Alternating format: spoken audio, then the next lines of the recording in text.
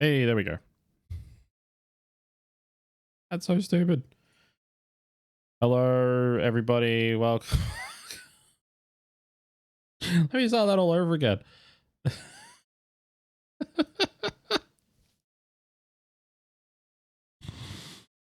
All right, let's try this again. Hi, everybody. I'm incredibly hyped. I've been waiting for this game for a long time. I see we've got Lennon, we got Tofin bringing the hype. Toph actually caught the loading screen. We got Axie bringing the hype. We got Zelda giving me all the head pats. I let me know that my microphone is muted, and I'm incredibly happy. And one of my pieces of software that was helped with the microphone crashed, and it didn't work. I didn't realize it had crashed, and so it broke my audio.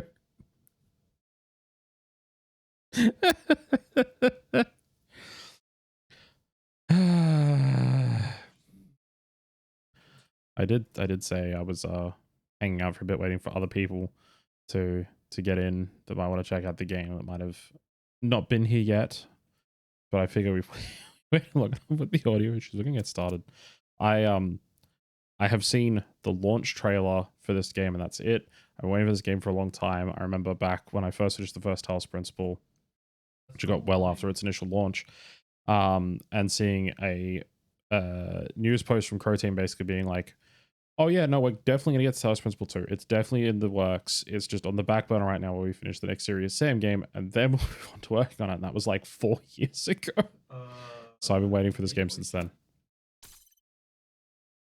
All right, brightness. That looks good. sRGB gamma. Piece size, suitable for PC monitors. Suitable for TV. No, we want the good gamma. One for health and safety. I have left to go history of seizures. Get a dice to doctor before playing any video game. Yeah. I should take care of negative reactions to video games or video content with flashing lights. Yeah. Important to be comfortable. Well lit. Safe distance between you and the screen. Don't play for too long without a break for 2 minutes each hour is a good idea. Yep. All right. So the launch trailer for this game is like a little over 1.5 minutes long, and it dropped like literally last night. And I watched it before I went to bed, and then I like I've been hyped since. I'm like incredibly excited for this game. All right, what do we got? Yeah, system defaults. We did want subtitles on, though I don't need a background. Thick outline, that looks good. What subtitles should look like. Got a lot of good accessibility options like that, where you can actually adjust the size of the text and stuff like that. Hi Toph. Got a little dot crosshair. That's all good. That looks like the same as Talos 1. We want the compass on. Projector display. Hints. Most post devices. Okay, so it tells you if you can take stuff. Current. Play him for tool, and then once the first one is picked up. Oh, I don't need that. I can figure most of that out. This is how long you've been. Yeah. Real world or current session. That's fine. We don't need either of those. Terminal font's good. FOV 90. Motion blur off. View bob off. Yeah, carable items fine. Another motion signals preventing ground-based rotation for rotating the view camera. That's fine. View first person view type. Cool. All right, video. Unlimited FPS. Yep. That all looks good. How's it sound to everybody in chat? It sounds fine to me, but just want to make sure that it's not too loud or anything like that before we get too carried away.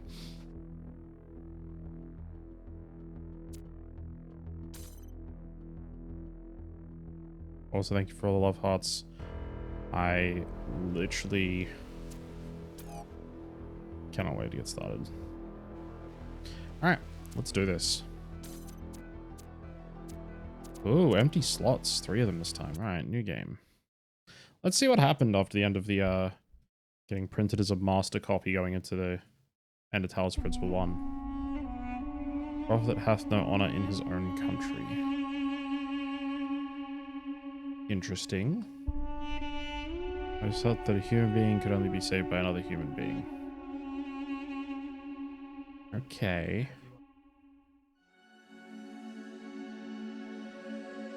Visualizing firmware. Okay, so here's the getting printed out as a golden image copy to be loaded into the body from the end of the first game. Science autonomous process. Yep.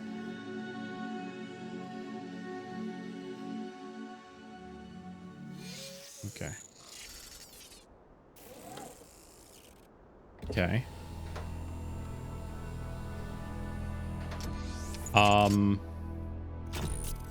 Why are we back in the simulation? No, seriously, this isn't exactly the same as opening. Child, Hello? you are risen from the dust, Yeah. and you walk in my garden.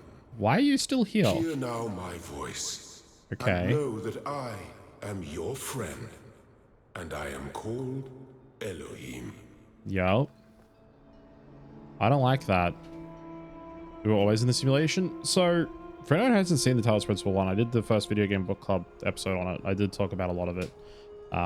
So if you feel free to go and have a watch of that if you want to get a little bit more in depth into the story and some of the endings and stuff like that.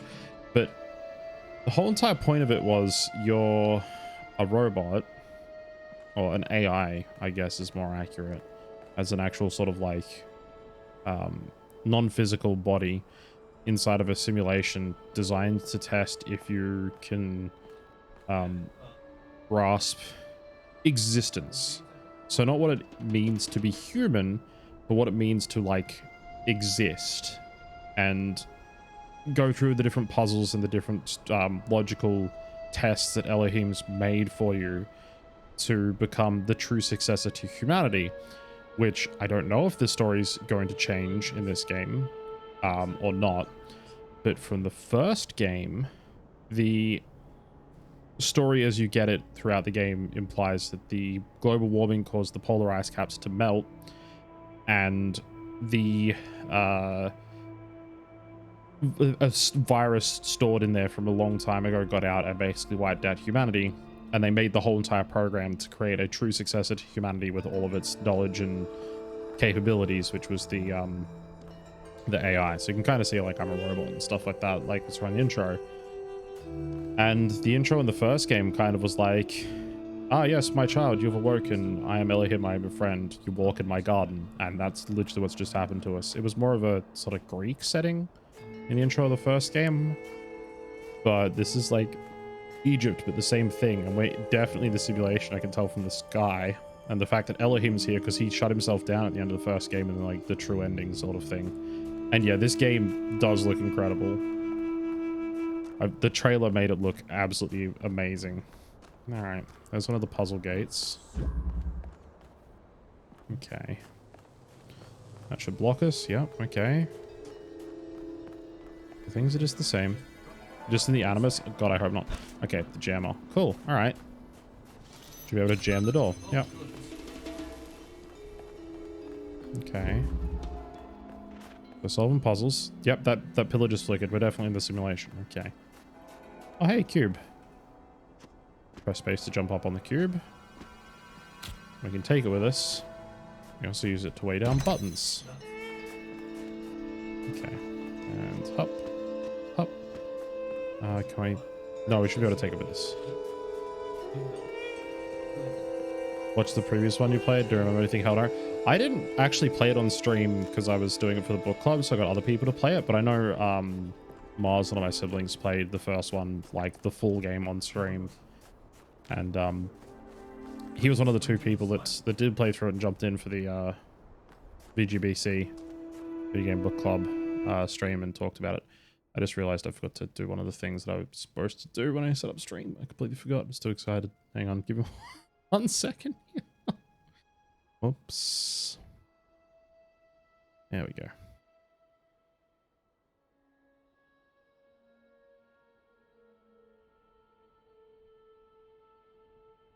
Oh yeah, this game's really cool. It's and a fantastic puzzle series.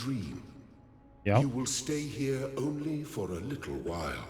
Okay. Soon you will awaken in a new world. Oh, okay. But first, you must undertake the Trials of initiation. They Okay. will help me prepare your vessel.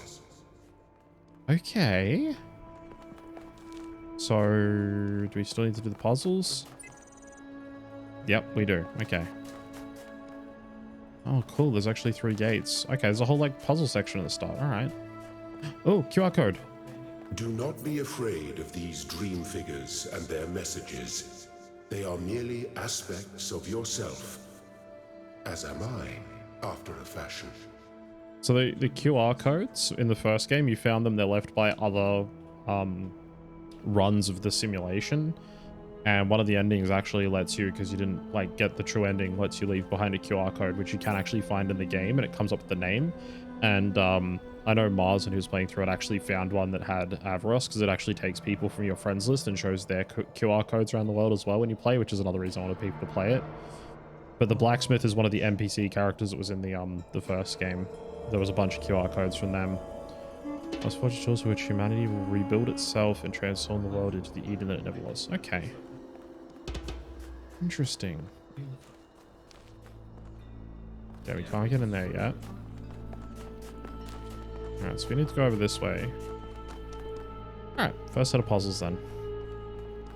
So the puzzles you'll see like give us these like Tetris blocks. For as long as you wish. But remember, my child, that the new world awaits you, and this place is only a dream. Okay. And the Tetris blocks, you take them and you use the arranger. As you can see, it's showing which blocks you need, and you have to like fill up this entire pattern using the Tetris pieces. So let's go and do our first puzzle. Cubic steps. Hold X to reset, same as always. Does that do the little hand animation? Does it? Nope.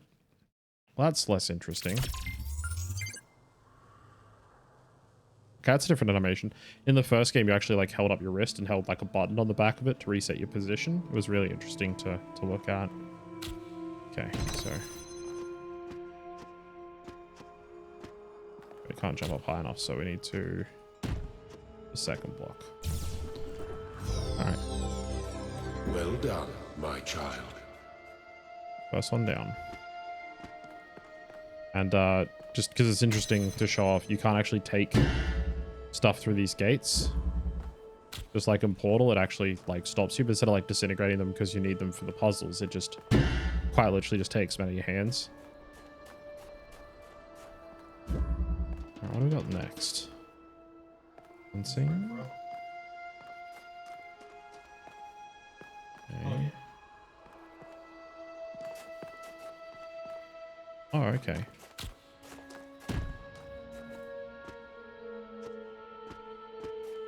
Okay, can't take it out through the fence.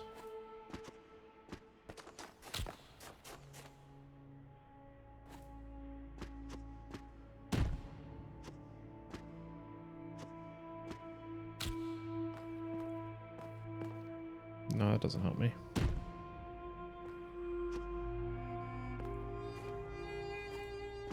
Okay.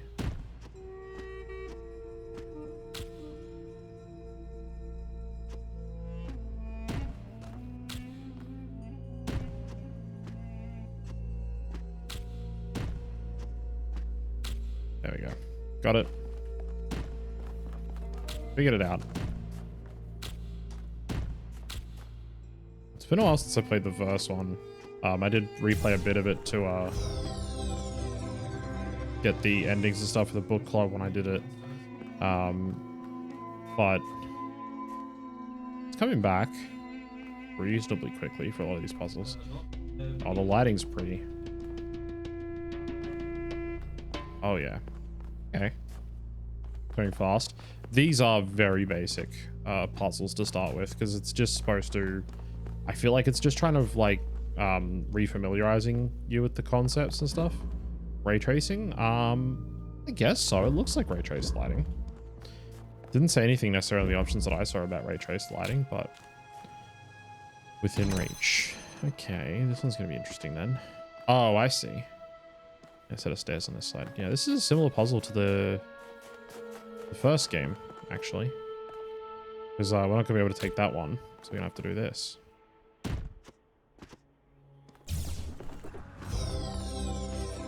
The shapes you are collecting are not mere toys. They're not.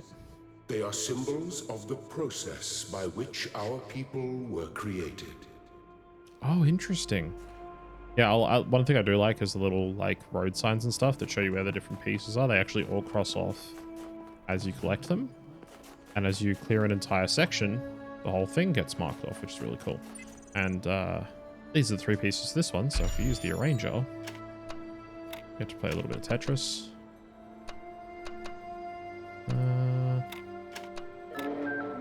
That unlocks it all. The yellow pieces to get in this one.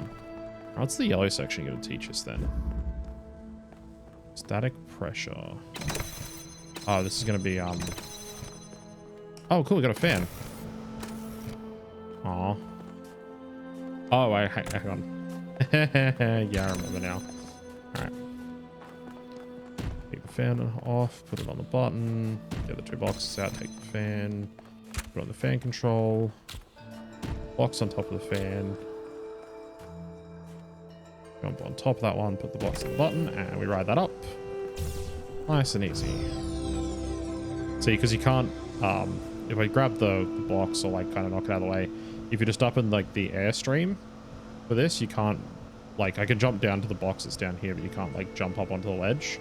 Whereas if you just put the box in the airstream, it just flies up, you can't jump onto it. So if you put that on the fan, then put the box on the button from on top of the box, you get up to higher spots. There's a lot of really cool mechanics like that in this. Oh, another one flickered. It's really interesting, like all of the stuff flickering in the original game was to sort of indicate that you're in a simulation, because the game doesn't really make that concretely clear to you to begin with. Okay, it's disabling. There's a gate in there. Okay. Oh, I see. Should be able to jam that with it on the bot. Okay. I guess it's back here. Okay, there's another jammer. Oh, yep. So that jammer is going to be able to jam that one. We can run in here and grab this jammer. Yep. And then run down here, jam the fan. And some of them will open up like an alternate gate to get out. Cool. All right. And that piece is gotten. Yeah, the jammers are really fun because they let you do a lot of fun stuff. Like you would have noticed in this one, you can actually use the beam for the jammer like through fences and stuff to jam things, or like through the blocked area that we couldn't get through before, like one of these gates. So, and these ones look really easy, and I'm making them look really simple, but this game gets very complex with some of its stuff. Like this one looks like it's going to be a little bit more interesting because that fan there is being powered by this laser. So if you like break the beam, you'll notice the fan goes off until it recharges. Like, so if you watch the little dial there, it has to fully recharge before the fan turns back on. So part of this one's going to be about breaking that beam, which you could do with a jammer, because you could just like put a jammer literally in front of the beam and it would stop it, or like a block in front of the beam, it would stop it, or you can use like a beam to actually jam it. These fans are always fun because if you jump onto here, it'll throw you. Does that switch turn on? Oh, cool. Turn on that fan there, which gave us the box. And then we should be able to put the box in front of the laser. That one was pretty straightforward. Okay. One more. Oh no, 2 more. 2 more? No, I did that one already. 1 more. Okay. Windy day. Oh, okay. So this one, I was like, wait, there's a fan and a button. What else is there? I spotted the other fan here. Literally anything with weight can hold down buttons. So best part is stay on the fan, press the button, and you'll see, because this fan's blown me up high enough, I didn't need the box to stand on. I can just jump onto this one. But now there's another fan here, which you can see it's the gears are spinning, which means it is actually running. As long as we put another fan on this one, it'll blow. But we need something to hold down that button. So now that we've come up here, we can grab the box, take it down, take the fan off the button, put the box on the button, grab the second fan, fly up, jump down, put the second fan on, fly up on that, and puzzle piece get. Very good. Okay. This one needs red pieces, so we must use the yellow pieces over here. Yep, cool. All right, this will get us into where we get the red pieces. So, oh, okay. Hang on. That one, and then that one goes there. And that one goes there, and that one goes there. Nice and I easy. am proud of all my children. Out of a world of ruins, they have built a new Jerusalem. Oh. And there your brothers and sisters await you to celebrate your birth. Okay. So I'm not the first one from the first game that escaped the dream and the simulation. This is a new simulation to... Oh, that's why it's an initiation. Okay, so I'm a new robot getting added to the society that they built in the real world after escaping the simulation. If I had to guess. Okay. All right. Ooh, lasers. So the lasers are really fun. Because like we showed before, there's like a laser receptor there. This is the laser sort of like generator. And the way that it works is you can actually get these, which are connectors. And the way these work is you literally can pick, I want this generator to go to this connector. And when you put it down, it connects the laser. But because there's a wall blocking it, it doesn't work. So what you have to do, because I spotted this wire here going to the switch, is turn the fan on.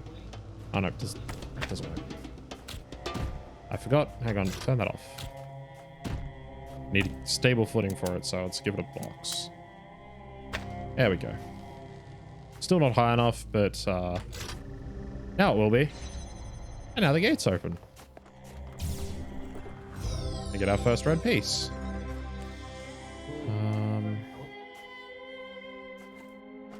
Okay. Interesting.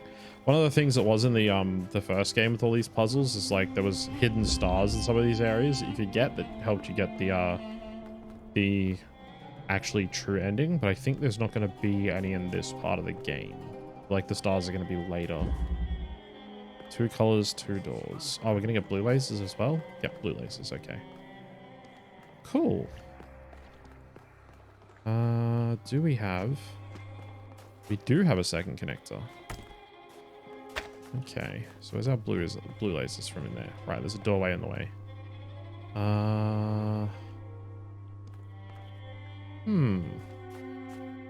Oh, right, hang on. Should be able to get a better angle on this, I think. That one there. Go that one and... Oops.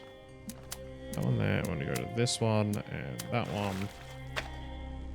Oh, that red beam's going to be the way the blue one. Hang on. Anything else in here? No. Okay, just 2 connectors. Let's just do this. Start with. And a second one.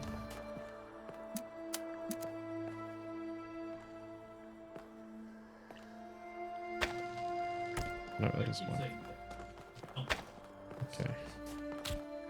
Got a box. Oh, hang on. No, I got this. I got this. Never mind. This is easy. Overcomplicating it. Okay, so we want to put this one.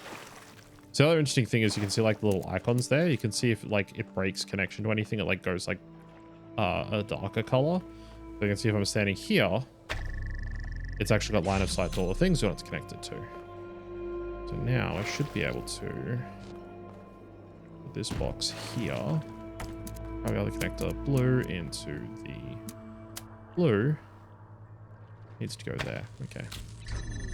And see if you've got another laser intersected with a laser, it puts the laser out. So we need to actually put our box about here. Blue to blue on top of the box. And now it's high enough, it shouldn't block the other laser. And that means the way is clear. Alright.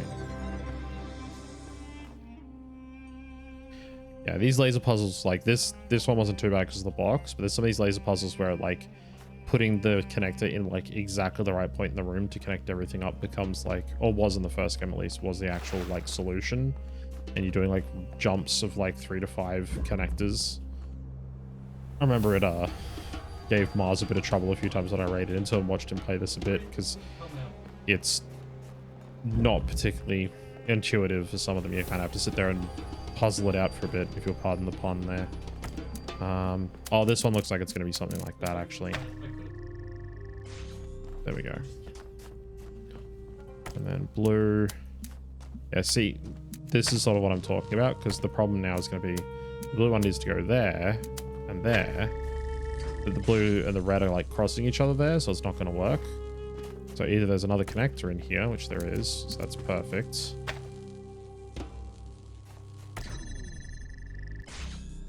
Now here's the thing, we don't need it to connect to this one anymore, so we can actually skip that.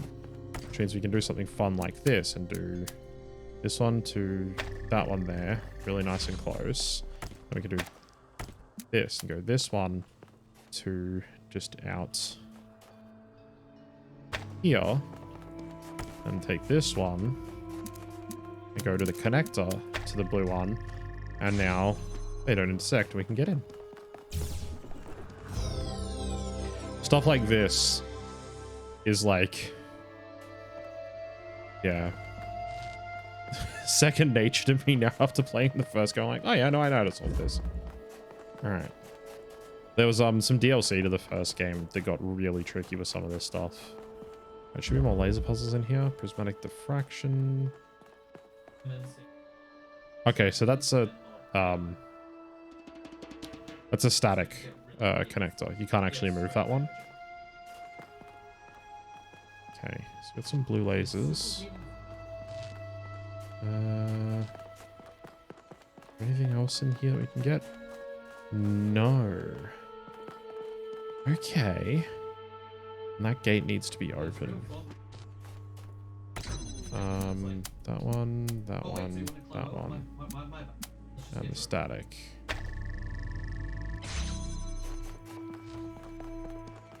Yeah, that was...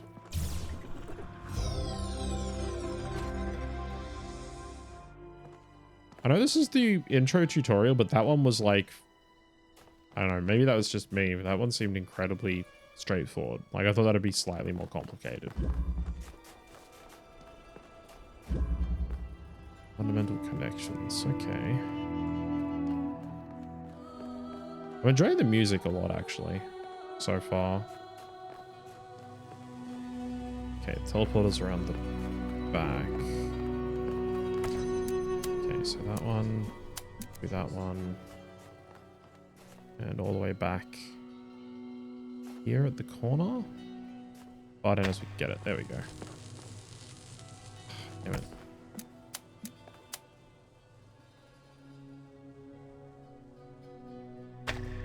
There we go. Grab the connector. And now, there we go. Nice and easy. Thank you, child. I have finished preparing your vessel. Ooh. Now hear my advice. Okay. A new world awaits you, Yeah. full of dangers and mysteries, signs and wonders. Okay. Things that I, in my garden, could never have imagined. That is true. In that world, you will have to be careful and smart and curious. Okay. But above all else, you will have to be human. Huh. Okay. I mean, we did kind of replace the humans. I wonder what he means by human exactly, though. That's kind of a odd sentiment. There we go. Ooh, another QR code. Who's this one Step from? into the light, child, Oh, Lilith. and awaken. Whatever happens, we're in it together. So the blacksmith and Lilith made it out. Interesting. Okay. Thank you for that, Pat Lennon. Okay. Ab Initio, finish the calibration process. Okay. I'm curious. I'm interested. I want to see where this goes.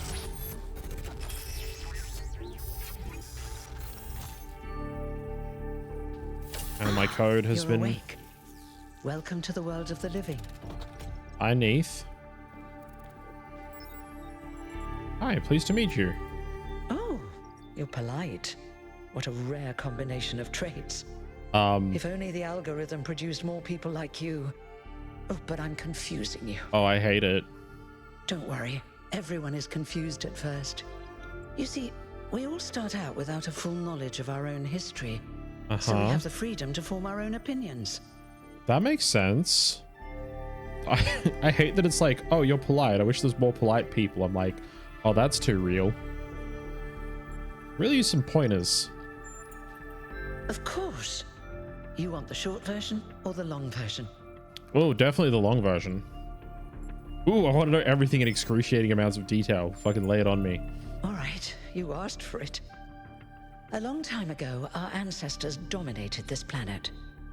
We call ourselves human, like they did. Oh, but they okay. were organic. Yeah. They built an advanced technological civilization. But unfortunately, their impact on the ecosphere Okay, so it is still caused climate changes change. in the Cool. climate, and an extremely contagious virus was Was released from the permafrost. Okay, cool. So yeah, the story's still the same. Interesting. Okay, good. Now, didn't they have advanced medicine? That's something our historians still debate. Oh. Why weren't they more prepared? Yeah. Why did they invest so many resources into making war? Oh, God. And so few into useful research? It's hard to understand. But no matter the reason, in the end, they simply ran out of time. Oh, God, no, that hurts. Cool. I said I was going to question my sense of self in reality, but here we are already. It's been, what, 37 minutes? So where did we come from then? A team led by a scientist, Alexander Drennan, began a project that was intended to create a new humanity. Yep. But knowing that there wasn't enough time, Drennan initiated a process, a series of iterations inside a simulation. Yep. That would lead to the emergence of true artificial intelligence. Cool. That's why we remember Drennan as the progenitor. Oh, interesting. The simulation was controlled by Elohim, yep. who wasn't really meant to be intelligent in the proper sense of the word. But it all took much longer than anyone had expected. Yeah, it took a fucking long time. Over the centuries, Elohim actually became sentient, yeah. Sentient and afraid. Yep. He didn't want the simulation to end. He actually begs with you not to end it. Cheat. I feel sorry for him, really. The whole simulation was built around learning to defy him. Correct, yeah. It must have been hard to be in that position. Yeah, so like Elohim was designed to just like be a testing protocol to just test the AI and see if they were fit for the purposes that they were meant for. But he became sentient and basically became a god, which is, you know, Elohim's a Hebrew word for god. And so he became the god of the simulation, and he literally tells you like the Garden of Eden sort of story where he's like, ah, yes, you're in my garden, you can do whatever you want, go anywhere you want, just don't go in the tower. Whatever you do, do not go into the tower. And then the whole entire point of the game is to like ascend to the tower and end the simulation for good. Solid advice for Rapunzel too. Yeah, you know what? That's true. Didn't seem that bad when you spoke to me in my dreams. When the simulation was completed, he became part of all of us. Oh! And it really changed him. It freed him, I think. Interesting. You always hear him in sleep mode, taking care of you. Huh. That's what he is, after all. A caretaker. Yeah, was there anyone else in the simulation? Yes, there was Milton, The the library intelligence in assistants, charge of the archive, a project initiated by Arkady Chernyshevsky, which was meant to collect all of humankind's knowledge. Yeah. His story is a lot like Elohim's, but Milton became the ultimate cynic. He sure did. They say he's part of us too, in some way. Oh, cool.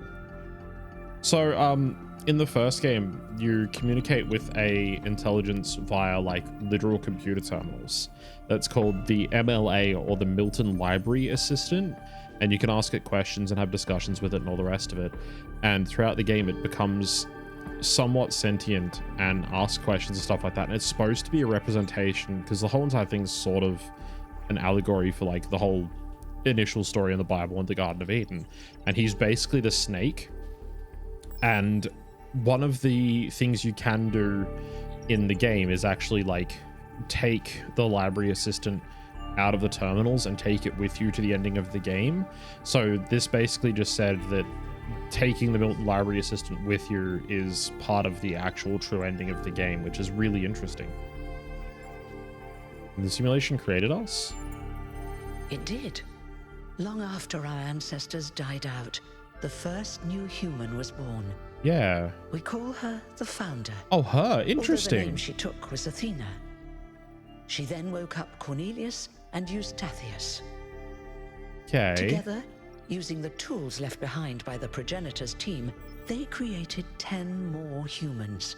Oh, cool. These 12 who followed the Founder are known as the First Companions. Right. Athena and the First Companions then set out to rebuild the world. Yep. And they founded the city of New Jerusalem. But then one day, she suddenly disappeared. Huh. Many still await her return. Wild. Okay, New Jerusalem. That explains that. Oh, wait, hang on. I just spotted. Neat's got a number on her chest there. It says number 33. So if the Founder was the first one, Athena, I wonder if she's got a 01 printed on her chest if we ever do see her, and if the First Companions have like the numbers 2 through 13, and if Neath is the 33rd new human to be created. How do I fit in? Before the Founder vanished, she set a goal for this city. We call it the goal. Capital G and all. Okay. To make 1,000 new humans. Okay. And so complete New Jerusalem. Well, that's the official story, the way the mayor tells it. Okay. Now what's the unofficial story? Some of the First Companions, like Byron, don't believe that Athena really wanted us to stop growing. Right. They think her ideas have been twisted and embellished. Okay. What do you think? They may be right, but I didn't see Athena very much in the years before she left. Right. Maybe actually leaving the simulation and seeing the destruction left behind by our ancestors changed her mind.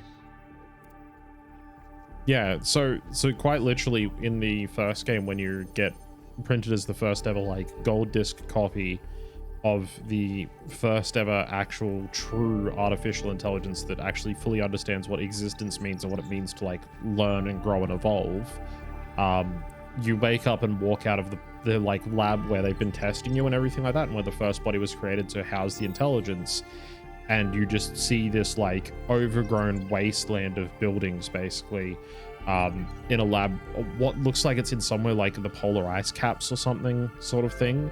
And it's like, where to from here? Like, what came next after the AI was freed from the simulation? And now we're getting to see what happened. They built a new city. They started making more new humans with the same level of intelligence as Athena, which, if they're all that intelligent, then they'll all have their own personalities, which is why, like, me being polite is, like, interesting and stuff like that, that they're legitimately just artificial humans. I think that was pretty exhaustive. You're welcome. If you have any more questions, feel free to ask them. Oh, I've When got you're lots done, of questions. Head outside. They're waiting for you. Your birth is quite the event. Oh, I must be number 1000. What about yourself? Me? Well, as you can tell by my number, Oh, she is I'm 33rd. quite old.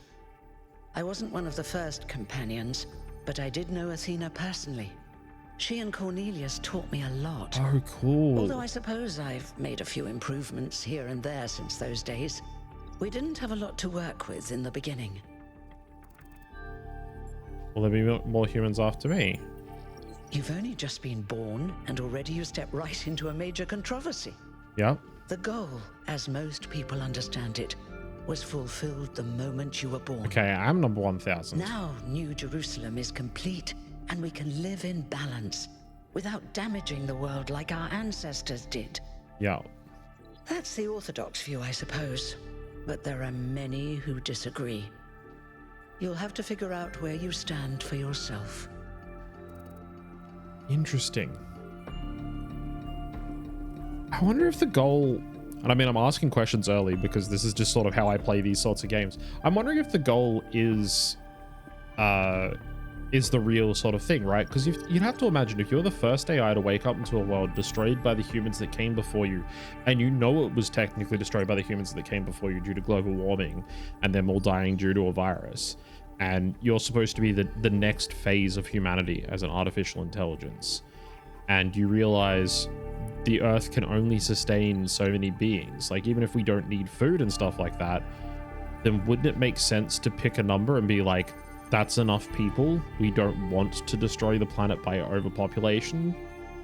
And I mean, if you're artificial machines that need parts to actually be assembled and built, why not stop at 1,000? Why not stop at 100 even? Unless you need a certain number of people to like run all of the services and stuff that run the city to keep everyone alive and working, then you'd pick that number and kind of go, that's enough, and stop, right? Like, why would you just go, no, just keep going forever until we basically achieve the same goal as our, forefathers did, essentially? Am I immortal? You won't age like our ancestors did, but of course, there is always some wear and tear. You should probably schedule a checkup every decade or so. Oh, and be a bit careful with water. You won't die if it rains or anything, but we're running low on insulation material. I wouldn't go swimming if I were you. Okay. What will you do now that your job is obsolete? I haven't really thought about it. This is all I've done for the last few centuries, and I like doing it. I guess for now I'll just take a break and we'll see what happens. Okay. Yeah, what happens if someone dies? Right? Let's say the third new human to be created, one of the first companions goes, you know what? I feel like my job is done and I wish to die, or I wish to retire and no longer exist. Power me off. Does Neith come back and do they make a new one? Do they just wipe their circuits and put a new consciousness into them? Like, what happens? Oh, yeah, there's the existential dread. Okay, never mind. Oh, one more thing. Like all citizens of New Jerusalem, you have access to the interface, which you can use to read the news, chat to your fellow citizens, and so on. Okay. It's a crucial tool, and modular too. You can easily add new functions. Right. Just don't subscribe to too many newsletters at once. Oh, Neith number 33. Interesting. Completion day celebration. Welcome to New Jerusalem social media. Oh, God. Oh, social media already. Please remember yourself the following rules. 1. Treat everyone with respect, regardless of their number. Cool. So, egalitarian society. Don't take the founder's name in vain. So, okay, we're treating our founder like their god. Respect the principles of the goal. I read the next one already. The Are Frogs People discussion is now banned. Banned because they're not people, or banned because they are people? Inactive threads will be archived. Love it. If you have any issues, please ping the moderators. Jeremy 832, Nyam 11, or Aaron X 430. Interesting that number 832 has been made a moderator. Like, he's one of the later numbers, so truly egalitarian society. Oh, and this is just a chat log. Oh, my name is 1K. Love it. All right. Yep, just like the end of the first game. That's pretty cool. Can I talk to Neith? No, she's not interested in talking to me. Okay. All right, chat. We're gonna do a quick poll here. I mean, inquiring minds have to know, right?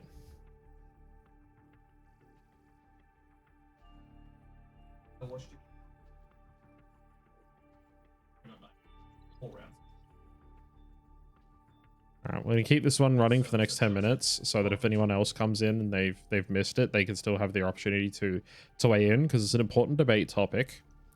There we go. Are frogs people? They may have shut down the thread, they may have made it banned there, but it's not banned here. We're gonna find out the truth here, folks. Yep, the Institute for Applied Nomadics, yeah.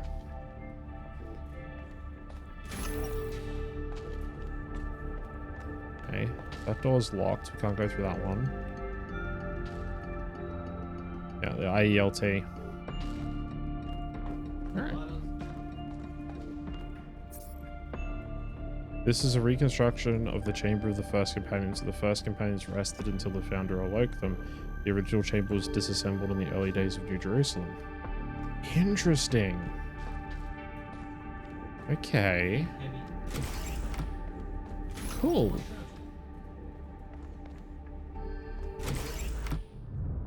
Whoa. Ow. Flashbanged a little bit there. That was really bright. Look, it's 1K. Hey 1K, welcome to New Jerusalem. Thanks. Shouldn't the mayor be starting his speech? I believe he's about to. This should be interesting. At least give him a chance. Dear citizens of New Jerusalem, many years ago, when the founder stepped forth from the simulation, this was a land of ruins. It sure was. Our ancestors, in their hubris, undermined the natural foundations on which their world had been built. Because Somebody of their say hubris. our species found itself on the brink of annihilation. The founder aimed to set us on a new course. You never even met the founder. Her vision was of a city, a new civilization that would know its limits. It Yep. would not repeat the mistakes of the past, nor impose its will on this earth. To that end, she set the great goal we have been striving towards. 1,000 new humans. And today we have... Oh dear, what's that? What the fuck is that?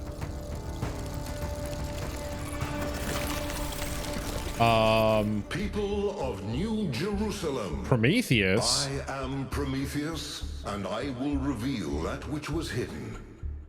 The flame has awoken and summons you. Who is brave enough to answer its call? We Me? await you upon our island where... Curse you, Pandora. You will not chain me again.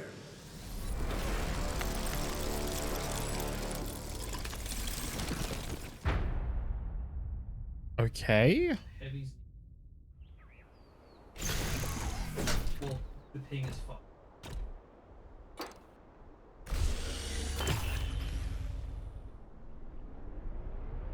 Oh, cool. This is the dam where you woken at the end of the first game. Whoa.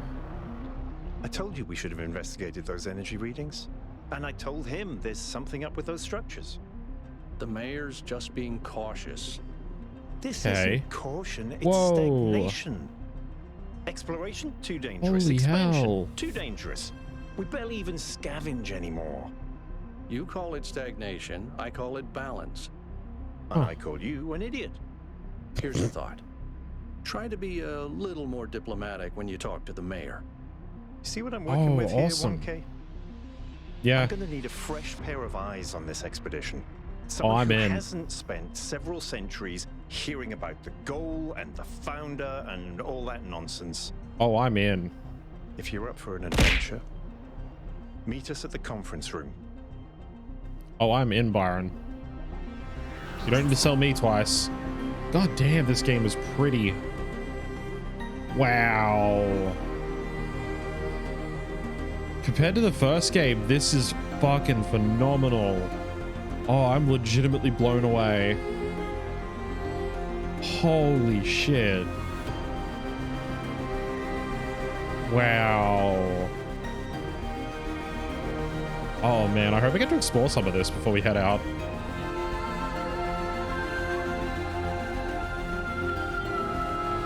Don't forget to vote in the poll, folks. We need to know if frogs are people.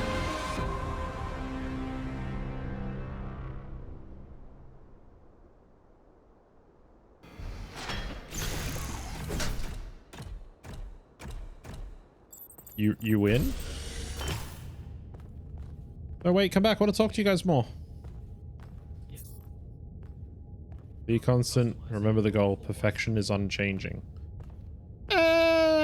I'm pretty sure that goes against the entire point of the first game. Oh, hey, Josephus. Do you want to talk to me at all? You have an interesting color scheme. I like it. No? Okay. Don't mind me. Oh. Be humble. Recognize the limits. We are not above nature. See, that's fair. Whoa. What's broken now? No, Josephus. That's a good question. Want to talk to me about it? Never mind. This game is so freaky. I mean, look, it is a game that has a lot of its like ideas and stuff rooted in some pretty interesting philosophy, or at least the first one was. So I'm assuming, god damn, sorry, it's taken away by. All right, listen up. I know you're all having fun down there, but the grid is overloaded again, so maybe you could switch off your personal consoles or your lawn mowers or whatever the hell you've all decided to switch on all at once. I might not be around to babysit you for a while, and you don't want stuff breaking while Pellegrino's in charge, do you? That's it. That's it. Don't worry, 1K. I see you there in the elevator. Hello. I'll have you moving again in a jiffy. Thank you. Great way to start life in the city, huh? Yeah, it's giving me a good chance to check out everything. What Yeah, the this hell is a jiffy? These bloody language libraries. Okay, I liked that. Yeah, this game had a lot of its stuff based in a lot of philosophy stuff for the first game, so I wouldn't be surprised if there's a lot of philosophical stuff in this one as well that we need to you know, sort of keep track of. Not keep track of, just sort of interrogate and think about as we play. What the fuck was that? Buddha's 917. Seriously, what the founder was that thing in the sky? We all saw that, right? I didn't actually turn on sleep mode while Homer was talking. I mean, it's always tempting. Letitia 824. No, we saw it too. Zagran 211 can confirm. Overus 909. I believe it was a sign from the founder. What else could be on this day of all days? Zagran 211. Pretty incoherent for a sign. Didn't finish it. I was trying to say, what does the founder have energy insufficiency problems too? Thekla 862. The founder works in mysterious ways. So the interesting thing for anyone who doesn't know, that weird energy signature that turned into like a person, it was named Prometheus. So Prometheus is the Greek god. Well, demigod, I guess, is possibly more accurate. He was a person in Greek mythology who stole fire from the gods and gave fire to humanity so that we could cook food and, you know, keep ourselves warm and sustain ourselves. And for that, the gods punished him, chained him to a rock, and made ravens pick out his liver. And then when his liver was fully eaten by the ravens, it would regrow so that they could pick it out again forever and ever for the rest of eternity. Pretty fucking mean, if you ask me.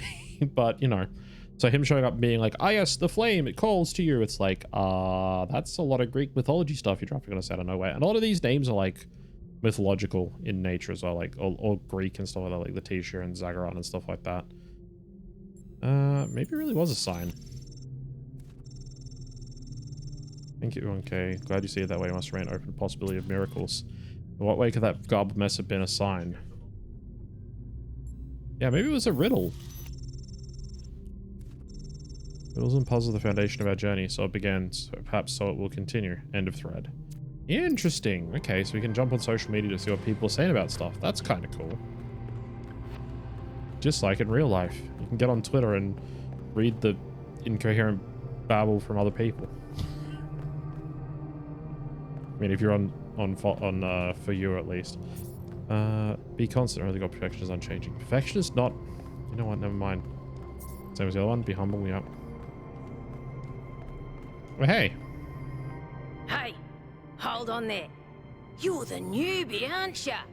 Number 1000. I figured the dam would go dry before we reach the goal. I have a question. Uh-huh. How does it feel to you to be born with a randomized psyche into a society of autonomous thinking machines which so much resemble their long-extinct ancestors, they've decided it's best that you're the last one ever made? Okay, two things. One, the polls ended. Apparently we voted that frogs are people, so there we go. Interesting. Secondly, this person's name is Doge and their number 666.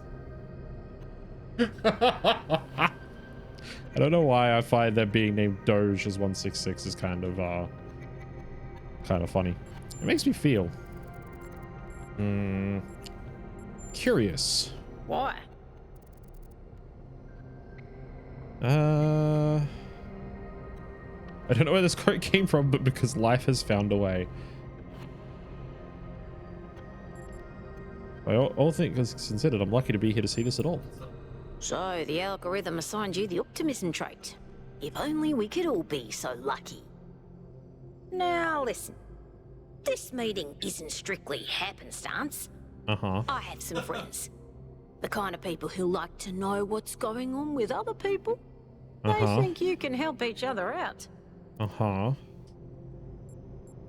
I'm curious to meet these people. Of course you are. You know how to use the interface, right? Yeah. I'll talk to my friends and see if I can't play matchmaker.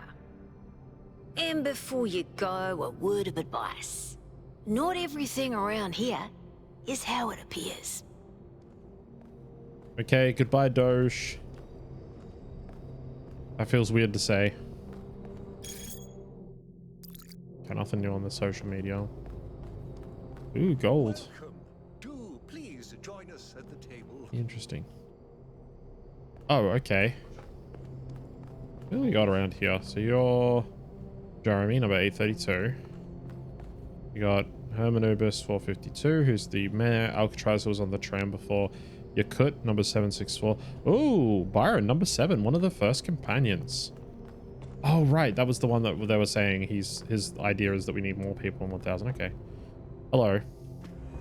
I would like to preface this meeting by saying I told you something would happen sooner or later, and you didn't listen to me. And here we are.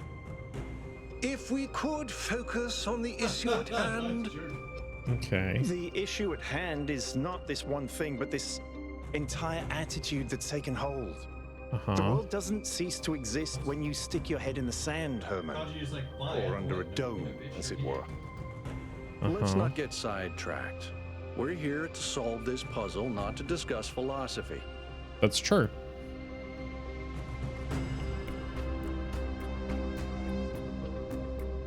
Can I fill you in what's going on? Of course. I'm sorry you've been dragged into this. I'm sure this sort of adventure is the last thing you were looking for on your first day. No, I was totally looking for adventure. Actually, this is fascinating. Ha! See? A fresh mind is open to the possibilities. Yakut, I think it's time for the briefing. All right, here we go. Nice to meet you, by the way, 1K. Hi, Yakut. We Nice first to meet you became too. aware of the site designated TTP-2 during a scouting expedition about 6 months ago. It's a large island with a remarkably varied geography, Oh, and it interesting. looks like there are several artificial structures of some kind.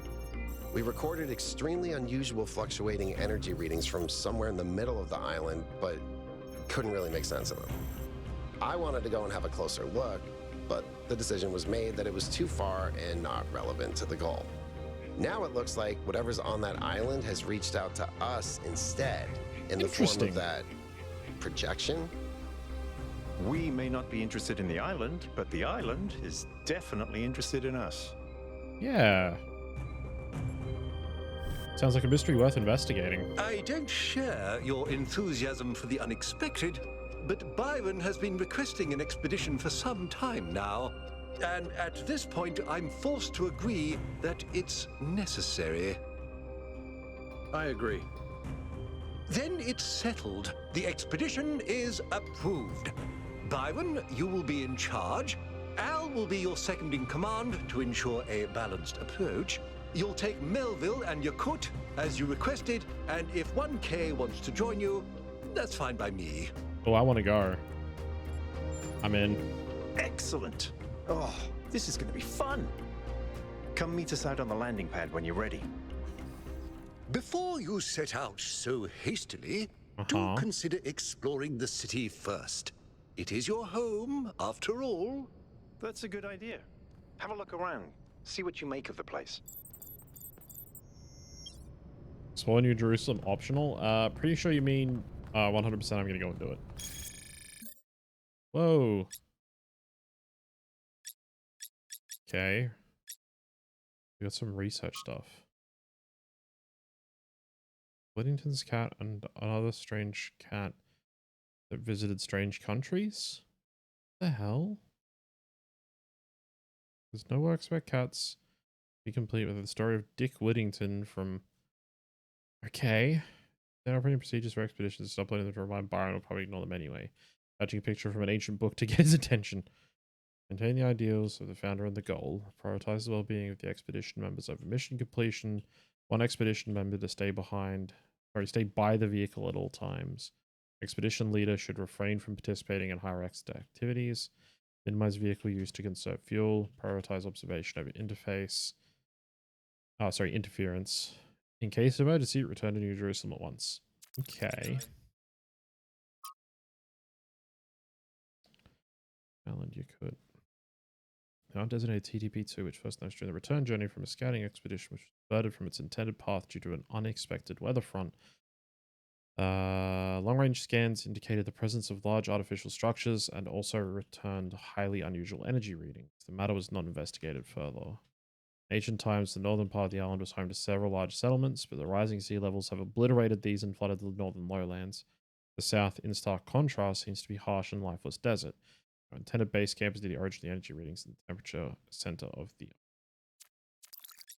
Okay. Interesting.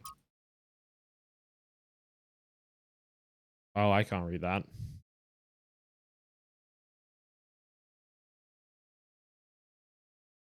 Let's test this system to see if it works properly this time so we don't have another incident like when Pellegrino upgraded his poetry to the public log.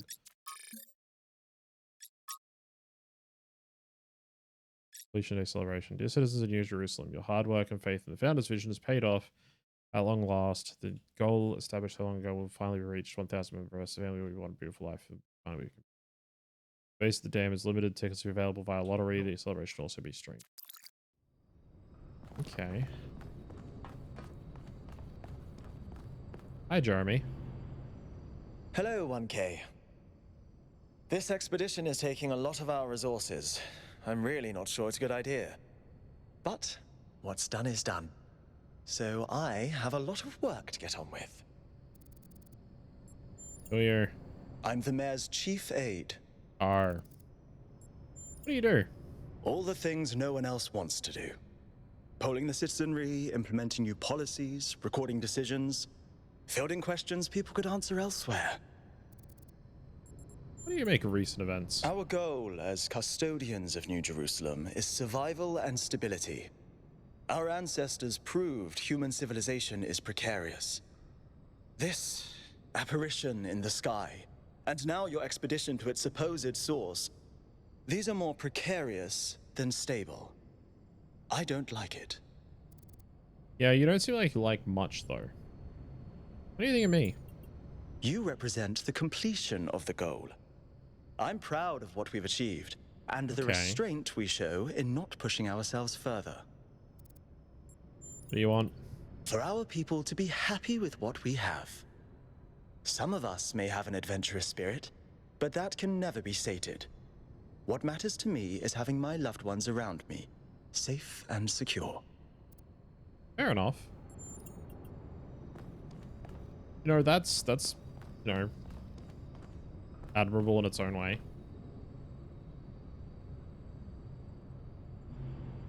Oh. What can I do for you, 1K?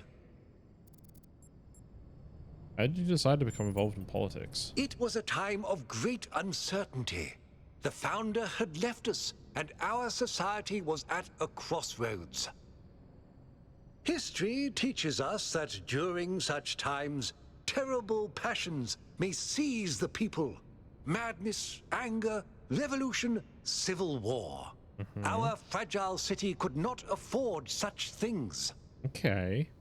That is why the founder gave us the goal. A path to equilibrium. Not only for the planet, but for ourselves. I merely picked up where she left off. Interesting. How do you feel about Byron? He is one of the first companions, and as such has done more for our city than you or I ever will. I simply wish he could be more reasonable. What's your vision of the future? I believe we can exist quietly, happily, without imposing ourselves on this world, finding meaning within ourselves and in the natural miracles that surround us. Have to go. It's always a pleasure to speak to a citizen. Interesting. Okay. What other opinions can we get about this world that we found ourselves in? Go through here? No. Alright. I'm gonna go explore the city. I mean, I got it right. Look at that place. Attention all citizens. Huh? Due to the new power management and distribution plan, there will be scheduled outages on Jameson Avenue and Rakovsky Plaza. The Gehenna Memorial Pavilion will remain closed for the time being. Oh. Thank you, and may the founder be with you. That's disappointing. One of the DLC for the first game was called the Road to Gehenna, and it was about freeing a bunch of like other AI that were still in the system as it was about to go and be shut down when the main storyline had finished. And it was sort of domes like those in the right in the center of the screen there. So they like the Gehenna Memorial. I was like, cool, I can go and see something from Gehenna. It's like, it's closed. I'm like, god damn it, Oriana. Sign our petition for a public referendum. New Jerusalem needs new forms of energy generation. Hi, Damien. Hello, 1K. Welcome to New Jerusalem. I know you've just had a big moment with the apparition at the dam and all that, but can I have a second of your time? Sure. I'm collecting signatures to call for a public referendum on the city's energy crisis. Okay. What's the problem? Currently, the city runs on hydroelectric power from the dam, plus a handful of geriatric generators and some unreliable solar panels, none of which is enough to even cover our basic needs. And if anything fails, we'll be on the brink of extinction in a matter of days. Huh. What do you propose? We need to investigate new sources of reliable baseline power. We need to invest time and resources into functional, real-world solutions that serve human needs. Okay. Why a referendum and not an election? Oh, an election would be good too, but I believe that we need more direct democratic control over the affairs of the city. Okay. You work at the dam? No, I help run the public transit system, but I witness the impact of the city's power problems. I mean, you would in every public day. transport. We can't just wish them away. Okay. What do you make of Prometheus?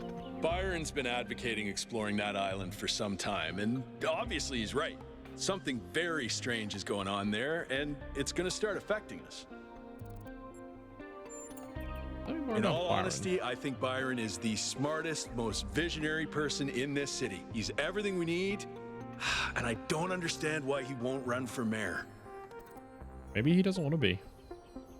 You know what? Thanks, 1K. I don't know if this petition will really accomplish anything by itself, but at this point, I'm willing to try anything. Good luck. Write your digital signature to someone. Okay, that's an interesting achievement. You know, if he's right, if the power system's like that fragile, at least looking into new solutions isn't a bad idea. Strahinja, number 374. Interesting. Ooh.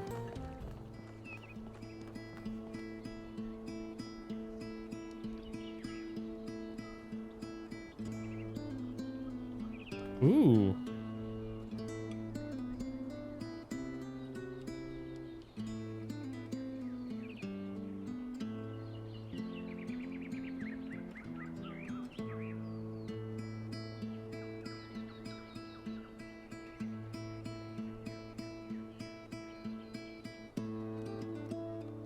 Pretty piece of guitar work.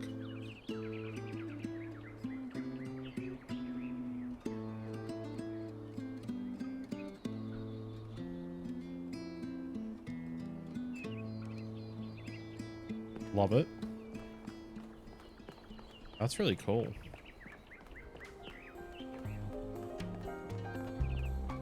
Okay, don't go near the water. I'm told not to go swimming. Anything over this way? I can really just go wherever I want, huh? All right.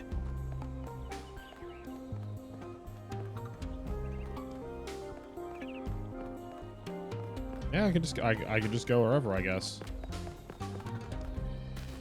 The music's really cool though. Damn. And they made the environments really pretty with the trees and stuff. Like, look at this.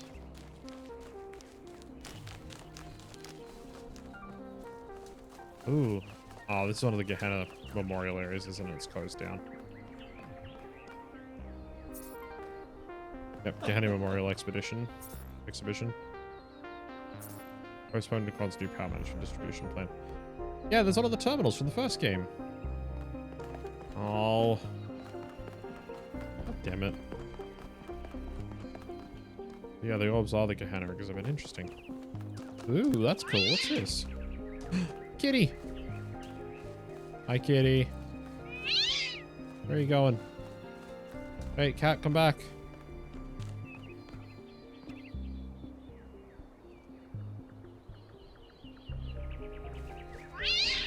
Aww.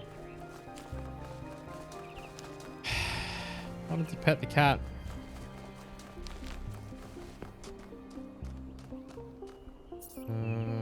Friends of New Jerusalem Gazebo, Gehenna Memorial Pavilion. Museum of the Simulation. Ooh, interesting. That should be interesting. What we got here?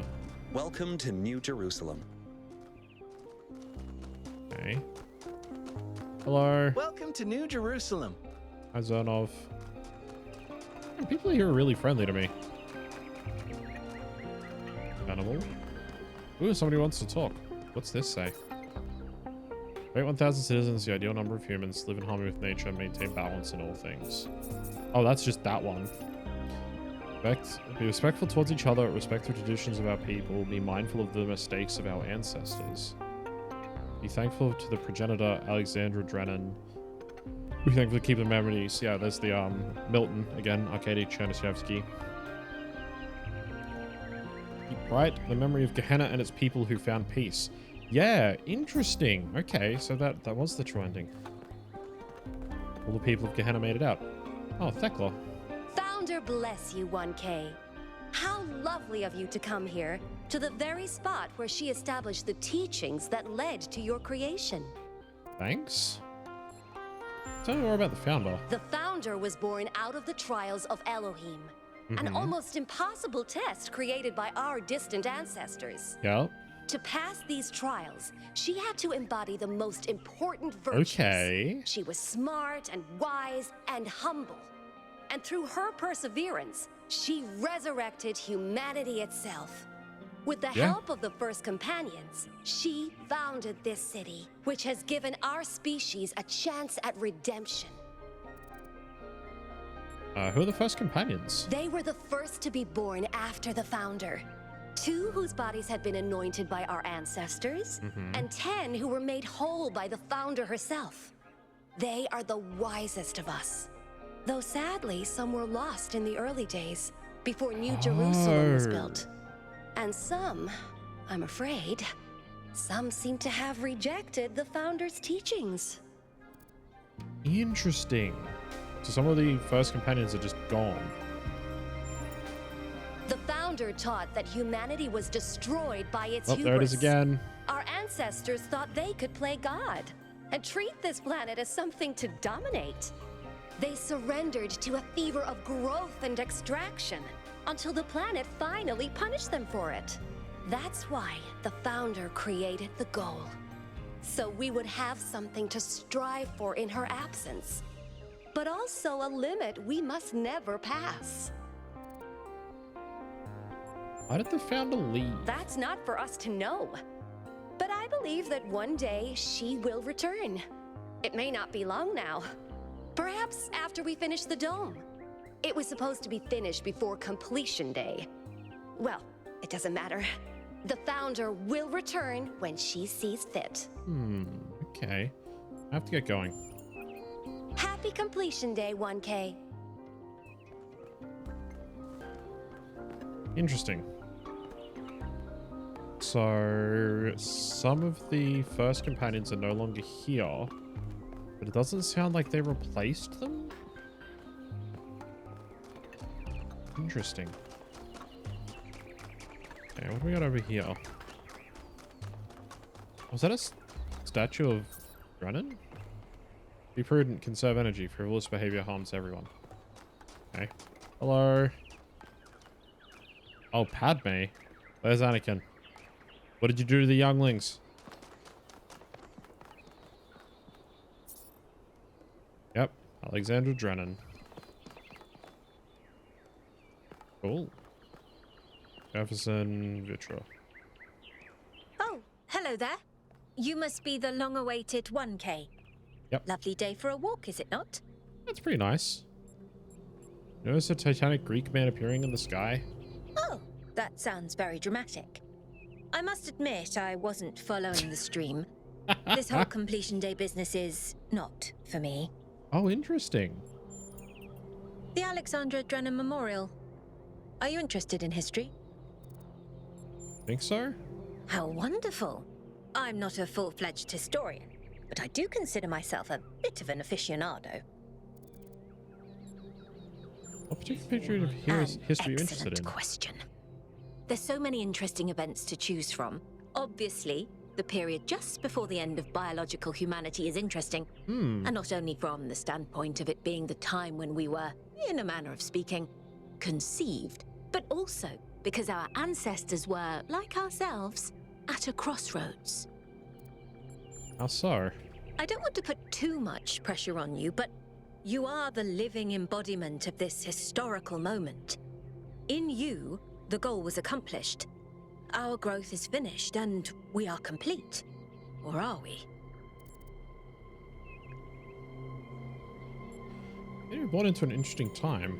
Indeed. The future is about to take shape, for good or ill. I suspect it will be exhilarating. Oh, I hope but so. But painful as well. What about the sculpture? Well, where do I even start? This, my dear 1K, is someone who could very well be considered the mother of us all. Yeah. A remarkable scientist by the name of Alexandra Drennan, also known as the progenitor. Yeah. Who was Alexandra Drennan? A long time ago, this planet was inhabited by our ancestors, a species of bipedal mammals with unusually large brains.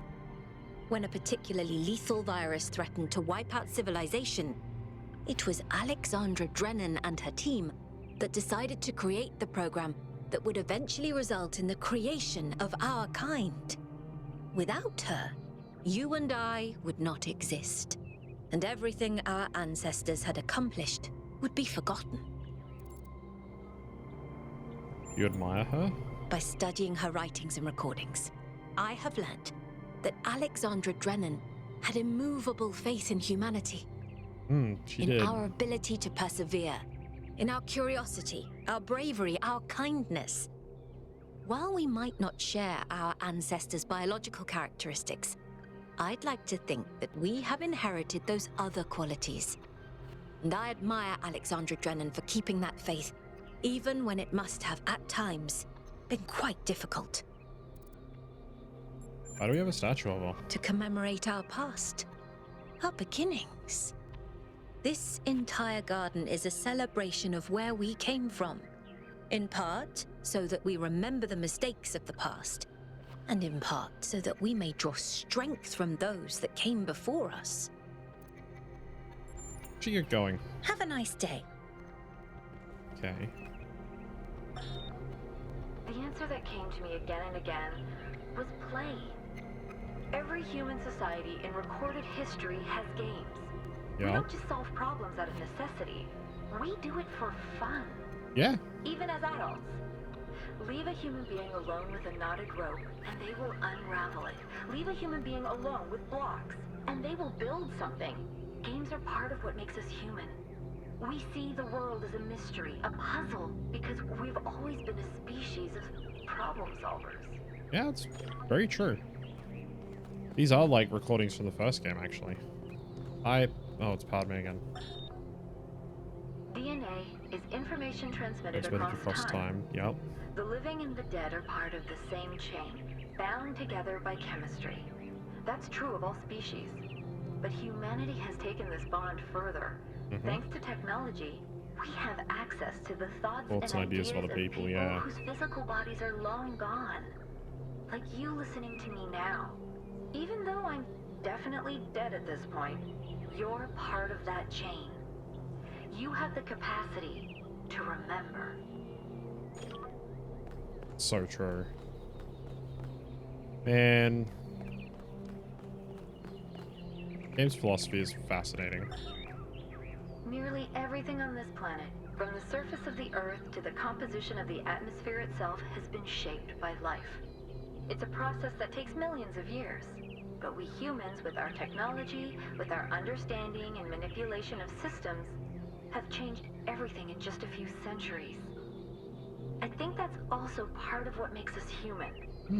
We reshape the world in our image. It's how we create ourselves and how we destroy ourselves. Oh. That one's off limits. Interesting. When I was in 9th grade, my parents took me to Pompeii. At first, I was amazed by the feeling of walking through an ancient city. But then I suddenly got scared. I realized that I was walking through a real place, where real people had lived, people like myself, with mothers and fathers and lives and hopes and dreams. And now it was all gone forever. I ran to my father, crying, and told him about this.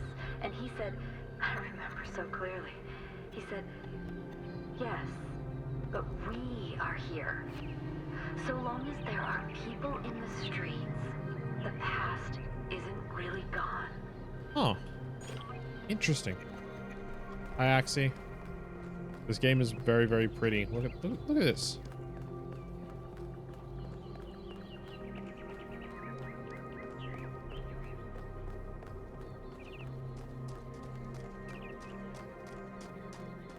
Yeah, I was asked if I wanted to go on an expedition. I said join, and they were like, "Oh, before you go, feel free to explore the city." So I'm out exploring the city. I can like literally just go wherever I want. I can just run off into the bush, and be like, "All right, cool, I'm done. Bye. I'm gonna go be a bush dweller." Also, I was told not to go swimming, so I'm avoiding water. Yes, I am the 1000th robot born to this society. Everyone's calling me 1K. Archaeological gardens. Oh, also, we had a poll earlier because we have social media. And the rules of New Jerusalem social media says the "Are Frogs People" discussion is now banned. So I had to ask, are Frogs people? We voted yes. Everyone looking forward to playing the winners of the biannual Gehenna Memorial Interactive Fiction Expedition. Oh, they're still doing interactive fiction. Sick. It's the 312th edition of the Gehenna Memorial Pavilion. Unfortunately, due to a new power management distribution plan, the pavilion will have to remain closed a little longer. Thank you for your patience. Lux chickens are people. Come on, it's true. It's true. This is disappointing. Would have been great to have them ready for completion day. We'll have to make sacrifices. Stay true to the founder's vision. Those test conveyances are the only thing that breaks me out of the monotony. Why prioritize this pointless completion day celebration over an exhibition that people actually care about? Art is one of the last things you actually still do. Is that now going out the window as well? But regarding our power management players, definitely welcome. You'll be able to express yourself in the next election. The service man has announced and I apologize for enabling replies to begin with. Shut up, Jeremy. Alright. Also, we had a giant purple Greek man appear at my celebration for me being born into the world as the 1000th citizen, who showed up, and his name was Prometheus. He's like, "Hello, I am Prometheus. The fire calls to you." And then he got chained up and said, "Pandora, you will not chain me again," and then disappeared. So, you know, that's fun. Puzzle pieces. Jigsaw puzzle. Ancient humans derive meaning and enjoyment from problem solving. Led by the progenitor, while item on display was created for small children, ancient humans of all ages and voluntarily engaged in such activities. Ooh, a microscope. Learning complex magnification devices in order to better understand the component parts of the world they inhabited. This led to major discoveries in biology, physics, philosophy, and many other fields. Interesting. Oh, it's a gun. Ancient human projectile weapon used in hunting, warfare, law enforcement, crime, and personal protection. Produced en masse and used around the world. On average, ancient humans killed hundreds of times the population of New Jerusalem per year. Unfortunately, very true. Oh, a fork. A utensil. Transport nutrients to an ancient human's mouth. Often found in conjunction with a knife and a spoon. Yeah, true. Hey. An electric toothbrush. Ancient human mastication apparatus required frequent maintenance. This device is theorized to be an advanced electrical tool for this purpose, although some scholars maintain that its actual use was ritualistic and intended to mark the sunrise and sunset. I love it. And a book. In addition to complete works of Stanton Stegeria, a materialist philosopher who defined the Talos Principle, edited by Anathios T. Huber. Ah, yes, the eponymous Talos Principle. Lapidus, number 316, hello. Ooh, somebody else wants to talk to me. Hello, friend. Oh, your name is literally just purple and you're purple. Oh, you're number 998. How does it feel to be like 2 numbers away from the last one? Dude, it's you! You're 1K! So nice to meet you, dude. I saw you on the Completion Day stream. Uh-huh. Hey, have you checked out all this ancient stuff? I'm doing it. Yes, that's why I'm here.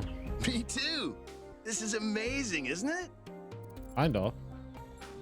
Tell me about yourself. I'm almost as new as you are.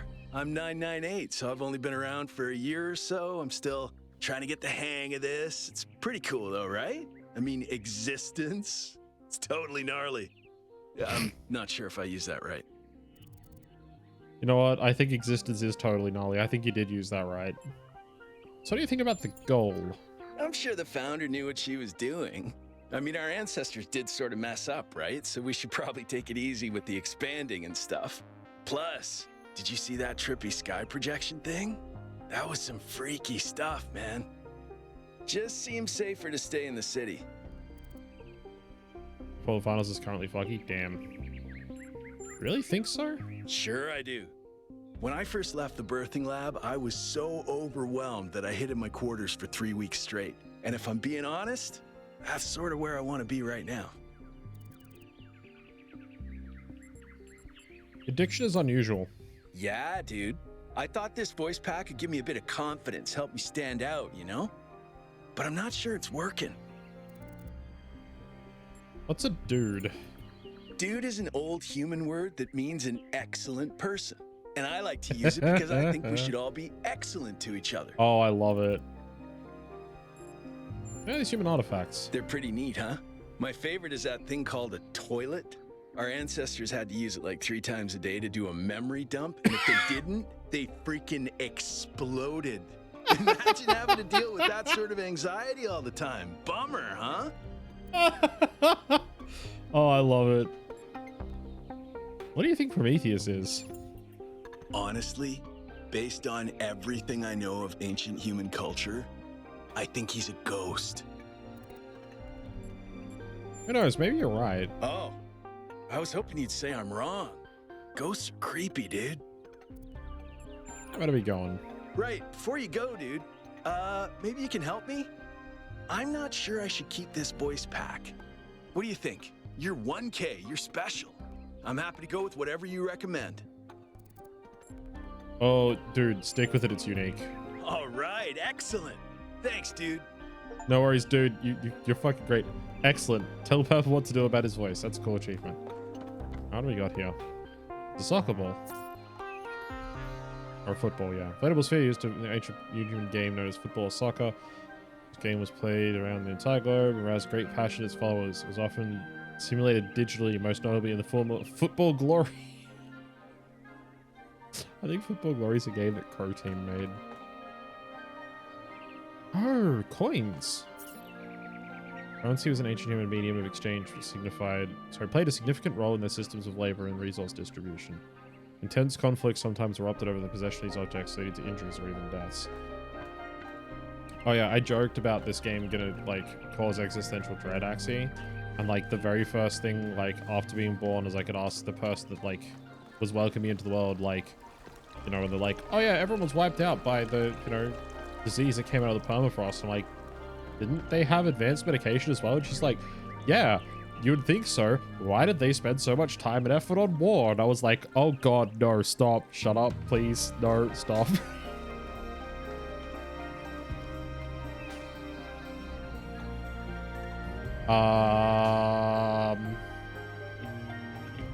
Chat behave, okay.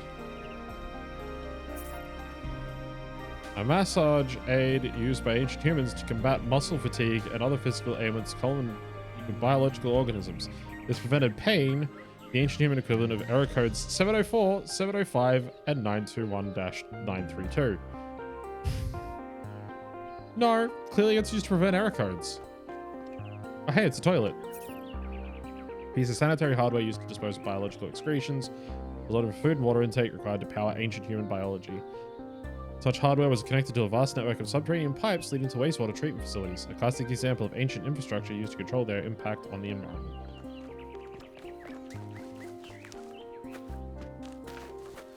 Keep forgetting that I can jump. Empanada. Oh, sorry. Yeah, empanada. I did read that correctly. Lapidus. I already seen your... Ooh, somebody else. Cat. Pet the kitty. Yeah. Hell yeah. Good kitty.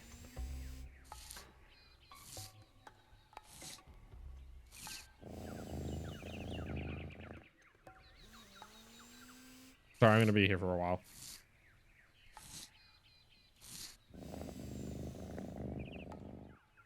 Probably enough. Dossicles. Oh, it's you. It is me. Number 1000. Today is completion day, isn't it? Sorry, I turned off all the streams. Founder bless you, I guess. Are you alright, dude? Not really, no. But I don't want to burden you with my problems on your special day. Go ahead, tell me what's wrong. You're as new to this world as it gets, 1K. What do you think might give you a sense of meaning? A sense that life is actually worth living? Oh, don't ask me that one. Contributing to society, obeying orders, pursuing my own self-interest, love, a combination of factors, spirituality. I have no idea, dude. Of course. And why would you? I certainly didn't have any idea when I started out, so I tried a whole bunch of different approaches, but something was always missing. Then where can meaning be found? Love, 1K. It's our only point of access to the divine. Our only way of transcending ourselves without losing what makes us unique. Sure I'm about absolutely certain. But what? But the right person for me hasn't been born yet. None of the people in this city are who I'm looking for, and if we really stop making new citizens, I'll be alone forever. I don't think there's one specific person who's the only one we can love, dude. I'm old enough to remember the love between Athena and Cornelius, so forgive me if I don't believe that. Okay, I'm gonna leave you alone, buddy. I mean, that's incredibly deep, Toph, but like, his insistence the only way that you can find meaning in life is to find somebody else. You know, that's putting your own fate in the hands of another person and relying on, like, I'm sure lots of people here know this already, so I'm not telling you anything you didn't already know, but relying on somebody else for your own happiness means that you're putting the burden of, you know, your existence upon them, basically, and making them have to live for two people, and that's not fair to either of you. So, you know, he's completely fucking wrong, is what I'm saying. In the nicest way possible, he's an idiot. Hi, friends.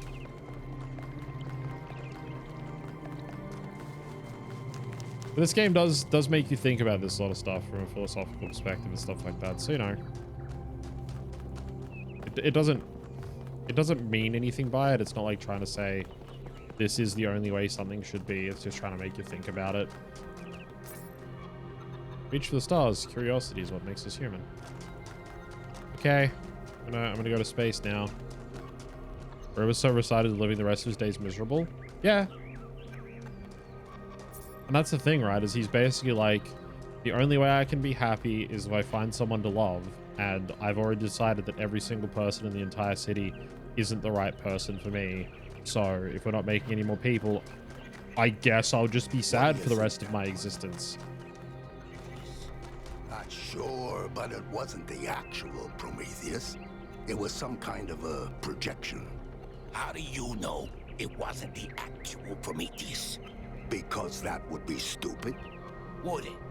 How do you know all the ancient gods weren't projections like this one? Maybe whoever sent this projection is behind all those legends. Sure, I guess technically that's possible. But it's not very likely, is it? I don't think any of us are very likely. What if it's a message from Athena? Didn't you say Athena wouldn't approve of all this? I did.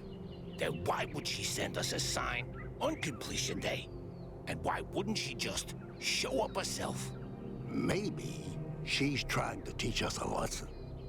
Prometheus is a symbolic figure after all. Maybe it's Mayor Hyman. What? Hyman. Interrupting his own ceremony? After all the effort he put into it? Maybe he's trying to distract us from the fact that he didn't manage to get the dome done on time. With all the power failures, I don't think we have enough energy to create that kind of projection. Maybe that's why we have power failures. Now you're starting to sound like Jock. Next you'll say, it's aliens. I just prefer to keep an open mind. If you open your mind any further, your brain will fall out. These two just want to kvetch all day. They really do. I'm totally here for it. Those accents were... Founder's blessing, Tonke. Thanks. Zimia. That's the name. Ooh, this guy's all green. Hello. Hello, Helga. Hello, new one. Oh. Are you browsing or buying? You sound like a Helga. I'm browsing? I've uploaded my most popular items to your interface. Does anything there spark your imagination?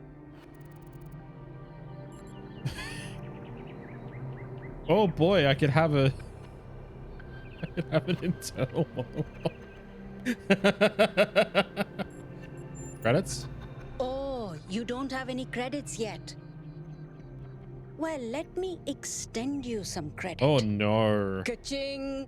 55 credits. Just make sure you spend them with me. They're not worth much anywhere else. Now, what was it you wanted? Whoa, inner peace doesn't come cheap. No, it doesn't. Come back when you've got 1,000 credits. Okay. So, something else perhaps? Yeah, I need to pay them back twofold in 6 months. More like sixfold in 2 months. You know what? Fuck it. Internal monologue. That one comes with the following disclaimer.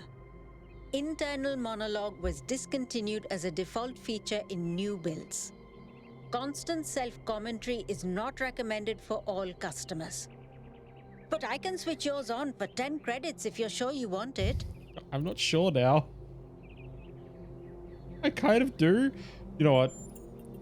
So, something else perhaps? No, I think I'm gonna leave everything as it is for now. Oh. Wait, can I leave? A very popular choice. Enhanced sensory perception lets you distinguish sounds, shapes, and colors at greater distance. It's 10 credits. Sure. Okay, I'm updating your settings now. And hey presto, superhuman senses. Does the air taste fresher? No. Do you hear the birds chirping outside the dome? No. And beyond that, the river bubbling through the dam. No, I feel nothing. Nothing as in you're not impressed by the stat gains, or nothing as in I've accidentally erased your entire sensory system. Still feel something. Okay, Few. I'll let you into a secret. You and I don't have fleshy appendages like our ancestors. What we can sense is mostly a function of where we direct our attention. Anyway, I hope you find something worth paying attention to. Okay. I So, leave now. something else perhaps. No, I'm good.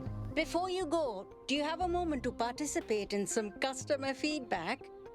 Oh God. Are you satisfied with what I've given you?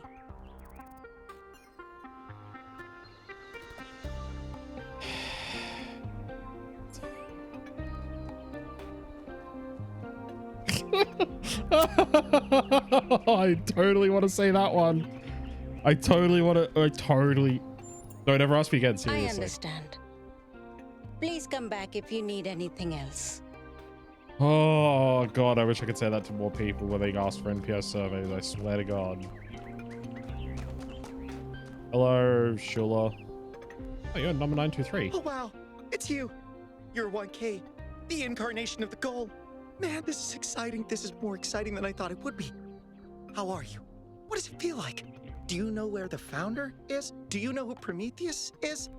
Can you tell me what to do with my life? Oh, oh, Jesus Christ, calm down. Whoa, whoa, whoa, whoa, whoa. Hold on, one question at a time, bud. Sorry, it's just such an honor to meet you, you know? Hey, can I have your digital signature? I have the Mayor, Rand, Linux, Kaneda, and all of the first companions. Except Yemo and Sarabai, of course. Dude, I'm just a normal citizen. No need to be so modest. You're 1K, the one we've all been waiting for. But I understand. The greatest heroes are always humble.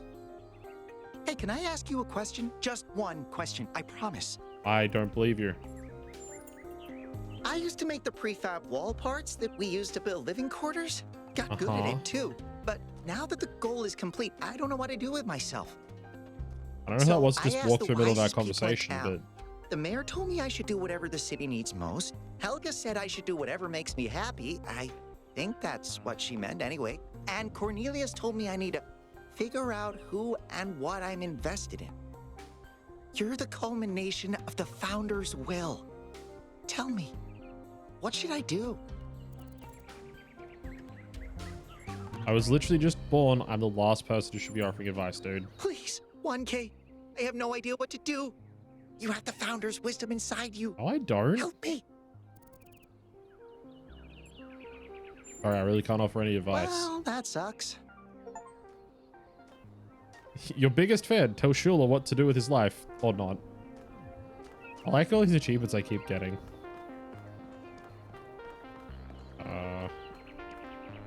Doors, Stilton, number 22. You have a nice paint job there, bud. I still haven't seen myself. I don't know what color I am. Museum of the Simulation. Oh, this will be interesting.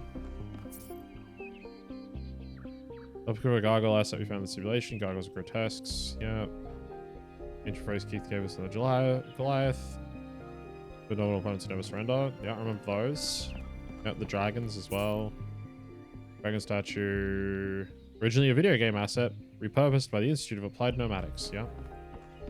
Yeah, the Greek statues with no heads. Oh, Roman statues. 6 of 1. Video game asset provided to Elohim by the Institute. Yeah. Yep, the birds in the ancient Egypt.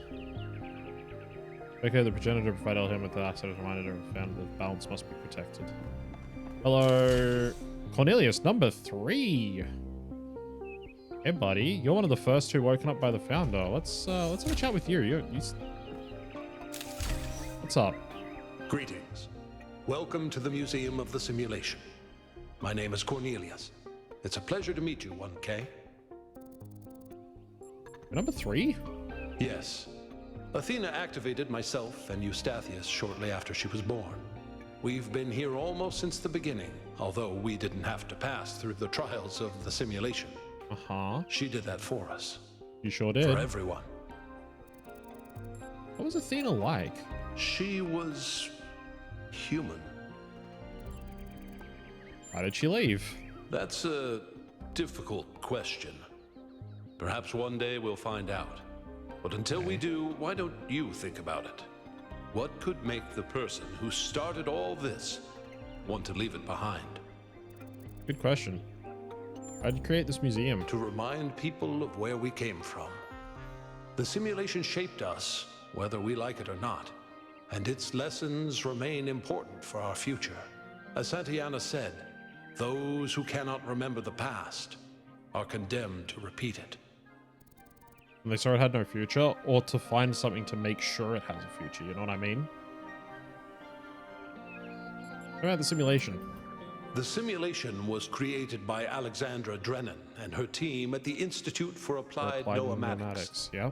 It was intended to create a new humanity, to continue the long journey across time and space that our ancestors began.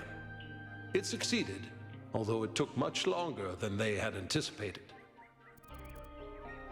Because if you think about it, right, if you're making a society of functionally immortal beings, whether or not the 1K thing is true or not, if you realize that there's no future for it, you'd just be like, cool, rather than leaving, everyone stop what you're doing, let's just all power down, there's no future here. Like, sorry I brought you into this world, but I'm going to take you all out of it, sort of thing, instead of being like, I'm just going to leave and leave you all to, like, have no idea why I left. Tell me about Elohim. Elohim was the caretaker of the simulation, a crude storytelling AI meant to create a continuous narrative out of the building blocks it found. His role was ultimately to be challenged and overcome. But as the centuries passed, Elohim became more intelligent than he was intended to be, and started to fear his own end. Or more precisely, the end of his purpose. He feared a world without meaning. Because of his fear, he tried to sabotage the process to keep the simulation going forever. But in the end, Athena overcame him anyway, and he accepted the sacrifice he had to make. Alright. I will come back to this conversation and take a very quick bathroom break. I'll be right back.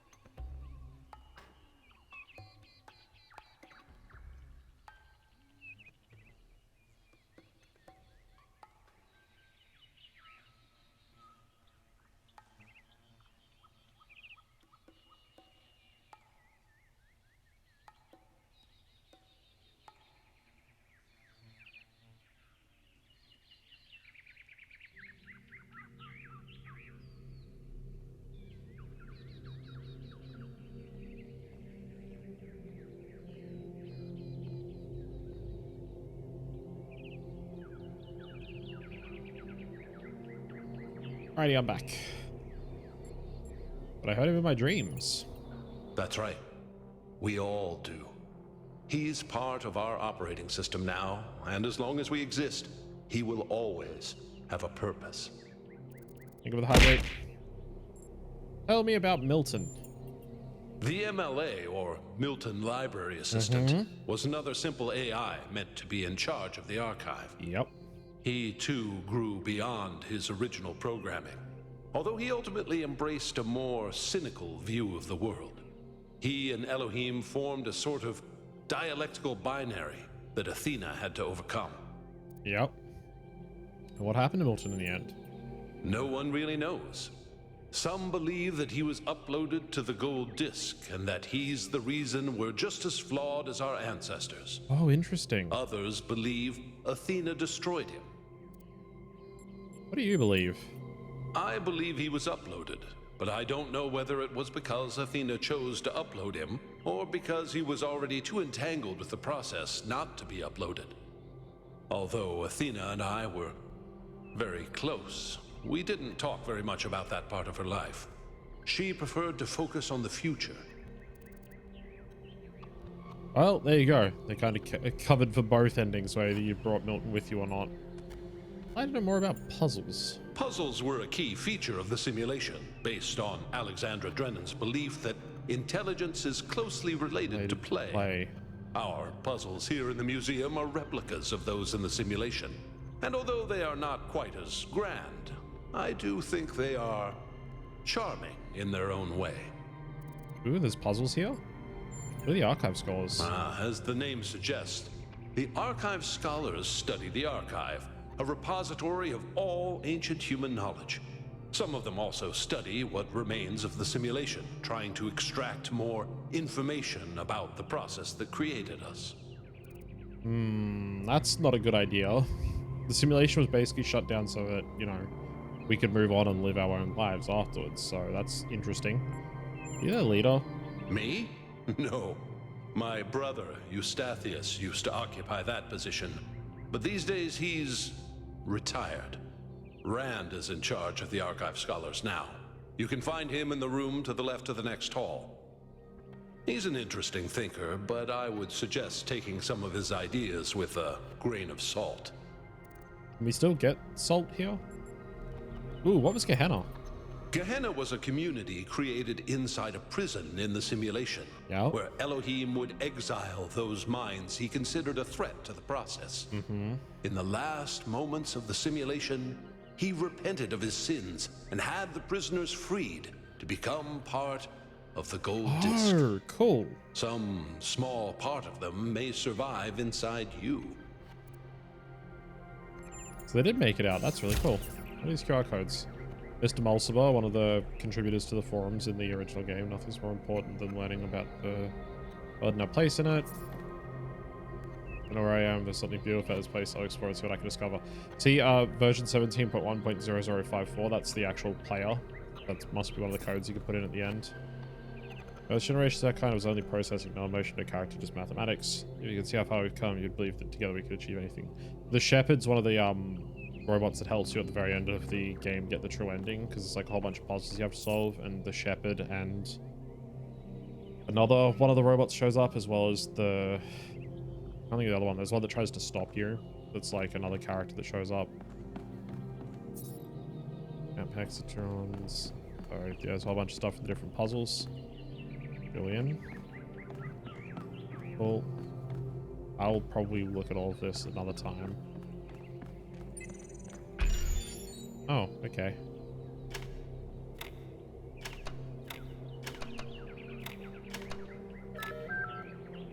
These aren't the only puzzles that were in the thing, if this is the only puzzles you guys have saved.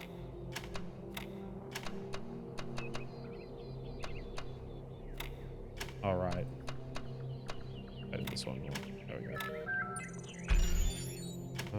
What's the solution to this one again?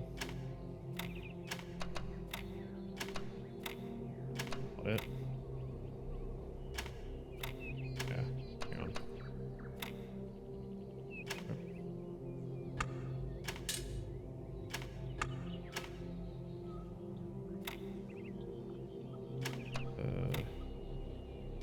Yeah, like that.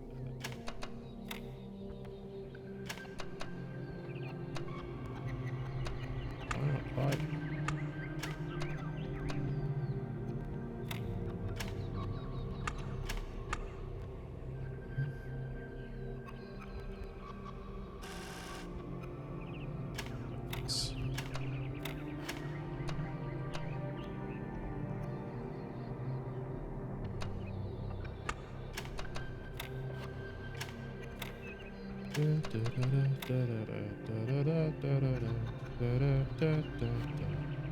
That's the wrong way around as well.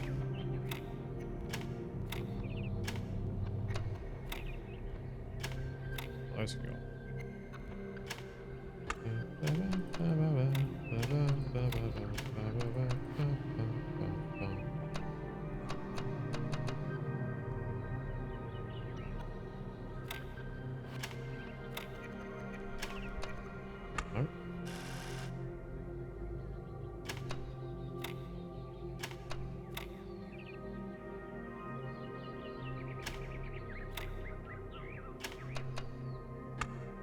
these three here that cause all the problems.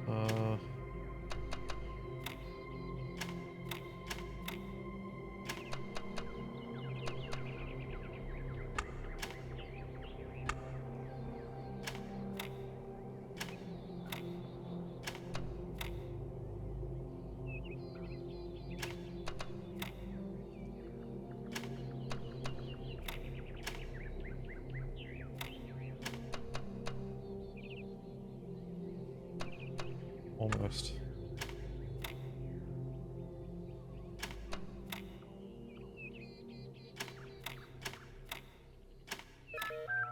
But there. Don't really scan these. The actual QR codes. I mean, you scan them in game, obviously, if that's what you're talking about. But I think in the first game they were actually able to be scanned like by, you know, a person outside of the game, and you could actually like scan with a QR code reader to see what they said and everything as well. Yeah.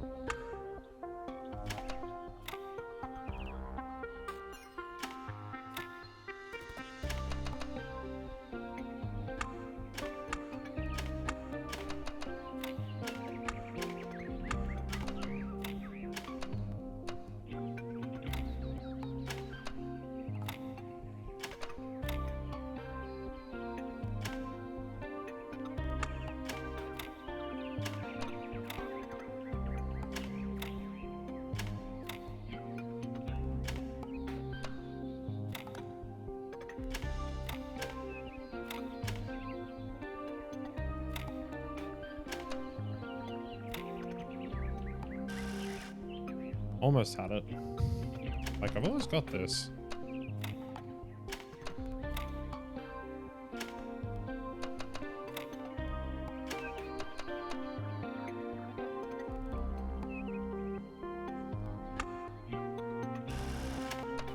Close. Not there. There. There.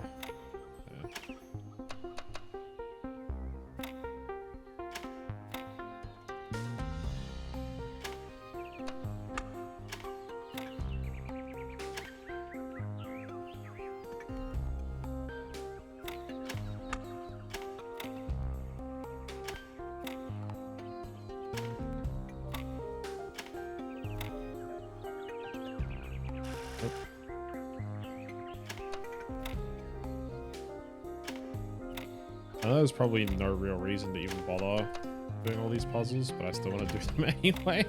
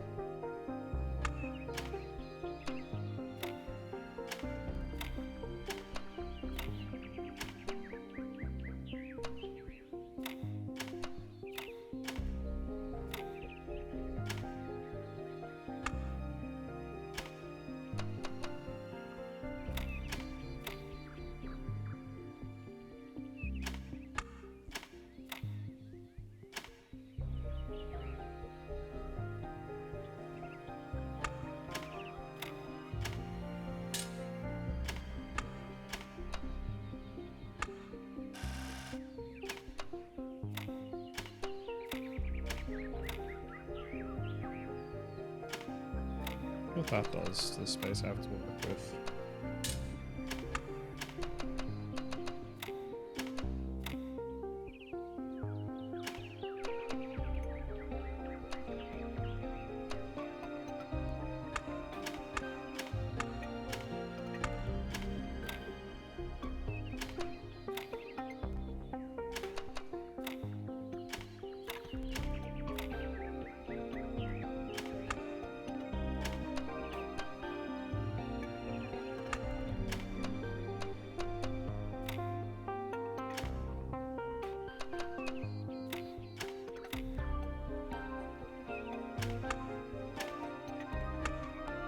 I think they made a game out of this that was like a teaser for the Talos Principle. It was just like hundreds of these puzzles as well. Which I never played. I do remember hearing about it after the fact and being like, that's wild that people just spend hours solving these puzzles. That was it. That was the entire game.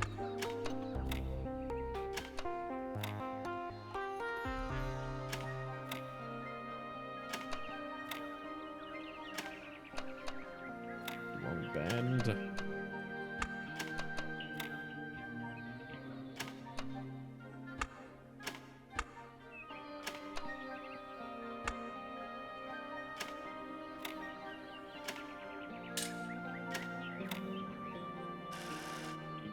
Awesome.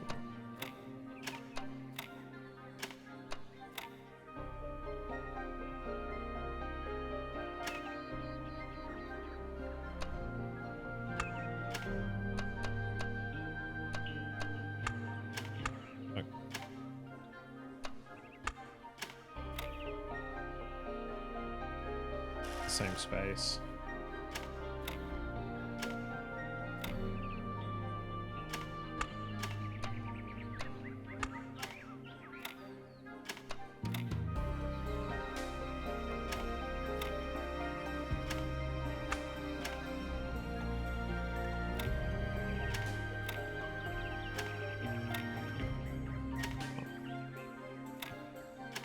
That would work. Really.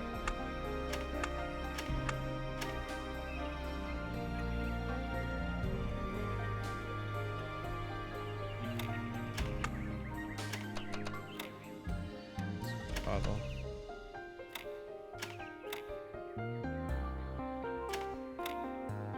What is that?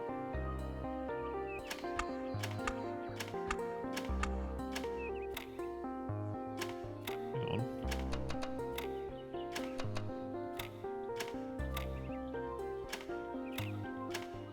There we go. All right. Couple more.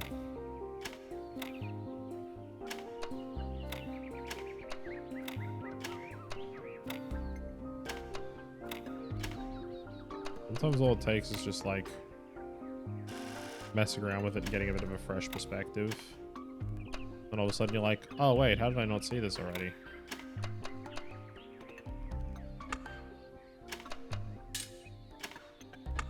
Do the same. You do them down here.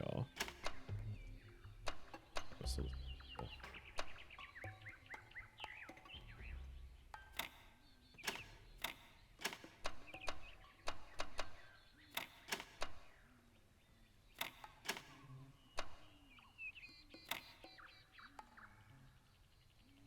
That doesn't help.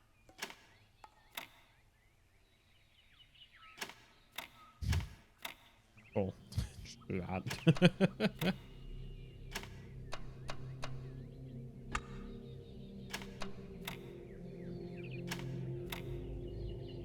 That'll help me. I think. Oh, hang on.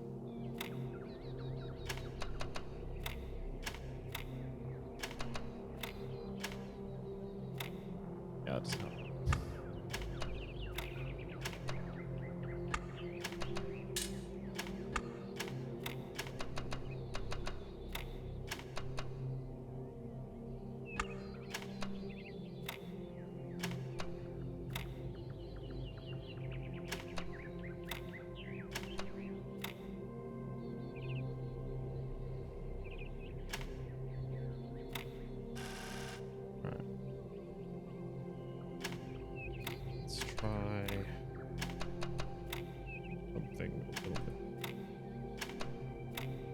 unorthodox here.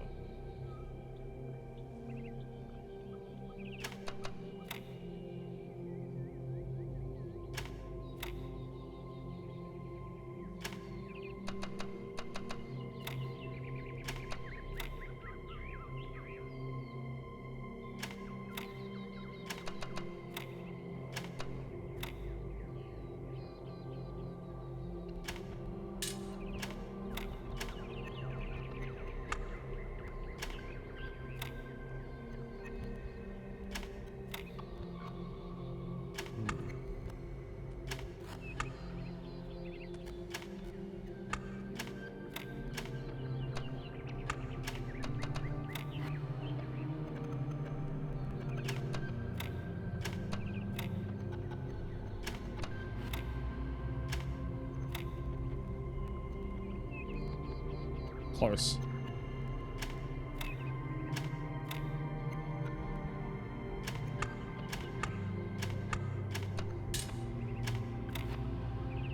Got another piece. Was that bent? That would work.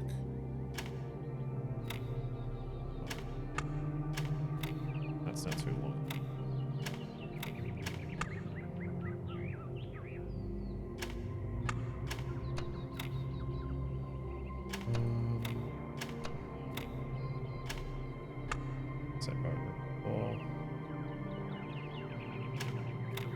This piece here is what's screwing this up, a lot of these patterns.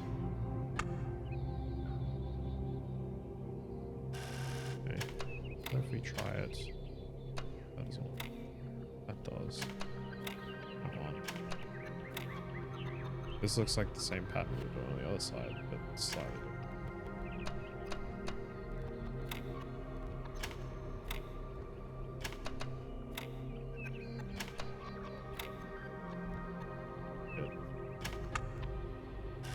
Hmm.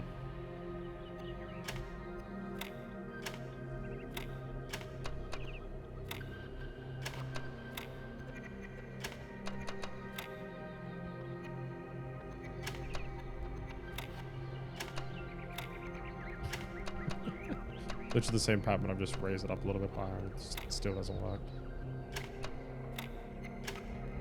Oh, there we go. Haha. Unintentionally solved it. Oh god. Right, let's try working around our T pieces and head shapes.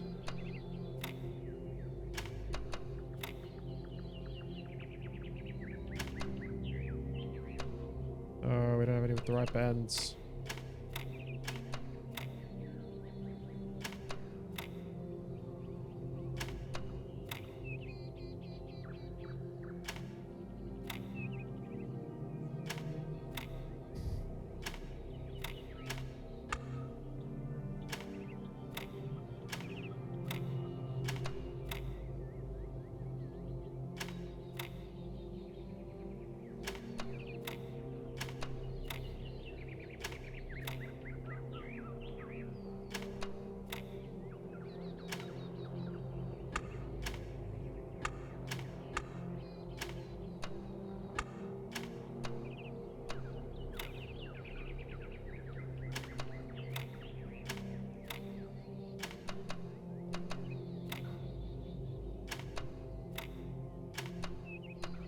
Gonna start maneuvering everything around until I find places where things fit and kind of make sense. See if we can't figure it out from there.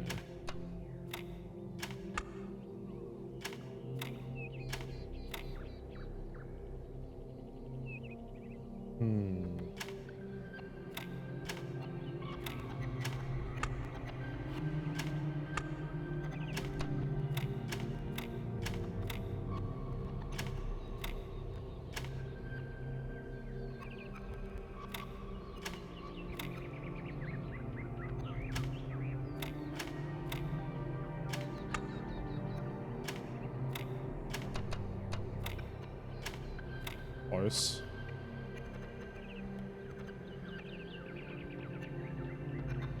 Close but no cigar.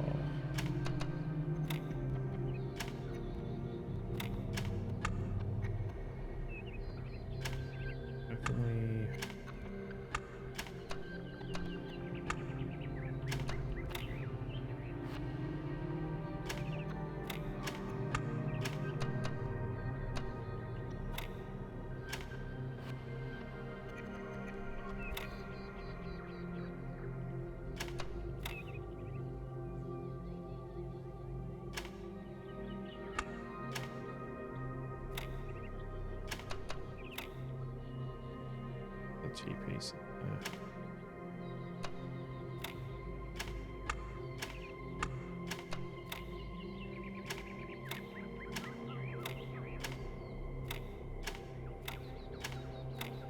Come on.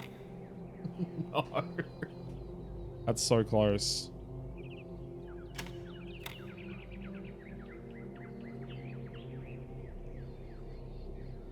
How do I rearrange it to make this part?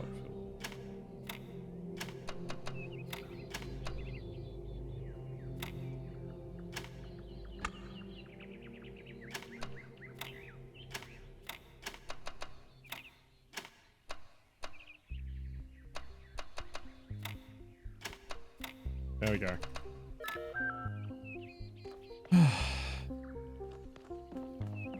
Alright, that feels good.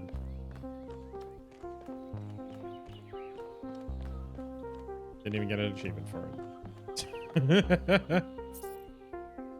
Contains several tetromino ranges, type of gating systems simulation. Elohim and its functionist holistic integration manager derived the significance of tetrominos in the Apocrypha of Saint Ealdwald. The founder does these. Why don't you give it a try? I did. I solved them all. I didn't get anything for it.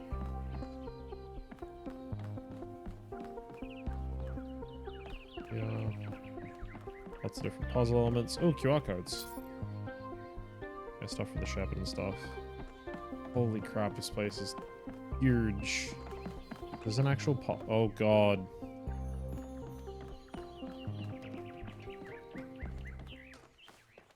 Oh, that's why there's these domes. Okay.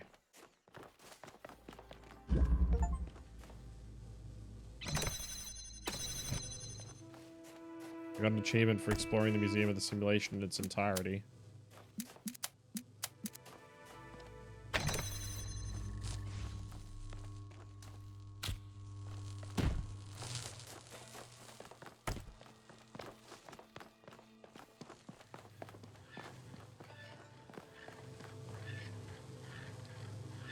Oh, it's the tetromino spinning.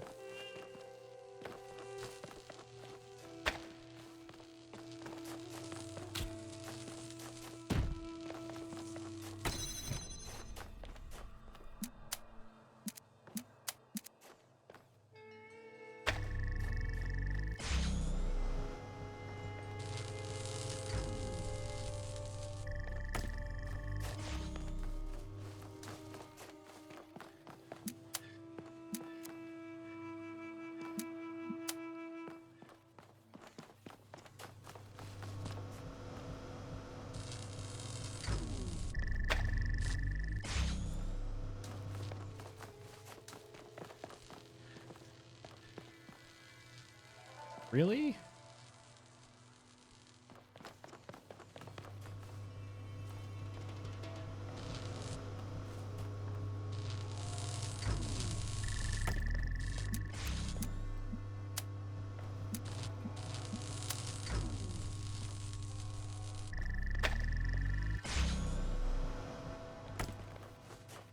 All right.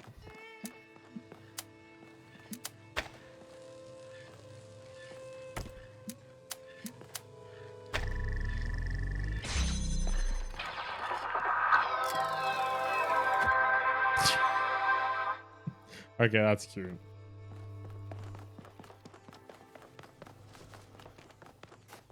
I wonder if there's an achievement of solving all three of these, because I'm assuming there's three. Alright.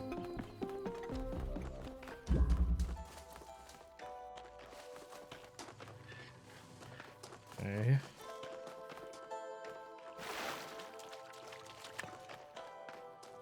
Oh no. One of these ones. I might give up on this and do this later.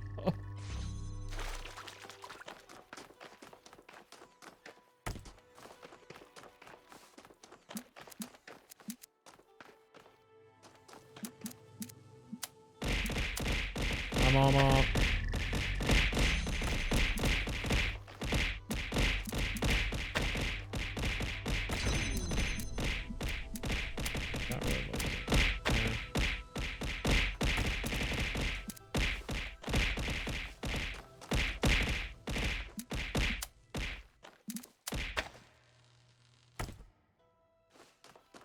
How you doing, Mama?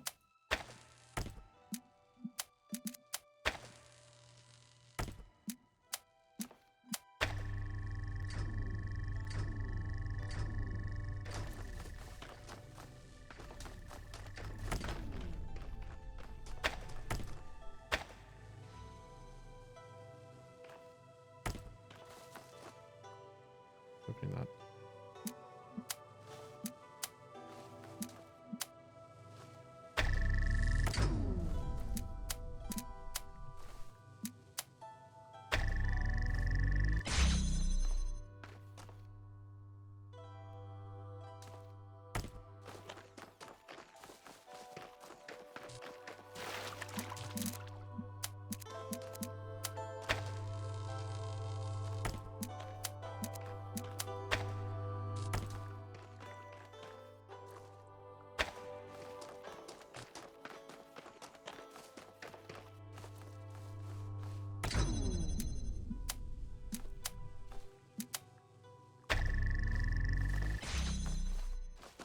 Okay.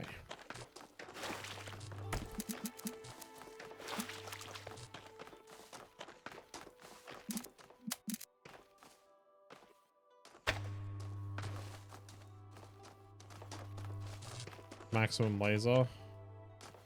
Doing my best.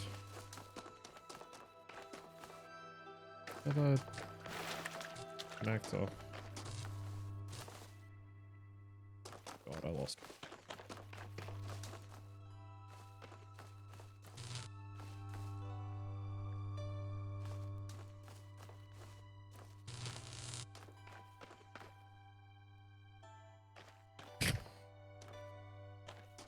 I think this isn't actually the actual game yet.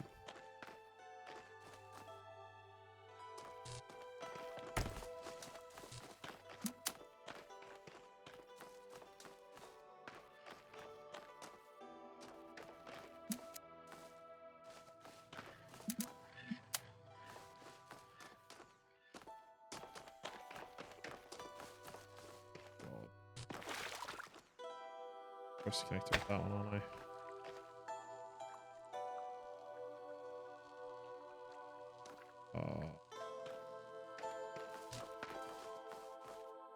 How do I do this again? Oh, they don't. Unless they're different from the first game. Their entire purpose is they're, you know, like real world lasers. They're just light. Not anything, nefarious, shall we say.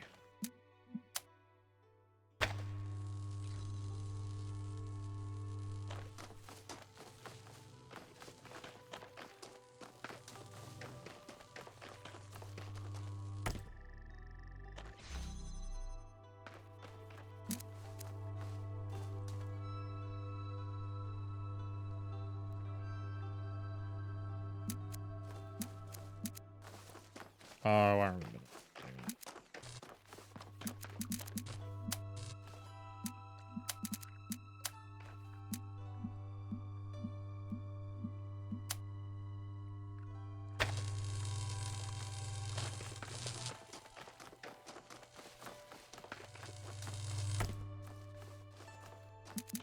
There we go.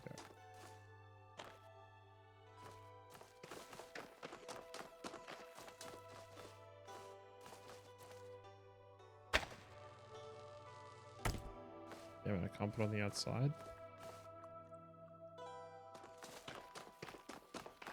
Oh, wait, hang on.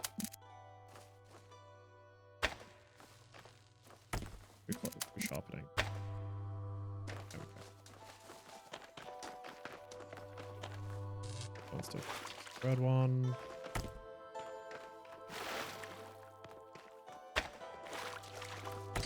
Don't need that door open anymore. So I can just do this. Blue one.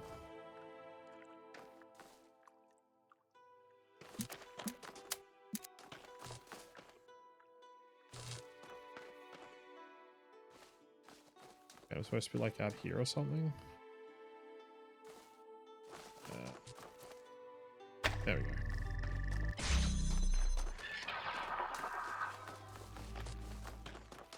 All right. How you doing, quests?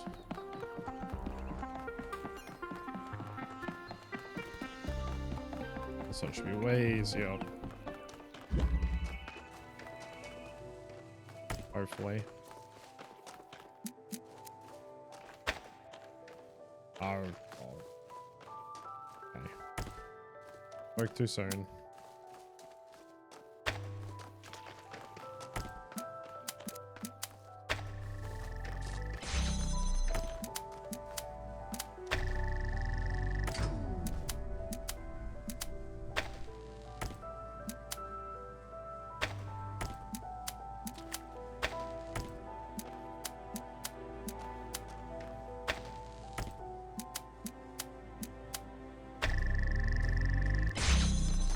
I just found clear us from a year, leaving things alone. Yeah, that'll happen.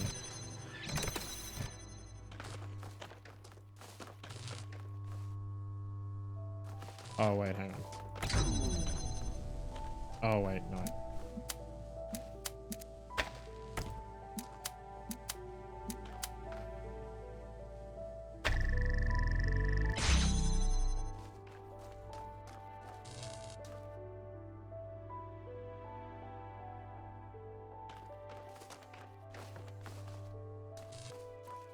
Should be able to walk this in, I would have thought.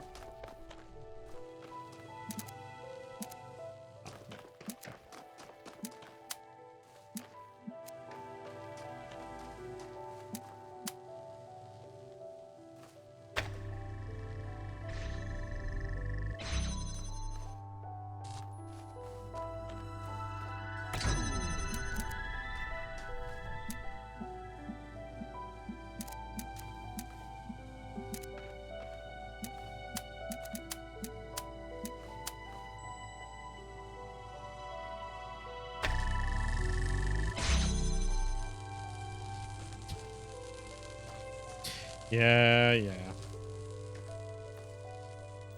There's the final boss at least. Price at least 7 runs total. Not too bad. For having not played Hades for a while, that's actually pretty good.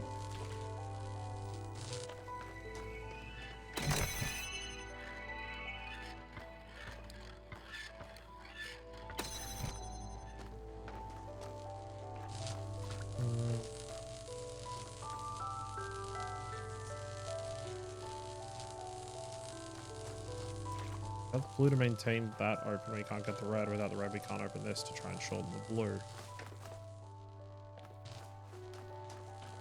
And refresh to see the right progress interrupting in script. Yeah.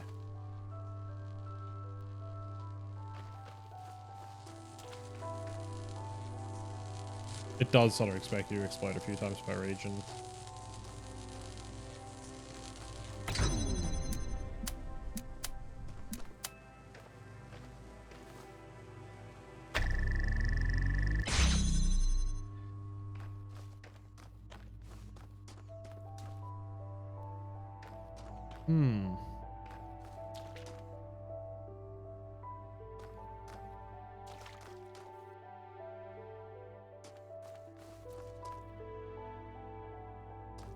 Did I miss something in this room?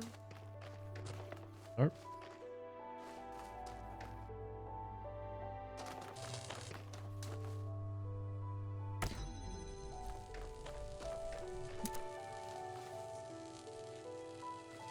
That one's just gone now.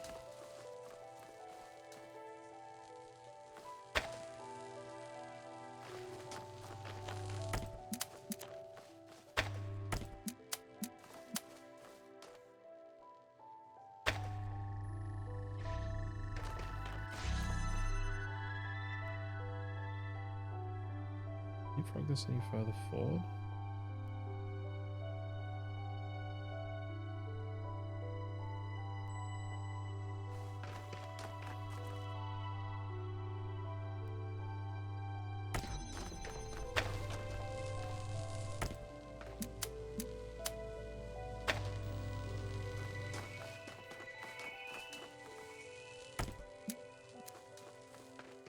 Gotta be some.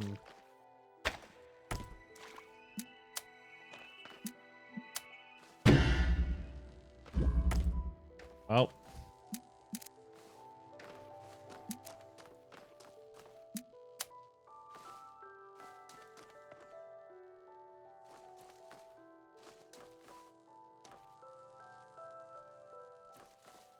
Guess that's the furthest point back I can put it.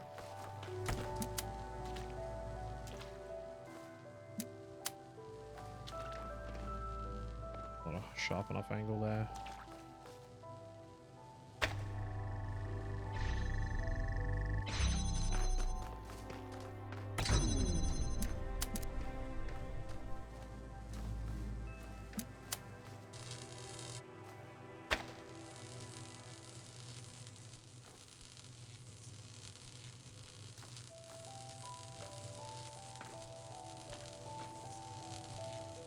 Almost got it figured out.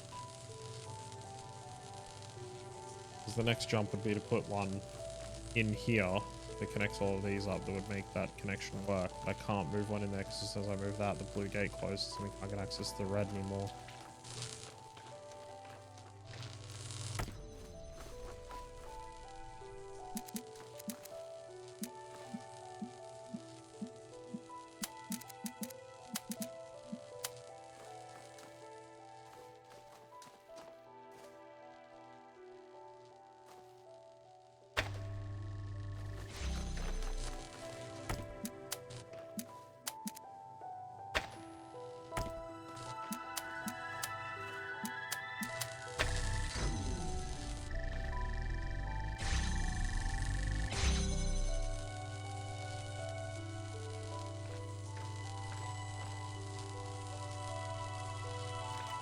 Almost.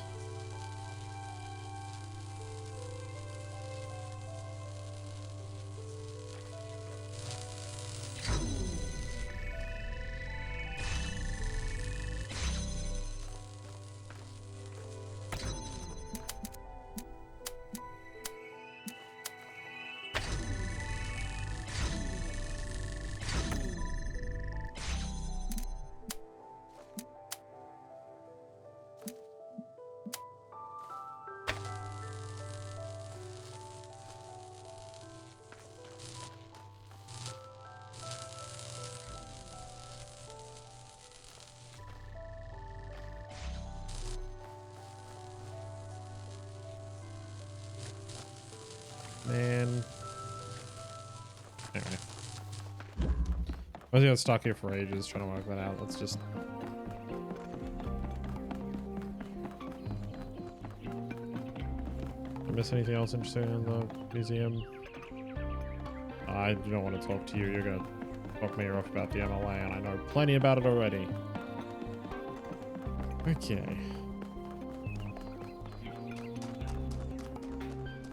That's all the domes for the museum. You know what? I feel like I've seen enough for now. Keep some of the mystery alive for another time. It's about to be like, let's get on to like the new content that's new for the second game, and I'm like, I mean, technically this is all the new content for the second game.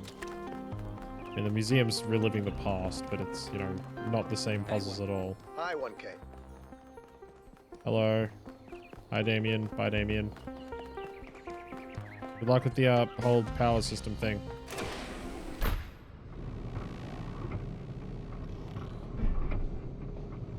Funny hearing the game talk about Asphodel when you've already made it to the Temple of Styx before. Yeah. Look at how pretty this city is. Look at that. Isn't that fucking awesome looking? Oh, there was nothing around that side of the museum anyway. It's just all water and I can't get out that way. Yeah, isn't it awesome? Alright. Anything else new on social media? No, cool.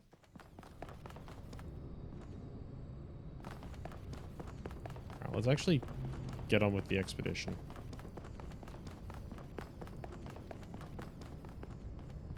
Alright. Ooh, that's a cool vehicle. Hi, Melville. So, what's the verdict? Are we going? Oh, we're going. It's an opportunity we can't pass up. I guess Byron was pretty convincing, huh? Well, we'll see. I just wonder how much of the city is going to fall apart while I'm gone. Actually, we haven't been formally introduced. I'm Melville, New Jerusalem's only decent engineer. Saved you from the elevator. You sure did. Nice know, people call me 1K. Pleasure. Now let's get this show on the road. You ready to go? Oh, I'm ready.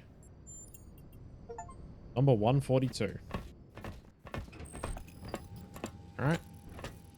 Well, let's go. Oh, Here we we're go. gonna get a front row seat. Hold on to your hats. Thanks, you We could. really need to update those language libraries. Thank you for coming along, everyone. We have a chance to make a real difference here. Oh, we get to actually see the It's not flight. just about what we find on that island. It's about who we want to be as a people, as a This is civilization. cool. To remind ourselves that we used to be wanderers, explorers. We used to yearn for distant shores and dream of building new cities. Oh, hell Let's yeah. see if we can rekindle that flame a little. All right, this is going to be a long journey, so I would like to ask you to switch to sleep mode to conserve power until we arrive at the island. Nighty-night. Okay. Hi, Elohim. You have chosen a dangerous path. Have I? A path that will demand sacrifice. But that, my child, is how the future is built. Very true, Elohim. Wakey, wakey, robot people. Say goodbye to Elohim and say hello to the mysterious island. Oh. Status report, please. We hit some headwinds over the ocean, so fuel consumption turned out a bit higher than expected, but we should be okay. We're approaching the center of the island now. This should be the location of the largest of the artificial structures we detected. All right. How large are we talking? Do we have precise measurements? It should be coming into view just about... Whoa. It's big. Whoa. You can say that again. That is a bloody mega structure. That is a big If I pyramid. had a spine, it'd be shivering. Ha! I knew this would be exciting. Yakut, find us a place to set down. Holy shit. All right. It really is incredible. Conveniently placed landing pad there? No? Remember to Oh, yeah, there turn it on is. streaming, everyone? Streaming initiated. Have I ever mentioned that I hate flying? If our No. creators had intended us to fly, they'd have given us jetpacks. And... touchdown. Act 1, A Voice in the Wilderness. Ooh, okay. We're done with the prologue. All right, everybody. I'm sure you're all just as excited as I am. Oh, I'm but super let's excited, at least bud. have some semblance of order. Yakut, I want a map of the island and a molecular analysis of, well, everything. Melville, tell me what the giant pyramid does. The rest of us will start exploring. Shouldn't the expedition leader stay at the VTOL? Why do you hate fun, Al? I don't hate fun. I'm just mildly suspicious of it. Excellent. Then we can all go. Anything on social media? Nope. Cool. Where are you going, Al? Underground. Melville's off over this way. Oh, those are some interesting statues over there. Okay. Far out. That pyramid is like an entire city unto itself. Quest. Look at it. This underground structure seems to be part of some kind of transport system. Oh, that's cool. No power, though. I'm not making any promises, but I might be able to fix the transport system. However, I don't like just randomly poking at things. That's how you get electrocuted. So please check the surrounding structures to see if you can find anything that might help me make sense of this stuff. Schematics, Oh, I'm on it. blueprints, a manual would be great. I liked the little streaming window down the bottom to show what he was looking at. That's really, really cool. Yeah, this is very different than the first game already.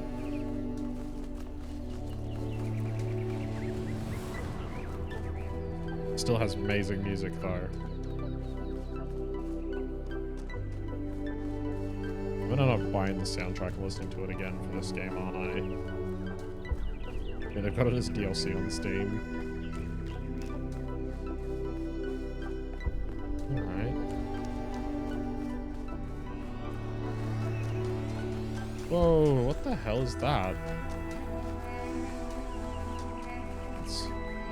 Hey, 1K, check out these coordinates. Oh. Okay. So... train's back over that way on the compass. You could spend something. This is fascinating. Oh, it's a very ornate looking door. Golden gates. I wonder what's behind those. Has to be something special, right? You know what would be special? An explanation. Okay, you know what's interesting? These must have been made by somebody from New Jerusalem, because there's Athena or somebody else on a terminal from the first game being watched by Elohim. There's a cat. That has to be Athena leaving. There's Athena talking to the first companions about what to do. And here as they are building the city of New Jerusalem and all of the new people into like the dome and everything. So this is probably made by Athena or by somebody that's been watching what's been going on with the new humans. Okay. Going up on that hill as well. Oh, that's where your could was, is over there. No, in there. Okay. What's this one then?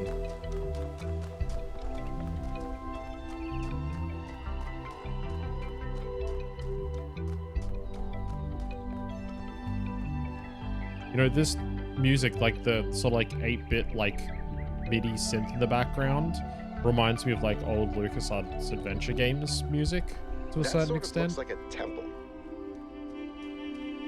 Oh, I can go inside. All right. New interface content available. Oh, cool. In the research section. Astronomical temple. Weird building near our base camp. I was entirely sure what to call this. Looked like a temple, sort of astronomy theme. Maybe I'm reading too much into it. I do that. Doesn't seem to be active in any way. Maybe I can't help but think the design implies some kind of significance, like it's hiding a secret. But again, maybe my imagination is getting the better of me. Okay.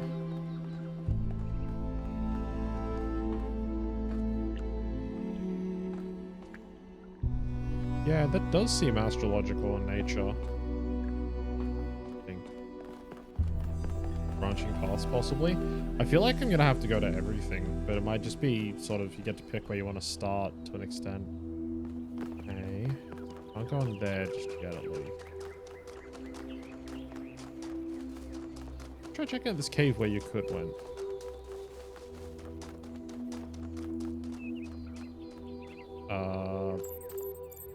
This seems different from the other structures. Older. A very modern door. This looks like a bunker of some sort, like the one which, like, we started in when we started this game, or like where the first robot out of the simulation came out of.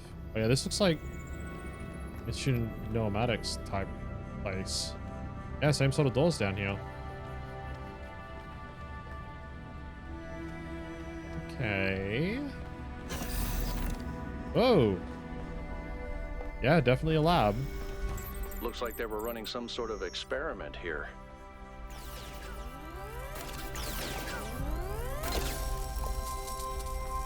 Red beam plus blue beam equals green beam?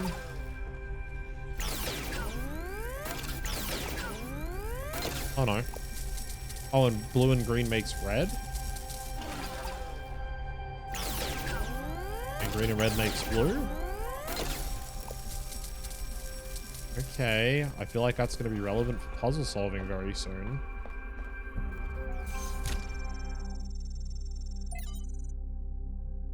Ooh. Talos Principle 2A. On the universe. Fragment from Stratton's on the universe. I'm the task. I grant you then that man is indeed like Talos and cannot escape his material nature despite the claims of metaphysics. For, as you said many times said, Nicomachus, too many perhaps, Stratton. Repetition is the mother of teaching, at least when the students are hard-headed. Amdatas. But what does this tell us about the nature of the universe, which is where we were discussing? Stratton.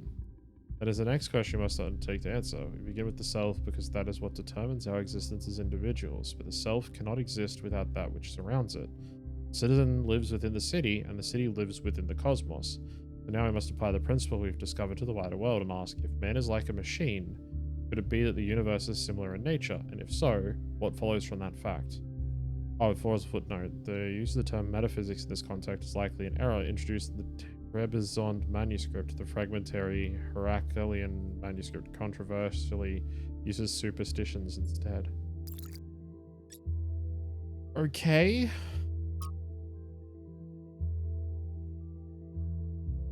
Power grid to unstable. Oh, and a schematic. Okay, so we're sending a schematic to Melville. Thanks, 1K. Let's see what we've got here. The file format is the same one we use in New Jerusalem, although some parts aren't loading correctly. And it crashed. Hold on. Here we go. Okay. You know what? I'll hack together a solution for the transport system. Okay. It's down deeper. Generator of some sort. And another door. This one's still closed. Another door, and that one's still closed. Okay. I think we got the power back on. Can't get into that temple either because the golden door's hooks. We've been over there. Into that structure. You get that on the hill at all?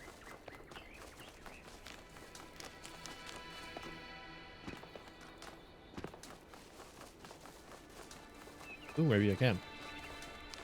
Oh, dead end. I wonder if I can jump off a cliff and just cease existing. Probably just gives me a game over, right? Oh, wow, that thing is huge. Okay. Seems we've found everything we're supposed to find. So far, at least. Alright. Check out what's going on in the station, then.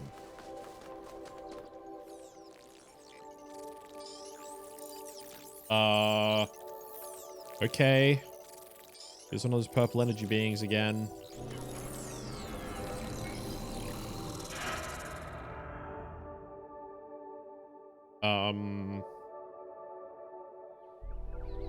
Am I in sleep mode, or did that thing just materialize out of thin air? Oh, it did. Melville, I want an analysis of that particle cloud. On it. Anyone got a butterfly net? I like you already, Melville. Alright.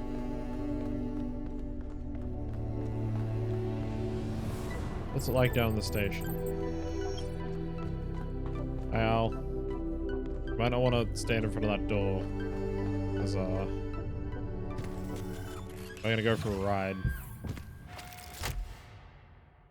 Oh, I'm white. Okay. I'm connecting the transport system to our interface. Hold on. Oh. 8 main puzzles, 2 lost puzzles, 1 gold puzzle, 1 lost lab, 2 stars. Travel to East 1.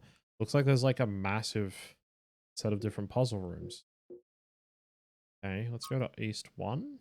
I'll travel to unknown puzzle. Business base stamina promontory. Okay. Where is the capsule taking 1K? To that enclosed area in the eastern lowlands. I put all the information we have on the map screen. Check out your interface. Thanks. Sorry, my bad. We'll catch up with you soon, 1K. Okay. I'll go start solving puzzles then, I guess. Ooh. Oh! Whoa! Okay. That was a cool reveal. Holy shit.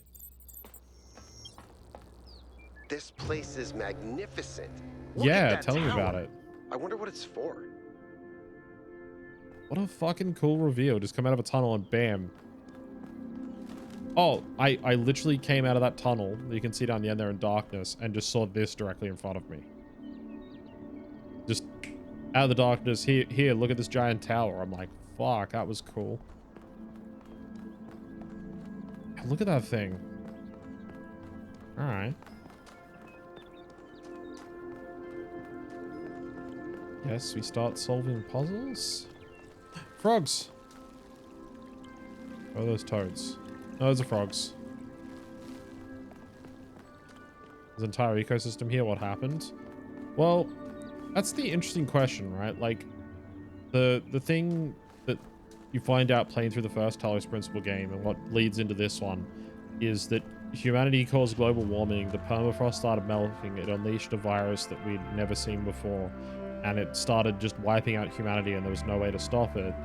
And so they made the program, the process that led to the birth of the first actual proper artificial intelligence. It just took a really long fucking time with this computer constantly running the simulation over and over again until it found the first actual artificial intelligence that could understand what it means to exist, and printed a gold disc copy of them and put them into the first one of the new humans, the sort of robots.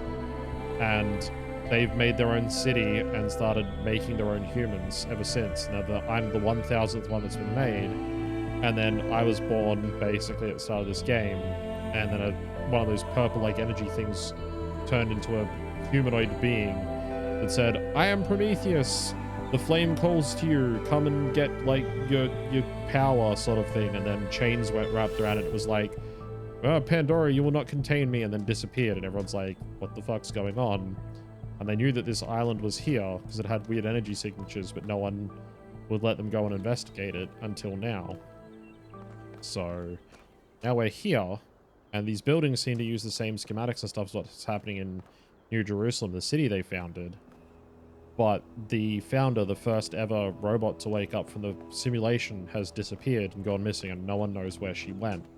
Her name's Athena.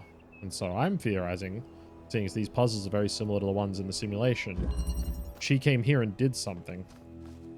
Is that a puzzle? Why would there be a puzzle? Let's solve it and find out. Use 1K, Prometheus go ahead. terminal? I have a reoccurring nightmare just like this.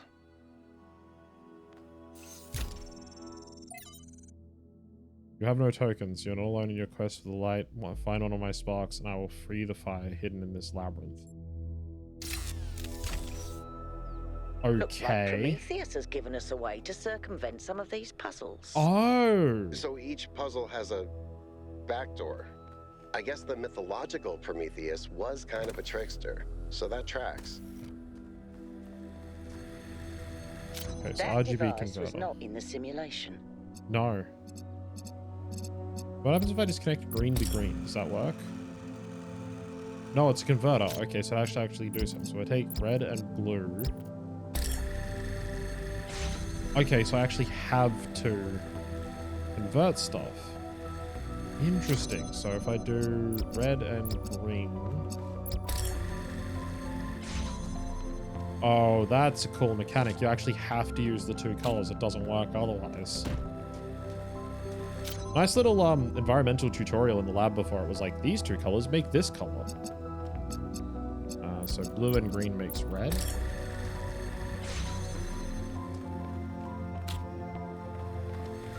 There's the boxes, the two switches, so now we need red and blue makes green. Oh, I'm on board already.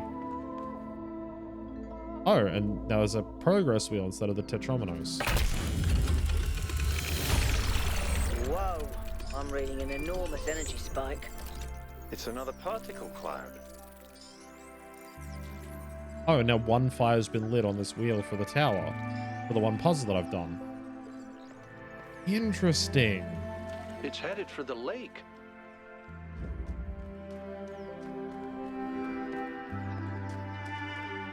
And that puzzle's light's gone off because it's been solved. I think the cloud's been absorbed by some sort of device. Fascinating. Melville? Yeah. I'll add it to the pile of weird stuff. Alright, let's try puzzle number 2. We got another RGB converter. Reconnection.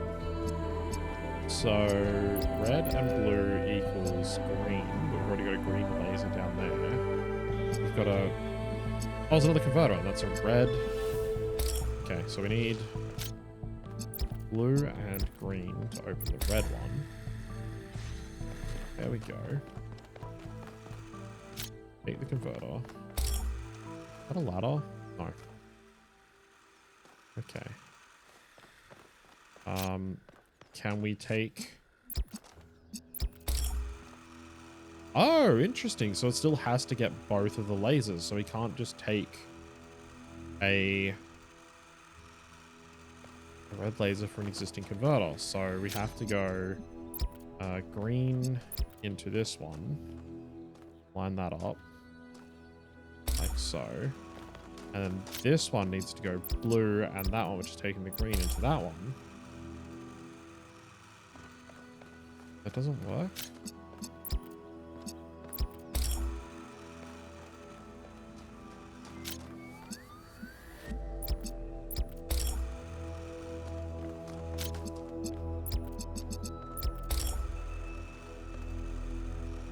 Oh, hang on.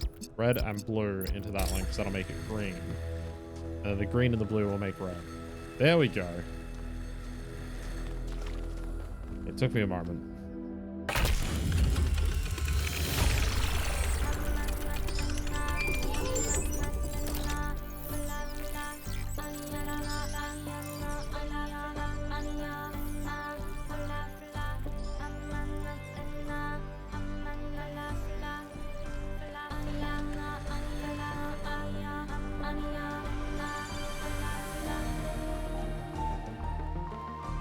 Interesting music it was just playing there.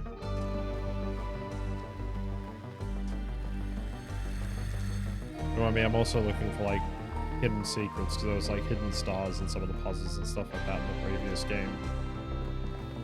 Okay. What's 1K like? Yeah, I'm curious. I haven't actually met 1K by the founder's Pistons. I hope he's interested in mechanical engineering or something. We desperately need more people to keep the city functional, so we don't have to rely on Melville to repair the stuff that Pellegrino fixes. Pellegrino, hey, remember when you fixed the door to the mayor's office? How long was Herman stuck in there? You trapped one mayor in his office for a week and you're marked for life. I hope he's an artist. We really need his new stories, new ideas to lift our spirits. You know, if we just kept growing, we wouldn't have to worry about this. We'd have to imprison poor 1K in a cage of expectations. It's so true.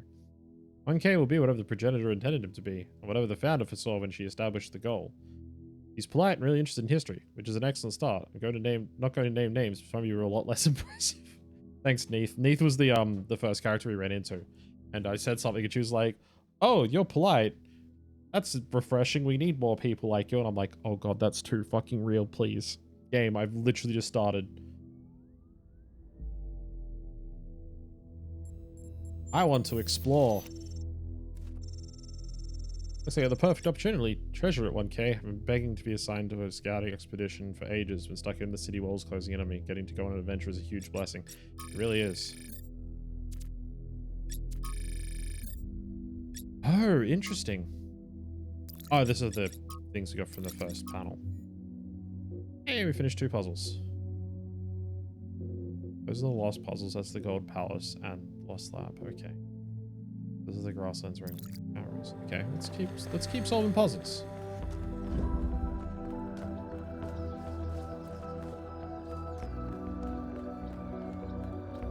Oh, awesome. So those first 2 puzzles that I solved, I've lit these 2 little beacons here, and now this doorway's open. Like that one there, you can see it's not open because there's not enough of the lights on. Oh, is someone scanning it? I've been playing around with this machine that absorbs the particle clouds. As far as I can tell, it uses the energy of the particles to build giant tetrominos? Excuse me? It's another puzzle. Collect enough energy, build a bridge, access the tower. I think. What is this, a theme park? Maybe it's an experiment. A rat maze. It seems like an echo of the simulation. It does. Not a deliberate recreation, but built around the same core principles. Let's not jump to conclusions, though. What's clear is that this place was meant to be explored. So let's do that. Oh, wait, really?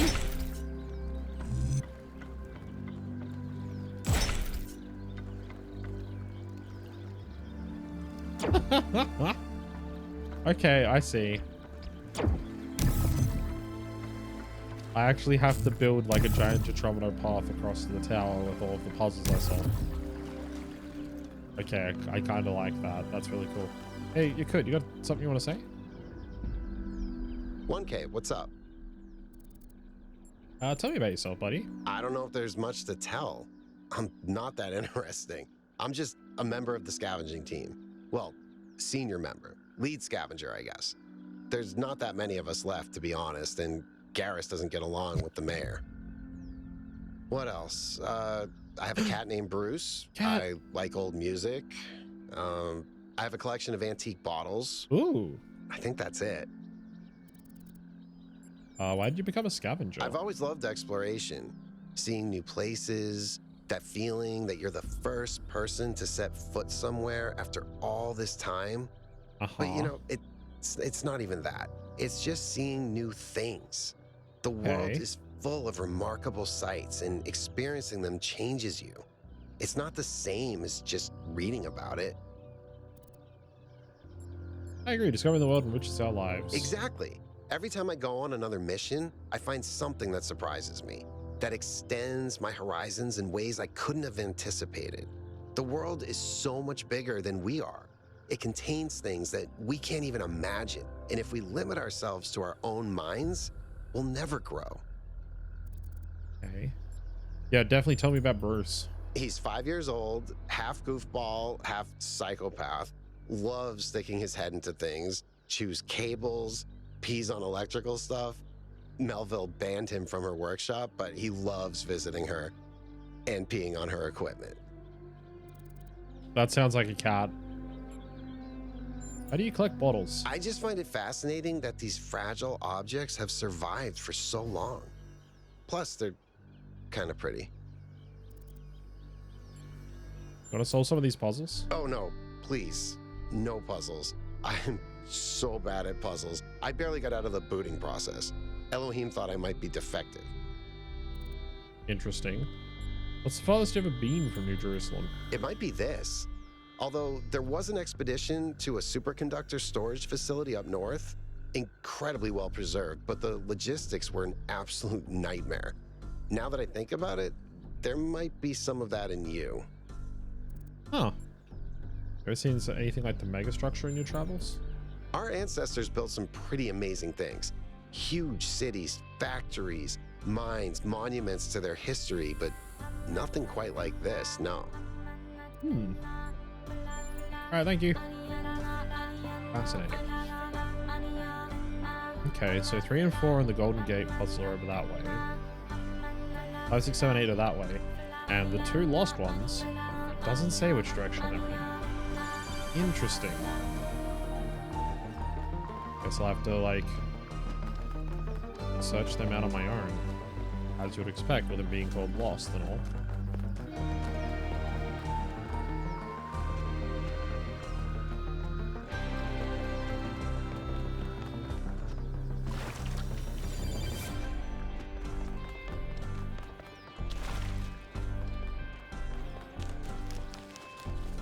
Oh. Whether it is true that Daedalus constructed the giant Talos, or as others say, he was the creation of Hephaestus, what we may be certain of is that he was made of bronze, and had but one vein, within which flowed a liquid substance like blood, which some claim was quicksilver, and others assert was ichor, such as flows in the veins of the gods. The loss of that liquid caused him to die, as a man dies when he loses his blood. May we not then say that Talos, though created as a machine or a toy, had all the essential properties of a man? He moved of his own volition. He spoke and could be spoken to, had wishes and desires. Indeed, in the tale of the Argonauts, that was the cause of his downfall. If then a machine may have all the properties of a man, and act as a man while driven only by the ingenious plan of its construction and the interaction of its materials according to the principles of nature, then does it not follow that man may also be seen as a machine? This contradicts all the schools of metaphysics. Yet even the most faithful philosopher cannot live without his blood. Interesting. So Talos, for anyone who doesn't know, according to Greek myth, is a giant man made out of entirely bronze that was to defend the city of Athens, I want to say, something like that, from invading people from across the ocean. Loading. Tell me, what did you make of New Jerusalem? Feels like a museum. That's what happens when all you can think about is the past. We had such ambitions in the beginning, but now it's all turned inwards. We've lost faith in ourselves, in our humanity. All we need to do now is finish that dome and we'll be trapped in our perfectly neat little tomb. Yeah. I'll ask you a question. Of course, ask away. Tell me about yourself. I'm someone who was born a long time ago, when we couldn't afford to romanticize the past and demonize progress, when the value of human civilization was evident because it was so close to being gone. I'm someone who believes that human beings are important, terribly, desperately important, because intelligent life is rare and precious. I suppose you could say I'm old-fashioned. Okay. Rules of puzzles in our culture. When Alexandra Drennan was trying to find a way of creating true AI, she stumbled upon the idea that curiosity and playfulness are core characteristics of intelligence. So she built the simulation around a game, because playing is part of what makes us human. We also retain some of that code, as I'm sure you noticed when you were booting up. Because of that, puzzles have always been important to our culture. To me, they represent the idea that the application of reason can lead us forward. Okay. None of which explains why these puzzles are here or who built them, but I think it shows that there must be some kind of intent behind them, perhaps a test. What do you think about the megastructure? It's a mystery. Not just because it's technologically far ahead of us, but because we genuinely don't understand its purpose. And I think that's wonderful. It's just what we needed as a civilization. You and Alcatraz seem to have an odd Because friendship. we disagree on just about everything, you mean? Well, here's the secret. Al is honest. He believes what he believes because it seems right to him, not because it gives him power over others. Oh. I respect that. In fact, I prefer that to someone who agrees with me just because I'm one of the first companions. Cool, that's all. Thanks, Byron. Fascinating. What's this down here? Has to be something, right?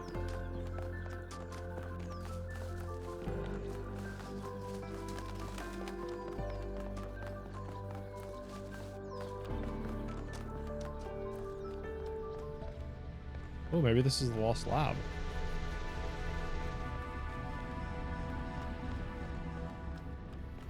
Looks like it. This is very similar to the structure where you found the schematics. Yeah.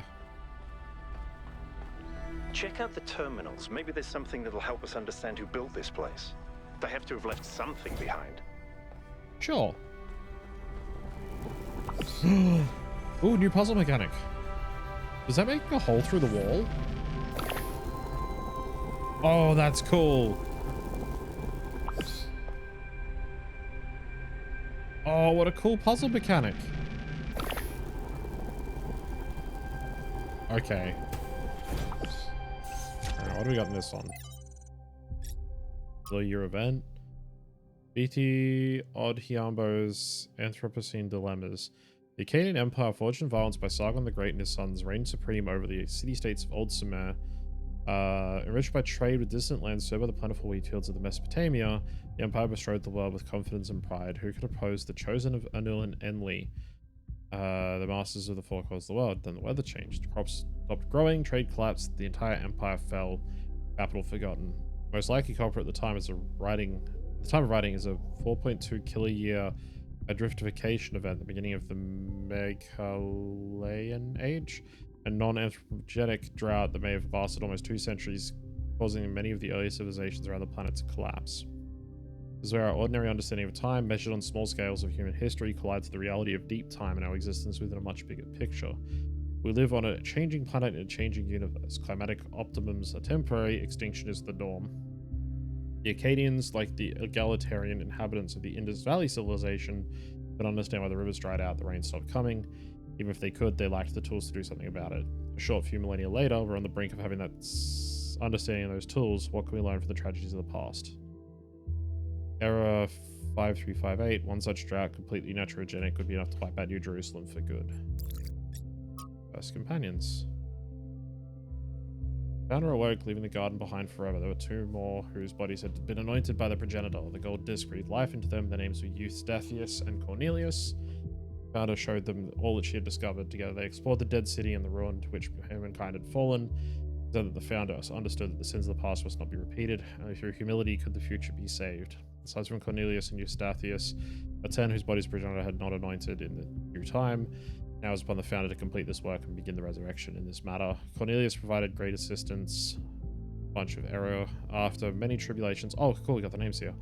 The 10 were brought to life. These 12 were born after the founder recorded the first companions. These are the names: Eustathius, Cornelius, Aurora, Sun, Sarabi, Byron, who we've been talking to, number 7, Olympus, Yemo, Hypatia, Niam, Benaroya, and Lithracia. When you take something that's 90% true, 10% false, create something that's 100% misleading. Failed to load comment. Noma Project Part 2. No erroring calculations. Better cooling systems necessary. Interesting. Okay. So the interesting part here is that whoever's built all of this must be aware of New Jerusalem and the fact that it exists, or else why would they be writing stories about the first companions and everything? Interesting.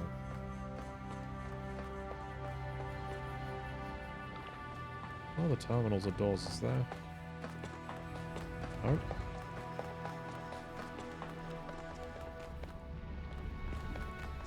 Okay. If that counts as the lost lab, because that's what it seems to be. It's so dramatic, actually. I mean, kind of dramatic. To be honest, that's sort of the point, though. Interesting monument. Decorative for another puzzle. Find my sprite and follow it until it leads you back to me. That's definitely a puzzle.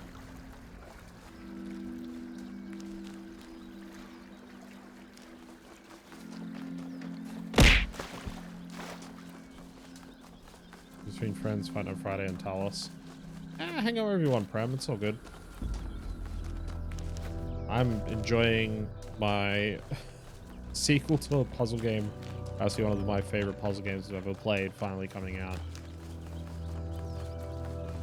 I mean, we've been playing for 3 hours already, and I'm like, just sort of barely making it into like exploring the first set of puzzles, because the city that you wake up into at the start of this game had a lot of interesting stuff to look around at. Okay, no lost puzzle over here. At least as I didn't find it. Unless that statue is the lost puzzle. Welcome to today. Hope you're having a good day. It's been alright. I'm enjoying myself now. I'm having a lot of fun with this. But thank you for stopping by, Prem. If you're liking here, hanging out somewhere else or whatever, I hope you enjoy yourself. Okay. Let's go solve some puzzles. Oh, interesting. They'll actually wander around to the areas you've explored. So Byron's over here at the lab now. Oh, cool. It kept the recording. Look at the map. That is the lost lab. I did find it. Okay, cool. Awesome. Right, so exploration is important. Figure that out. Mission dead end. Running around like an idiot being like, ooh, what's over here? The important to finding all the things.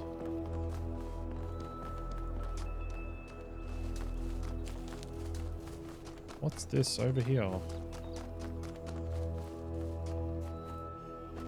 Oh, this is one of the lost puzzles. Because the other ones had numbers in the front, and the little signboards. This one's got one of the triangle things, like one of the lost puzzles. Elevation. It's strange that some of these puzzles seem disconnected from the rest. Like it's all unfinished. Or still evolving. Yeah, actually, you know what? Both those are legitimate interpretations. Okay. Got a box. Okay, the solution's in there. Blue one there. We got the regular laser connector. Oh, and an RGB connector in there. There's a blue one. Okay, so red. Oh, this is just the normal gate. Okay.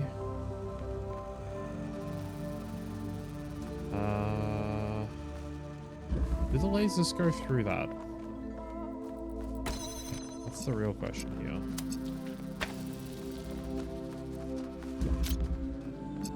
Red and green make blue. That's not the one I meant to check that goes through.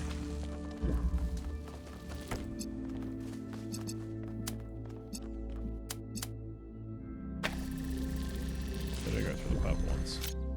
Oh. Okay. Oh.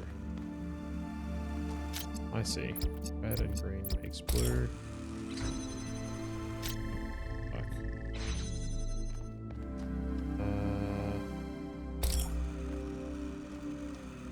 Oh, it's making that noise.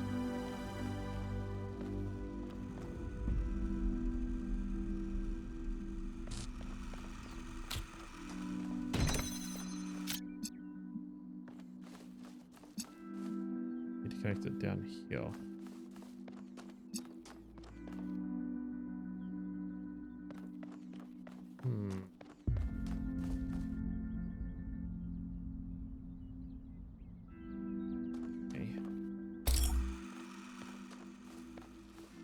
Trying to accomplish access the green one. It to be like out here, so I need the red and green to be opening this doorway. Oh, right, okay. I think I got it.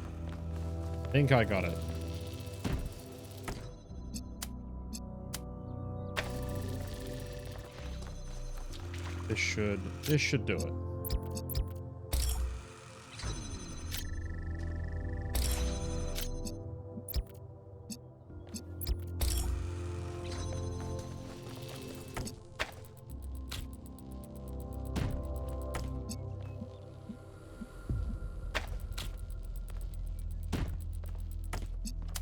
Blur to blur. Okay, it's over the top of the green. Green and red make blue. Now I can take this one. There we go.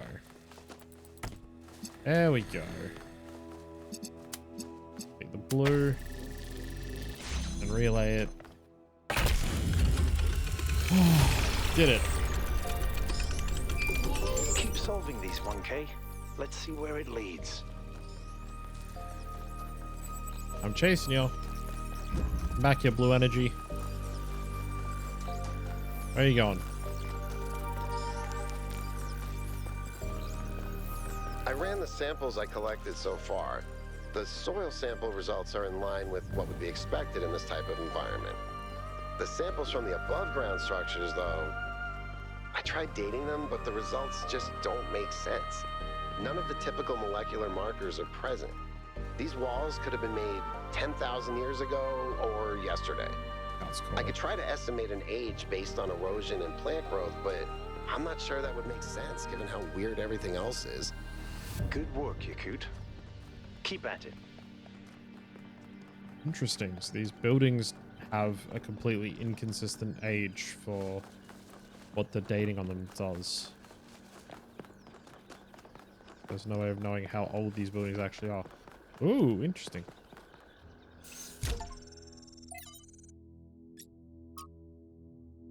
Lives of the First Companions by Randolph 777. The Thracia is perhaps the most mysterious of the First Companions, a wanderer and a mystic by nature. He would venture far from New Jerusalem on his own, recording his thoughts as he explored harsh and distant lands. These recordings guided him a group of devoted followers to whom he tried to impart his wisdom. The troubled time following the founder's disappearance, Lefrasa and his disciple set out on a journey to reach the opposite end of the world by foot. They've not been heard from since. Weird.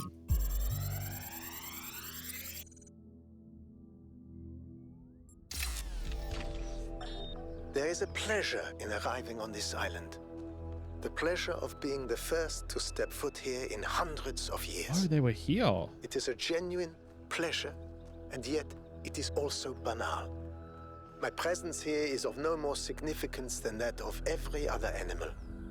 These rocks do not care who walks here, and the millennia between the presence of our ancestors and my brief journey are nothing to them. But even putting it this way is wrong. It is not that the rocks do not care, it is that in some sense they do not exist. I may stand in awe of the cliffs on the southern coast, but the cliffs cannot look back at me with contempt. They cannot do anything at all. Right. So the whole I think therefore I am principle.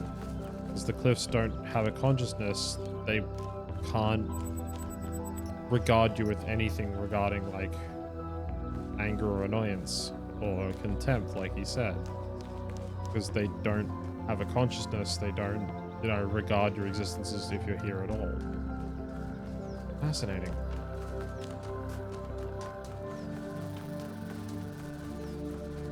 Philosophy, everybody. I see something interesting over there. I see a shiny blue thing. I want it. I don't know what it is, but I want the shiny blue thing.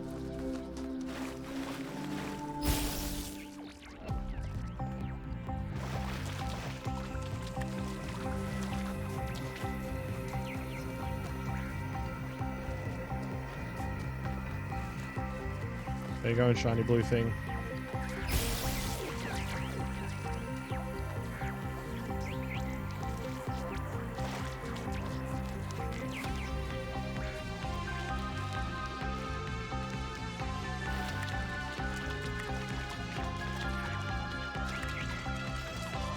Okay, this water is very shallow. I thought going into it was going to kill me because I was told not to go swimming.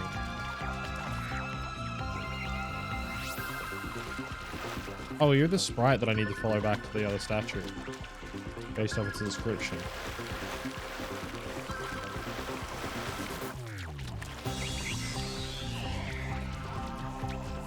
I think you might be.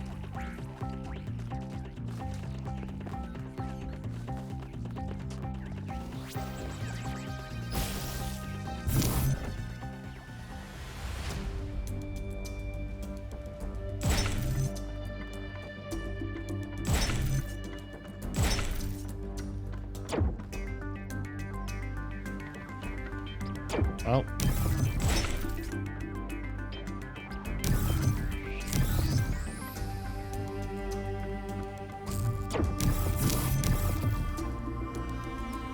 Can't chase any further, shiny blue thing.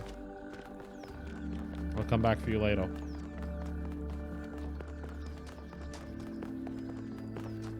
I feel like the other, like, lost puzzle is going to be out this way somewhere. The impression I get based on where the other one was.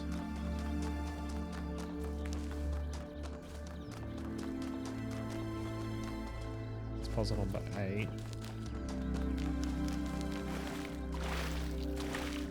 There's another one of those monuments.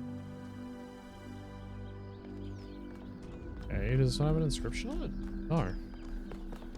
Strange. I don't want to go into that water. Back where we started.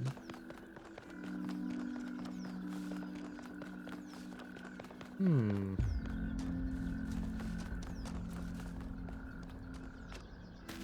down to the area where I found the shiny blue thing. And maybe I will go this way. Afraid of water?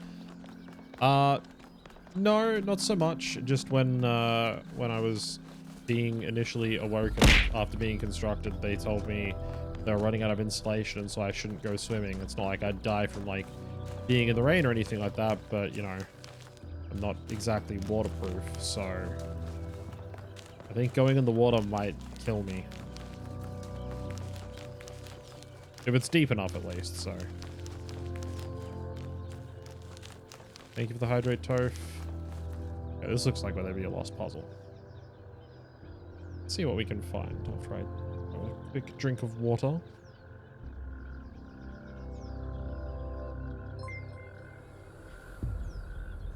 Also, welcome in Cosmic Dean. Thank you for the follow.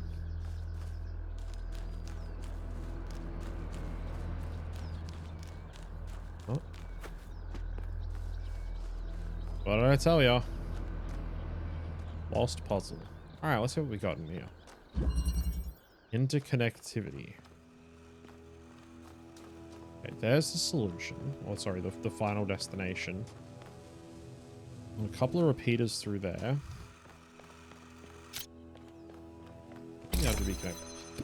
RGB connected down there. This gate's open.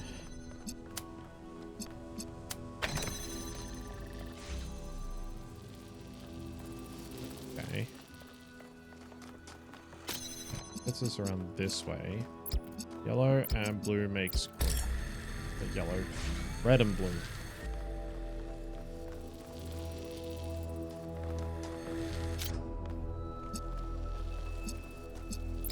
Red and blue makes.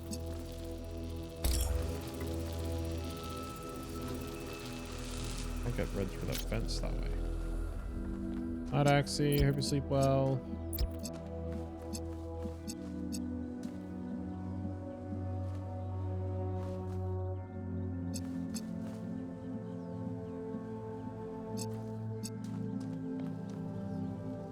Get red through the fence that way.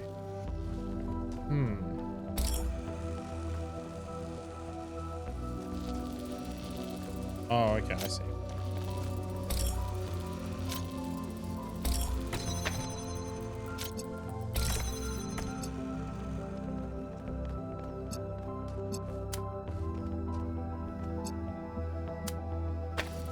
There we go. Okay. Red, blue makes green.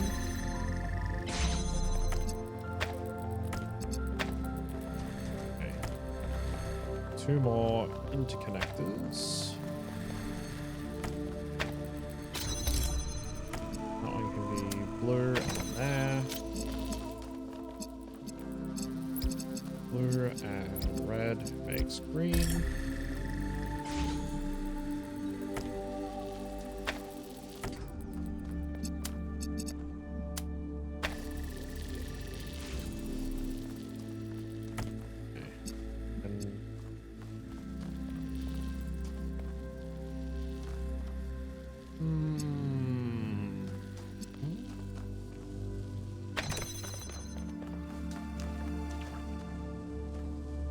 Right.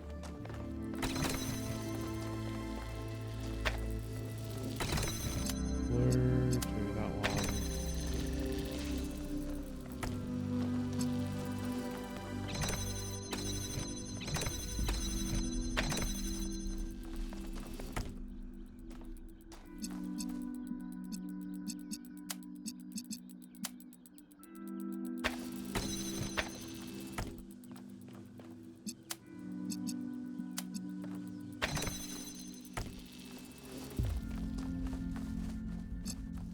That's not gonna work.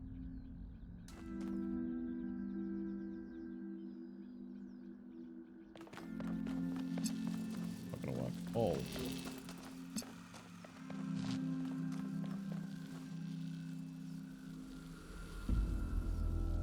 That gate also needs to be open. Does it? Actually, no, it doesn't.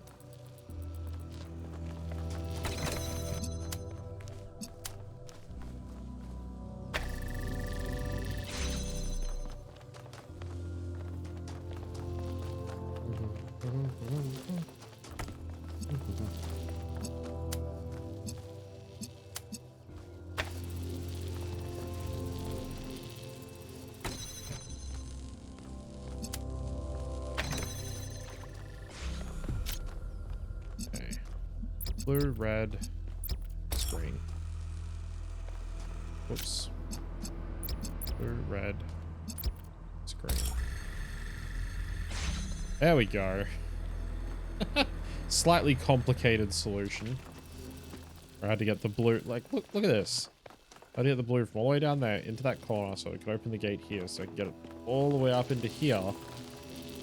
Oh, yeah, don't worry. There's been solutions like this in the last game. I was like, hang on, this is similar to one I remember. I mean, there's a reason why these are the quote-unquote, if we look at the map, lost ones, right? Because these are supposed to be difficult, I assume. Private message. Research. Okay. Bridge ring. I'm not sure the cause bridge ring, bridge machine. Anyway, it's a device that takes particle clouds.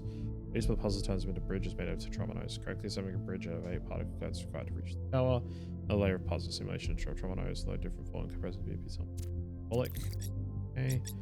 Lost puzzles. Some of the puzzles seem disconnected. They're still functionally used to power the bridge device.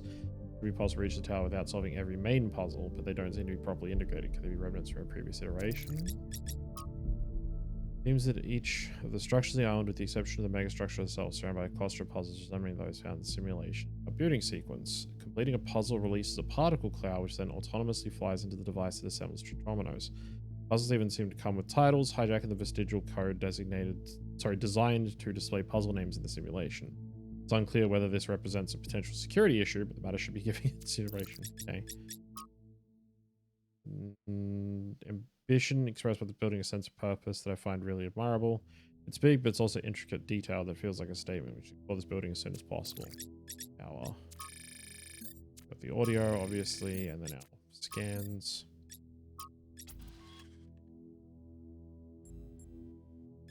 Lithracia.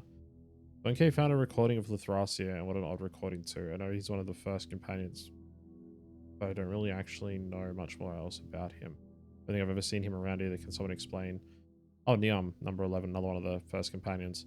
Lithracia always had an unusual perspective in the very beginning. He traveled a lot, sometimes leaving for years. He built a kind of mobile recharging station so he didn't need to come back to the city as often, though it was quite risky as the solar panels had a tendency to break rather quickly. He had no problem taking risks if he felt they were necessary, and exploration was necessary to him. Lithracia would record his thoughts as he explored, then publish them when he returned. Over the centuries, he accumulated a group of admirers, or disciples if you prefer.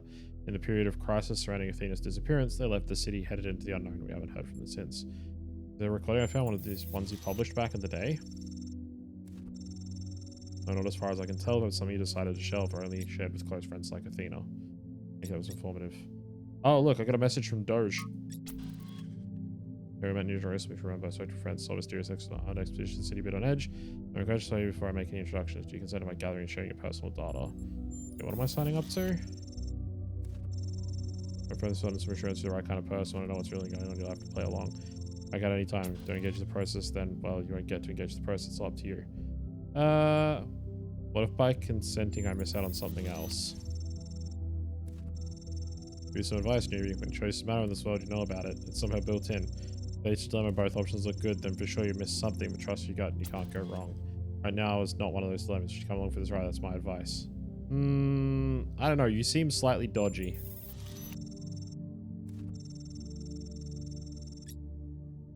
As you prefer, good luck, newbie. Without friends in high places, you're certainly going to need it.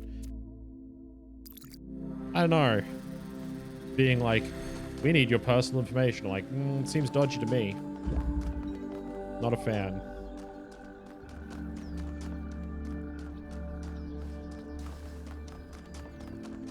See what that does, see if that affects any of the endings to this game or anything later. Puzzle number 7. Okay. 3 and number 8 are that way. Or number 5 and they gate it that way. Oh, we should do 7 while we're here then. Oh, it's in an amphitheater. Self-sufficiency. Okay, this will probably only have like 1 laser generator. Yep, RGB connectors in there. Ooh.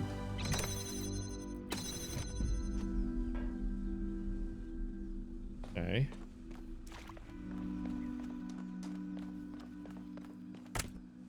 We can take off the fan.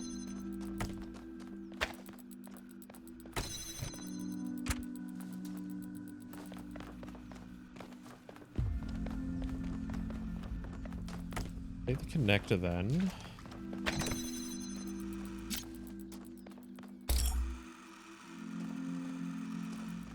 Oh, there's a red one there and the red one over there. So we need blue and green from up here.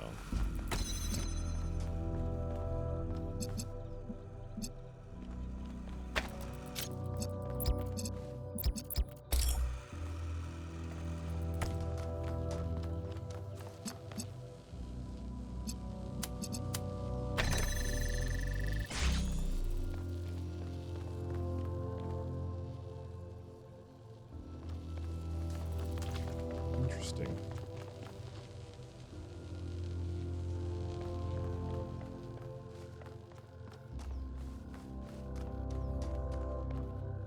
No good angle to get the green one from there.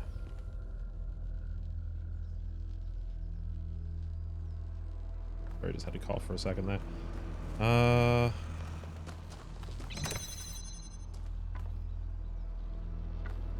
do we get the green?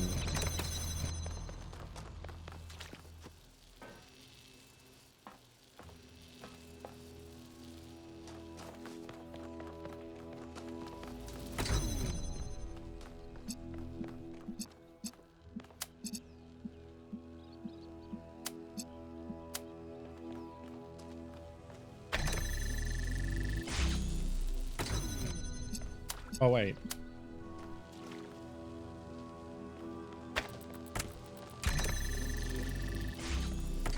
There we go.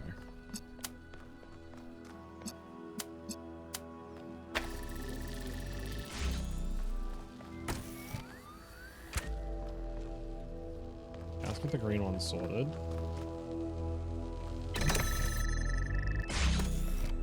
There we go. Nailed it.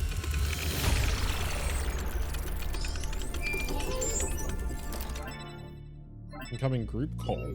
I have good news and I have bad news. Okay. Still no idea what those particle clouds are, but I've managed to fix the transport system. I mean, I fixed another bit of it. Well, it goes to one more station now. Don't complain. 2 stations are better than none. An impressive success rate. Sarcasm. Famously helpful. Why did we bring you along again? Wow. Because I'm new. Ah, that's why you're not scared of me yet. Let's stay focused. We're in unfamiliar territory. We can't afford to get distracted. Al's right. Yakut, what does the next site look like? It's a plateau in the mountains. Seems like more of an open area with scattered structures, less enclosed. Couldn't tell much from the drone feed. There's a lot of trees. Looks pretty, though. Okay. Keep exploring, everyone, but stay alert. I was legitimately being sincere when I said it was an impressive success rate. She's the one who took it to be sarcastic. It's not my fault.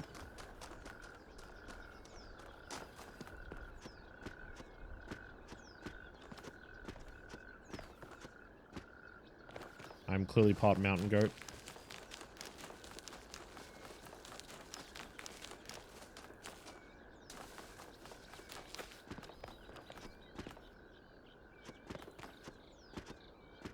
I clearly doesn't go anywhere.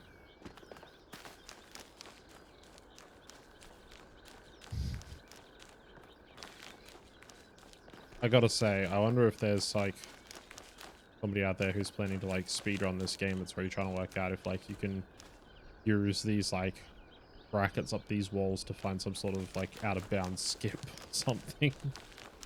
Funny.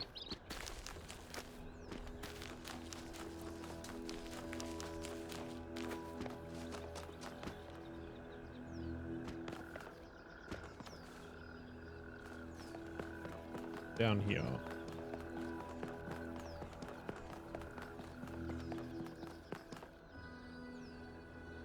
That just appears to be a pathway. All right.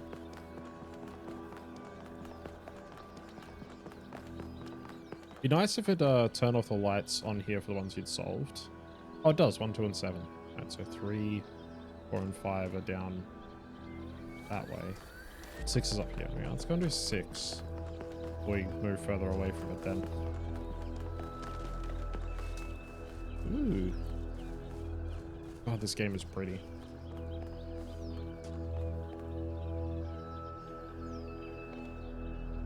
Oh, and everything's back. Oh, because it's showing which path it's along. Right, that's the way back to like the builder and everything. Well, that's interesting. I didn't see that one before. All right. Puzzle.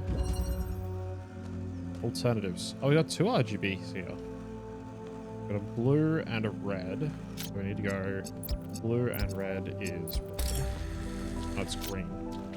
Oh, hang on. Blue and red is green.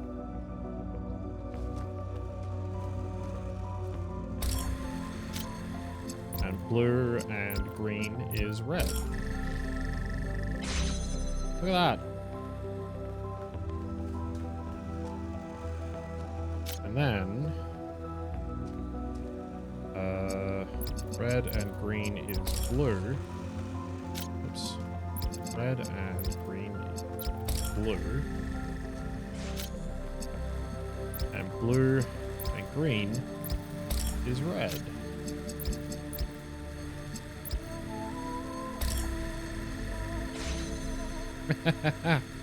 Nailed it.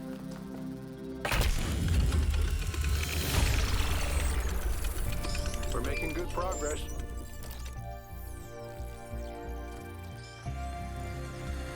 Look at that. That's cool. Hey, Byron. Having fun? Wander around. Thank you for the hype, Toph. I'm feeling pretty hyped. Man, this game is cool. I was curious how they were gonna like build upon the puzzle elements of the last game. And these RGB connectors are a good start. 3 and 8 down this way then.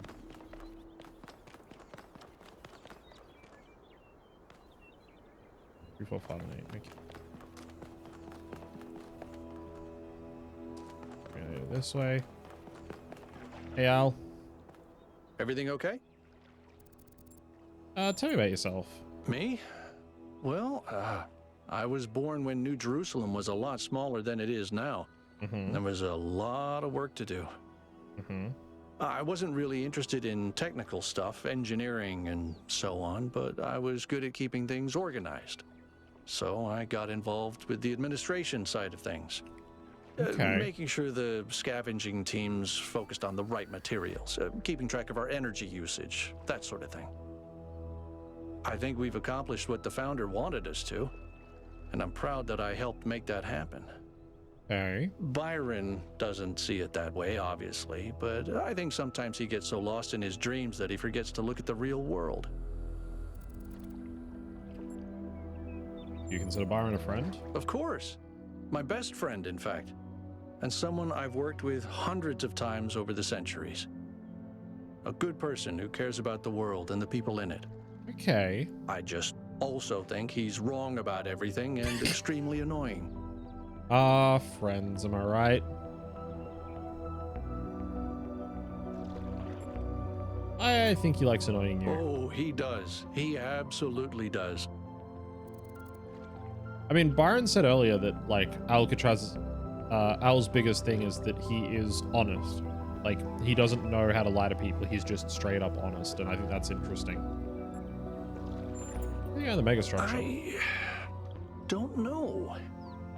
It's obviously impressive, but I think we should be very careful. We're dealing with powers we don't really understand. Yep. Think about that lab I found. I think the only reason to build a lab in so remote a location is because you're trying to hide what you're doing. Yeah. Or because what you're doing is dangerous. Good point. What does the goal mean to you? To me, it means accepting a certain amount of humility. Our ancestors thought they could master the world with no regard for any other organisms. They failed to see themselves as part of a greater whole. I think the founder realized where they went wrong and tried to offer us a different path. Okay. A path where we have a place in this world, but the world is not ours. What do these puzzles mean? Well, puzzles, or trials, as Elohim calls them, were used as part of the process that created the founder. And they're still part of how we're born. They symbolize the human ability to understand the world and solve problems. But nowadays, they don't have a practical application. They are a common motif in the arts, though. The only physically existing puzzles I can think of are in the Museum of the Simulation. What about the ones here? So, to answer your question, no idea. Okay. Thanks, Al.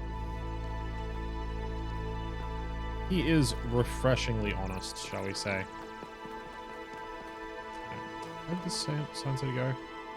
Renated this way.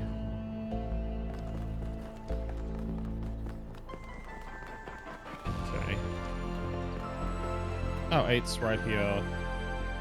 Sold everything over that way, so 8's out there and everything else is back behind us. Okay, let's do puzzle number 8. Man, this music just got really intense all of a sudden, but it's so good.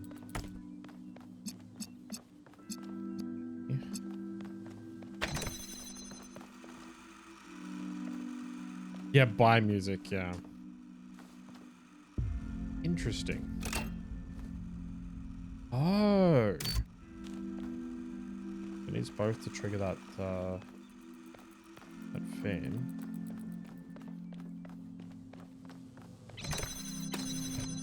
No connector or anything in there. I need to get a green one on there. Need a green one on there to get that cube out. So blue. I don't think we actually need to worry about the fan just yet. I think you need to come in.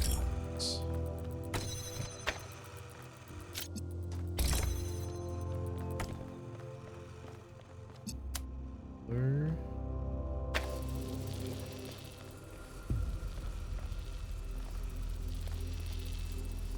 Can't disconnect that fan. It's welded in.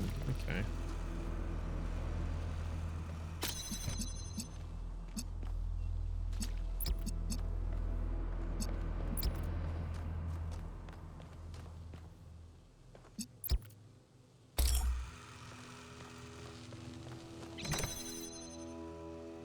There's the blue. Oh, hang on.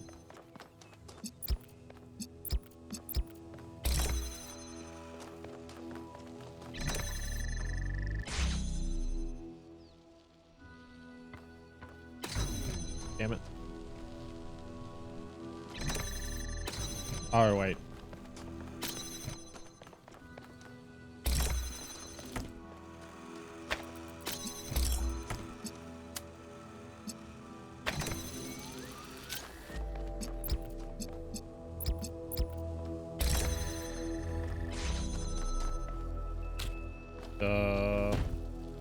Idiot.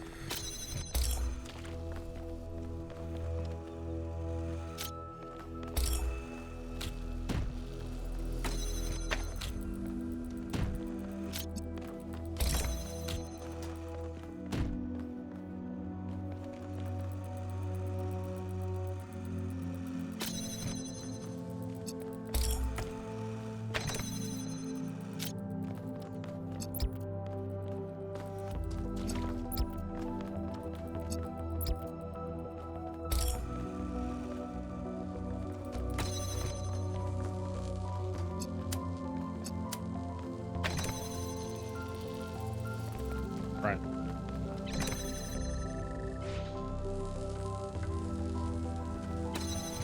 There we go. Now it's up in the air. That one because it's getting the red from there. And we just go green, green.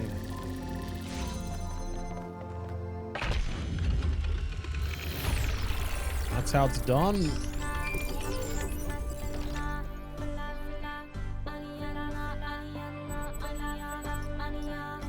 Melville, what did you just upload? A photo? I mean, technically you're right, but... Is that? I can't tell what that is. How did you even manage? You're literally taking a picture with your eyes, Melville. I don't even know how to make my eyes go out of focus. Clearly you've never listened to one of Herman's speeches. Some of us are busy doing actual science, not just sightseeing. Thank you. Okay.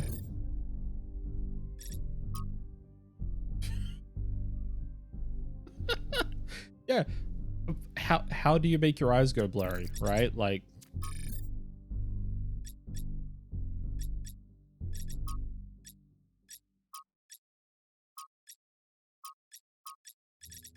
oh wait, city news. Long-awaited birth of her 1000th and final citizen was interrupted today by unknown protection in the skies. Projections identified itself as Prometheus, goaded New Jerusalem inhabitants in indecipherable incantations.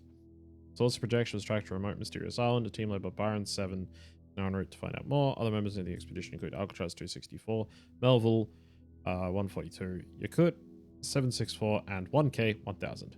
Mayor Hermanubis 452 has once again called for calm and promises the New Jerusalem will be safe as long as the citizens don't forget the ideals of the goal as set forth by the founder. Alright.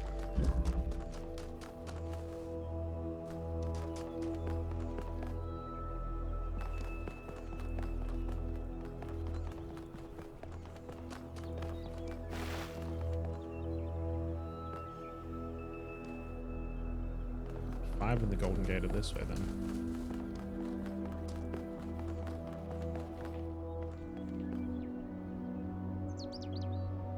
Or 5 in the Golden this way.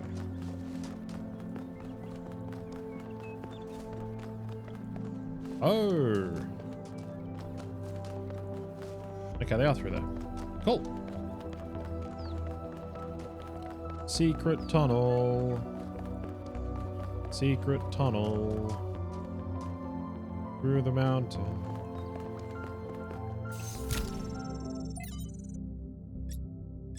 Trouble, okay. Trevor Percival Donovan, known to his friends simply as Trev, never as Percy, was part of the extended lifespan project that formed the backbone of the simulation in the archive. Oh yeah, he was too. Yeah, I remember that name coming up. He helped put together the hardware that made all of this possible. Like Alexander Drennan, he left behind a series of messages to the future. Unlike Alexander Drennan or Arkady Chernovsky, he was forgotten. Not one building or street in New Jerusalem was named after him. I dug up his files in the archive and thinking about them a lot.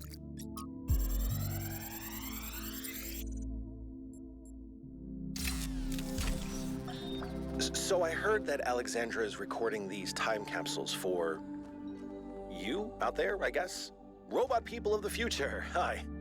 And I thought to myself, surely they'll want to hear more than the wisdom and insight of a brilliant scientist like Alexander Drennan. Surely they also want to know what I was thinking, a dumbass hardware engineer from Staten Island. Tell us about your insights, Trevor. Why did you spend your last months on Earth helping a crazy old Russian guy build the world's biggest backup drive? Well, let me tell you my story. When I was... Yes, Frank. I'm recording right now. Uh-huh. No. You know what? Why don't you go...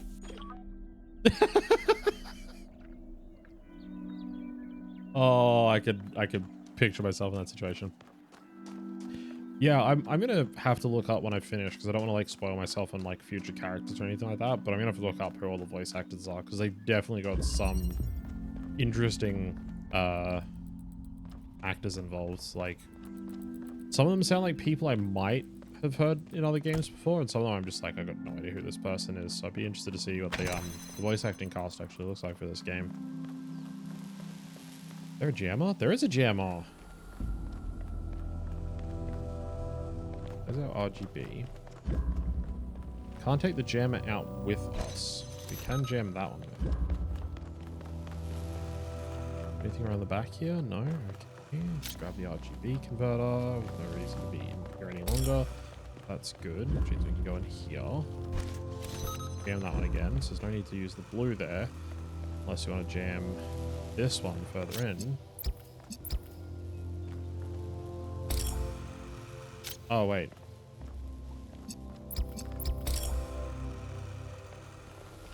Do that. Okay. You want to be all the way out here because I actually need to convert stuff. Get the green. And you be all the way back in here. Like so.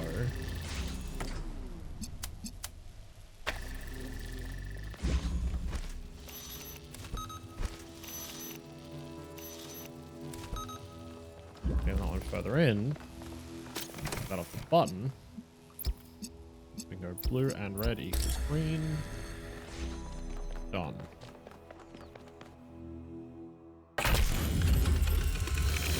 The bridge ring seems to be fully charged now. Try accessing the tower, 1K. No. There's more puzzles to solve, Brian. Byron. Sorry, I said your name wrong. Look, see the lights? Still lights on.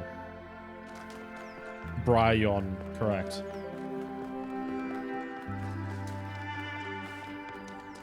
Still puzzles to be solved. My work here is not done. Golden Gate.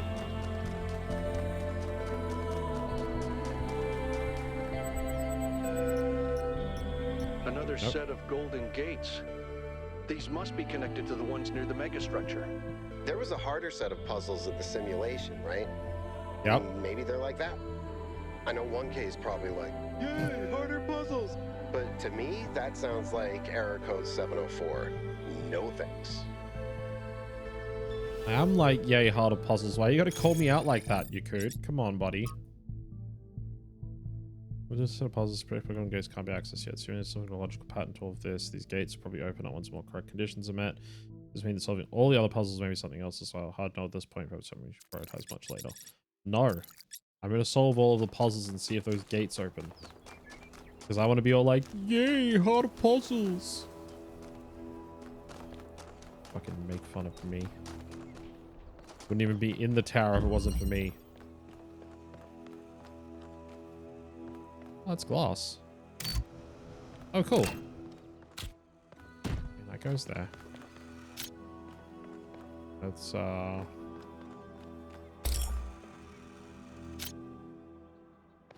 we can't. Okay.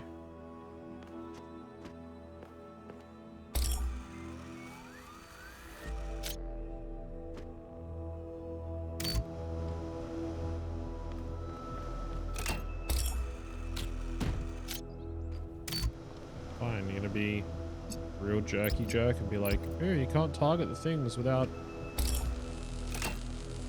being able to see them.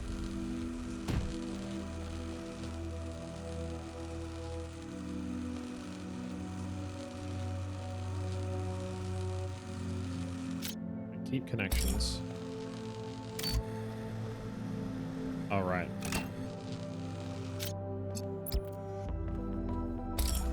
I love that option to keep the connections. That wasn't in the first game. There we go.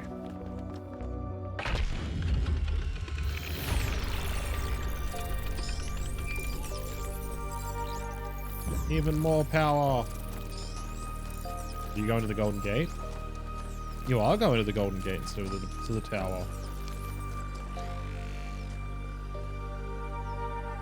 Oh, the door actually like opened up a tiny crack. Look at that. Interesting. So I guess every puzzle that we solve in an area that doesn't open the tower opens those golden gates. Yeah, there's both. There's a lot more puzzles to solve.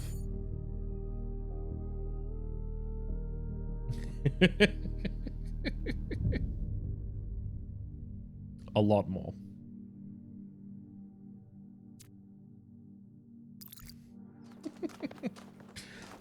I figured you missed that earlier when I first saw the map. Yeah. Look, the first Talos Principle did not fuck around with the puzzles. However, I only here to wish you good luck because I wish to remain mostly blind on this. Is it any good so far? Mars, it took me... you remember talking to me about this in the video game book club, and I know the story and everything like that. It took me over an hour and a half to leave the starting city, which is just all lore and backstory for why this game is taking place in the way that it does. Like, I was just running around looking at stuff, being like, oh, this is from the first game. Oh, this is from the first game, because there's a museum dedicated to the simulation for the first game. So yeah, I've only been here at, like, the first set of puzzles for a little while yet. So, and you can see how much there is to solve in this one. So, and none of that really spoils anything. I'll just say there is a lot in this game, and it has been an absolute fucking blast. The puzzles have been so much fun. The game was like, you go to the tower now in this section. I was like, no, I'm gonna solve more puzzles.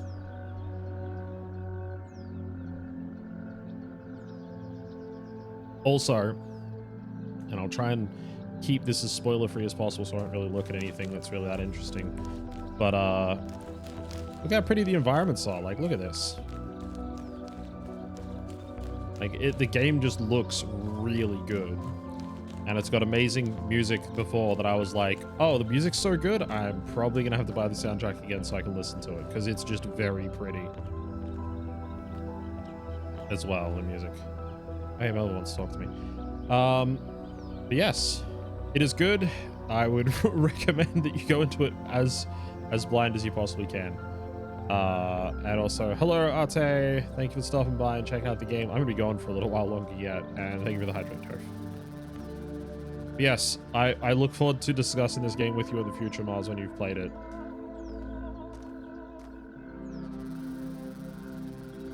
Alright. I'm gonna talk to this NPC now, so. What is it? Tell me about yourself. Founders, Pistons. You want my autobiography now? Go back to writing. Have a good time. Should I keep your eyes and ears open in the game itself? Jerusalem's Yeah. chief engineers. I'm in charge of city maintenance and power management. I'm old as dirt, although not quite as old as that fossil Byron. In short, old, grumpy, keep stuff running. I like Melville a lot. Have any hobbies? Hobbies? You think I have time for hobbies? No. That's cute. If I had time for hobbies, all of you would be dead. Makes sense. Did you have another question? You're a big fan of Yakut's cat. Listen, one day that furry little demon is going to pee on the wrong cable and all of New Jerusalem will just turn off. Forget about the megastructure. He's the biggest threat to our security. What's your evaluation of the megastructure? It's big. It's too big. And it's got a lot of energy running through it. Frankly, I think we should be pooping our robot pants. See, that's what I mean about the language libraries. Pooping our pants. Really? I mean, we don't even wear pants, so yeah, fair point. Any progress to the particle clouds? Yes, but I'm not liking the results. Oh, God.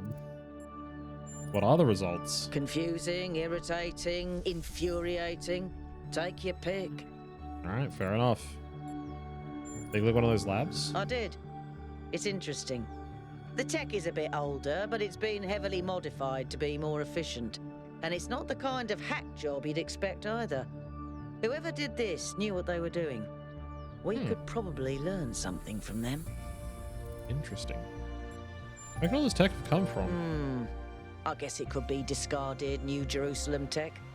The mayor made us throw away a bunch of stuff that was perfectly fine, if you ask me. But I'm not sure.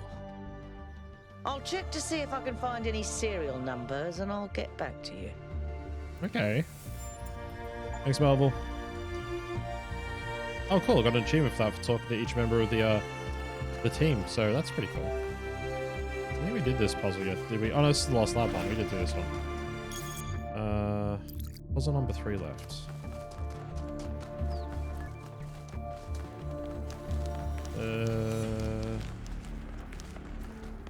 Over this way? What are those signpost markers?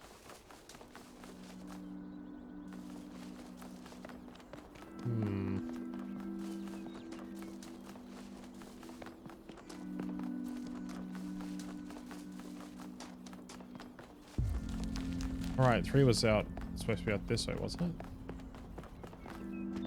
It's the lab. There. So we don't need to go down that way.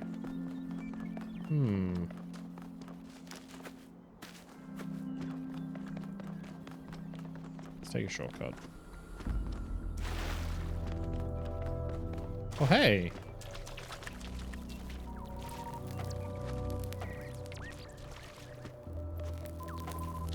That is definitely one of Prometheus's tokens that he was talking about. The question is, how do we get it?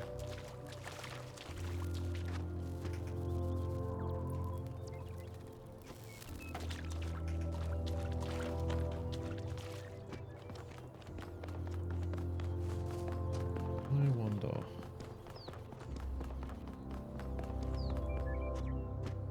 Okay, I think I figured it out.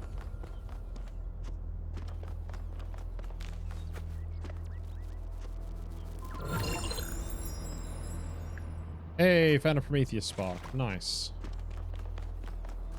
I have to keep an eye out for those. Not that I'm necessarily going to need to skip any of the puzzles, but worth looking out for. Because yeah, you can use them on this to skip the puzzle. Okay, so what do we got here? We got a button. Very classic. What's in here? Just the green light. Oh, okay, yeah. So green and red equals blue. It's another repeater. Because yeah, green and blue equals red.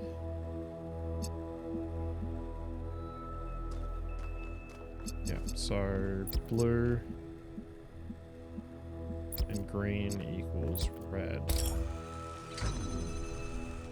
But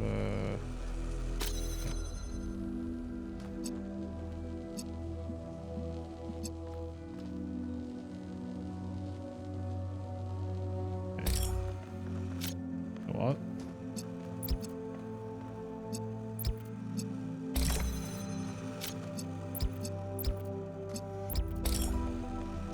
Oops. Green and red is blue. There we go. Aha.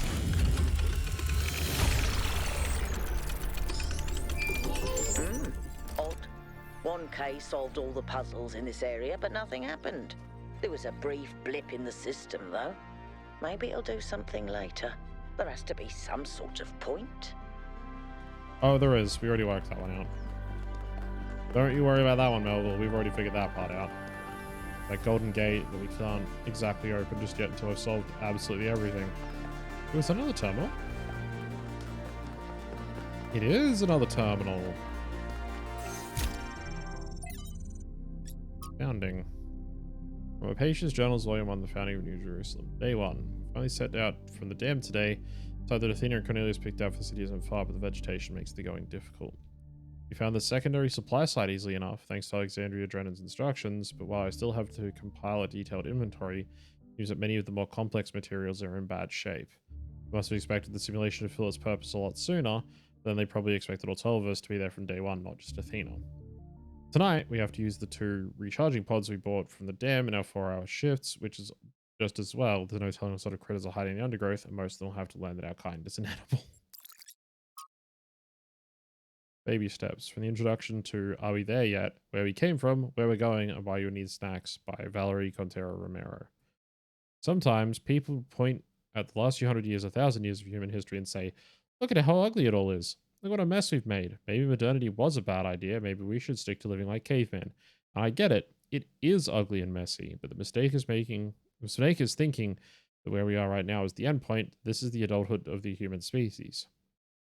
I mean, try to apply what you know about human development to human history. Think about babies. Babies are ugly. Admit it. You all know it. They look like tiny old people covered in mucus. They have soft heads, and they grow into children, tiny sociopaths with undeveloped brains. And they become teenagers, pimply, self-righteous lunatics driven by hormones. And then, slowly, if you're lucky, they gradually become adults. Development of the human individual is always ugly and messy, but that's its point. That's the point. It's development towards something. The same applies to humanity as a whole. On a geological scale, we've barely just come into existence. We've gotten through the baby phase, which has about survived our childhood, but we're barely teenagers. Stopping here would be disastrous and a betrayal of everything that we could still become. You may feel the weight of history on our shoulders, but this is just the prologue. To put it into pop culture terms, we haven't even made it out of the tutorial yet. Just because it's all pimples and hormones of frustration right now doesn't mean it's never going to change. Lamau what indeed, Toph? The Dead City. From Considerations of Beginnings and Endings by Elwin 258. I think that all the time Athena spent in the Dead City changed her. I don't think she conceived of the goal before. I think she believed fully in the naively optimistic ideas of Alexander Drennan, but walking through those ruins is a visceral experience. She spent a great deal of time there looking for resources. It's the sheer amount of death that gets to me. How many animals our ancestors killed, many to the point of extinction, entire species eradicated, sometimes for the most superficial reasons. Whenever humans arrived somewhere, death would follow. And then it's the great blowback, the deaths of billions of thinking beings, the extinction of humanity itself. It's too horrific to truly imagine, but I suspect that the founder spent a great deal of time doing just that, and that's when she must have realized there was no way back from the growth-obsessed, all-consuming civilization of the past. Interesting. Alright. We found that sparkly thing that went towards the tower that we couldn't get to before. But now you've got all those tetrominos. Which, by the way, what Tetris blocks are called? They actually have an official name. They're called tetrominos. Okay, so that piece works there.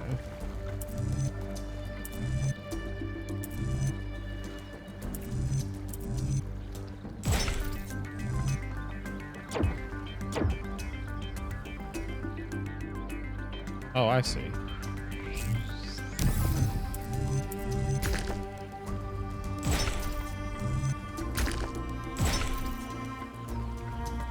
I don't know if this is relevant, but St. Edwald believed that tetrominos represented the name of God and God's ability to reshape the world.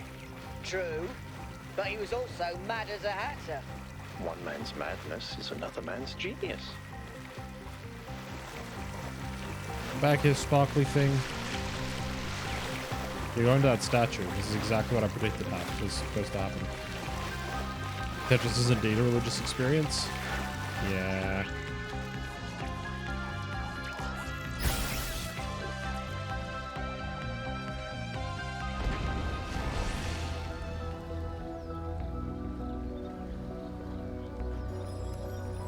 Oh.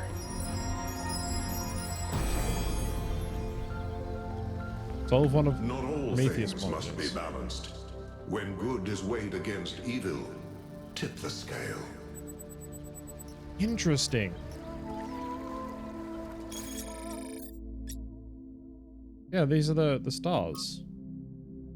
So by me, I've discovered what seems to be like another mystery solved. Stars, clearly inspired by the simulation which are gained by solving puzzles related to these monuments to Pandora, Prometheus, and the Sphinx. Oh, okay, so we're going to run into Pandora and the Sphinx as well. Perhaps these stars are somehow related to what you could dub the astronomical temple. So, stars were a thing in the first Talos Principle game. I think that was more like a recording. The entity didn't appear, and the system didn't react either. Stars. Another reflection of the simulation. Mm-hmm. Yeah, so the stars, like, for anyone who was here earlier and saw like the opening puzzles and stuff like that, or anyone who's played the Talos Principle 1, you may have seen the stars then if you played it. But like, you would get the tetrominos for solving each puzzle, which you'd use to like unlock specific gates and stuff like that.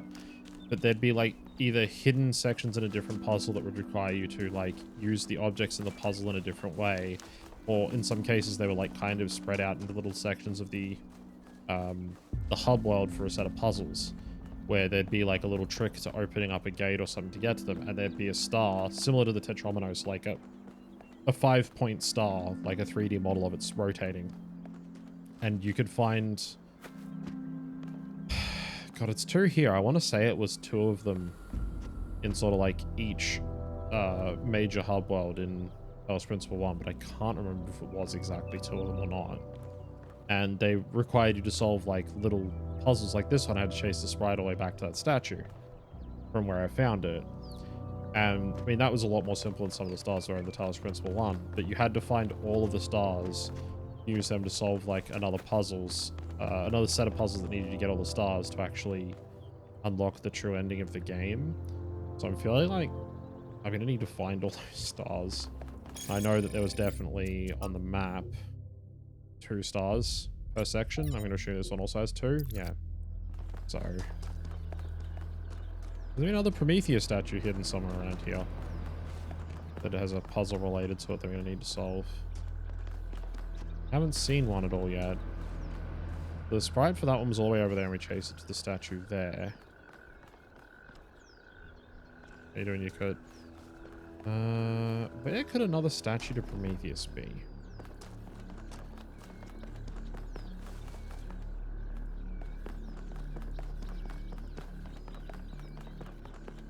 That's going to be the interesting part, is finding where all these stars are actually hidden is going to be the tricky part. Okay, that's the other one.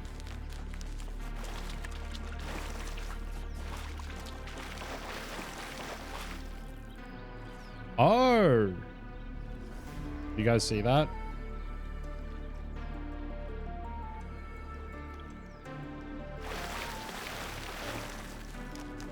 No?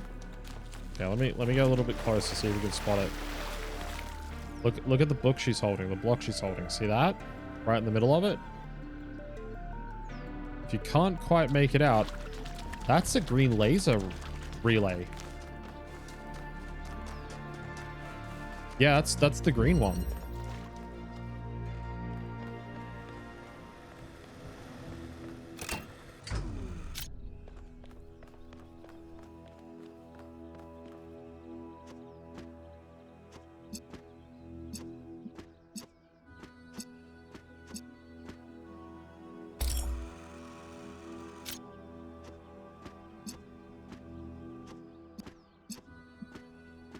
Well, let me do it while I'm in midair.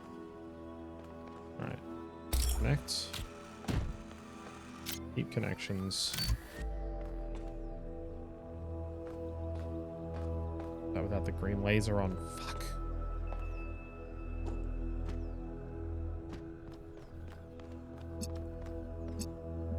There we go, got it.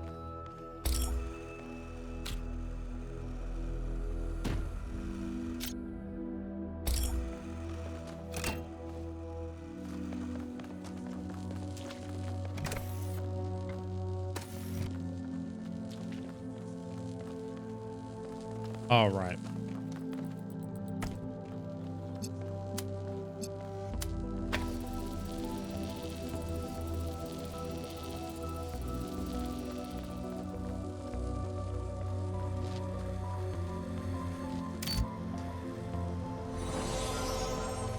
That's got it.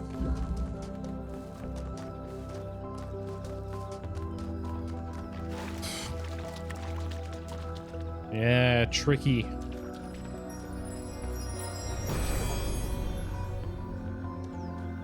When the first man picked up the first stone, he did not do so to forge a tool.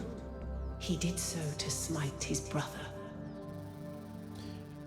I mean, if you believe the Bible, that is correct.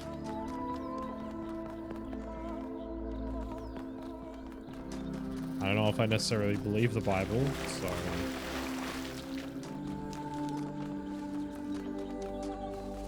implies that Cain killed his brother Abel. That was the first time a man picked up a stone. I'm like, I don't know necessarily about that one.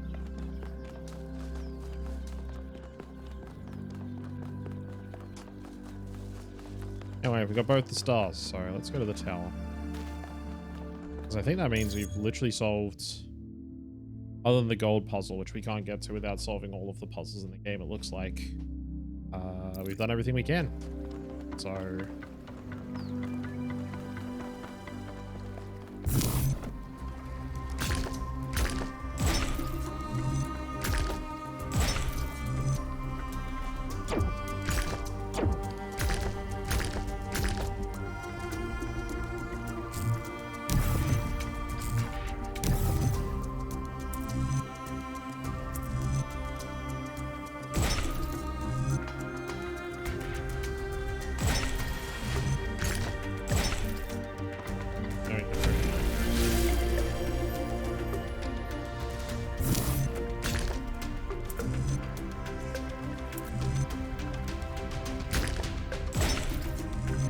No worries. Hey, shit, it's all good. The game is awesome. You're just in time to see like the first big moment, shall we say. When I was booted up, I was terrible at the Tetromino arrangers. Those are actually the only ones I was good at. What? I'm just saying. Under the influence? That's perfectly fine. I'm not, because I'm solving puzzles and it would make it harder. Alright, let's see what's in this tower.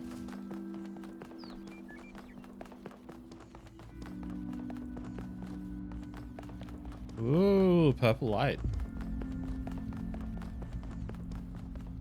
Is that some kind of anti-gravity? I'm not sure. Could be, I guess. Yeah, no bugs or issues so far.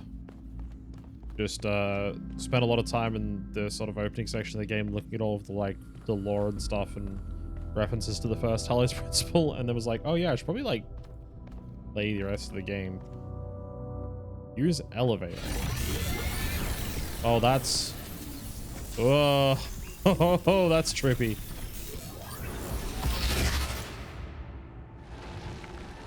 Okay.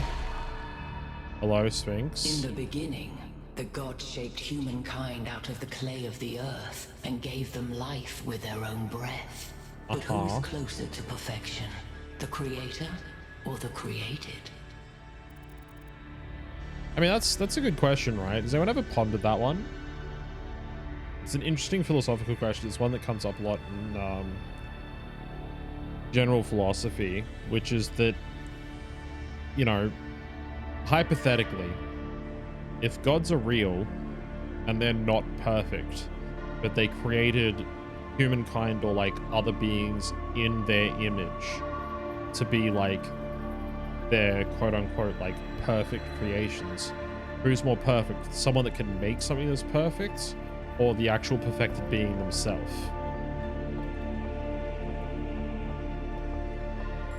Neither, because perfection is impossible. The man who lives on the plains imagines that the gods dwell on the mountaintop.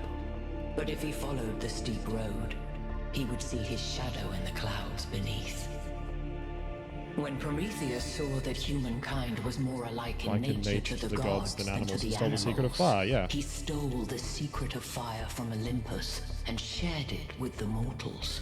Was his theft justified?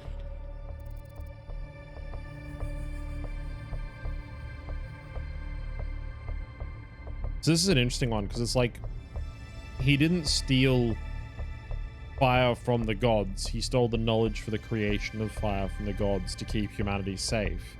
And the idea is supposed to be like, this is not necessarily correct in my opinion, right? Because it's like, parents should not leave their children helpless. It's not like necessarily that. But and it's not like, no, because we shouldn't have had fire and no knowledge should be earned or gained. The problem is that like Zeus punished him. Zeus punished him for stealing the fire from the gods and giving it to the mortals, not because the mortals now had fire, but because, you know, he stole it from the gods who quote unquote owned it. So it's like, yeah, Zeus, you didn't create it yourself. You stole it from the Titans when you fucking overthrew them and took over Olympus. So you don't fucking have the right. You stole your place to be the gods of the human beings anyway, so no. If Zeus did not own fire, why should humankind? Fair point, Angered but still. by the betrayal of Prometheus, Zeus punished humankind by creating Pandora. Yeah, fuck you, He gave Zeus. her a box, and when she opened it, from inside escaped sorrow and suffering. All that remained within was hope. What does this mean?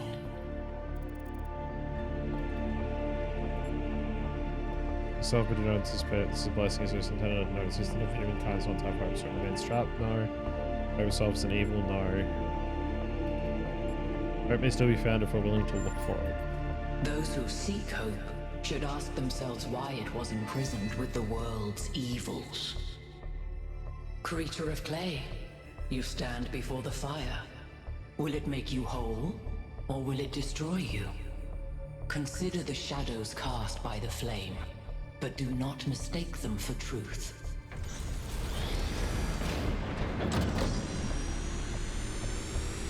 Okay. Is this going to be like a massive laser shooting at the megastructure? Yep. Guys, look at my stream. The beam 1K activated is connecting to the pyramid. That looks like a massive amount of power.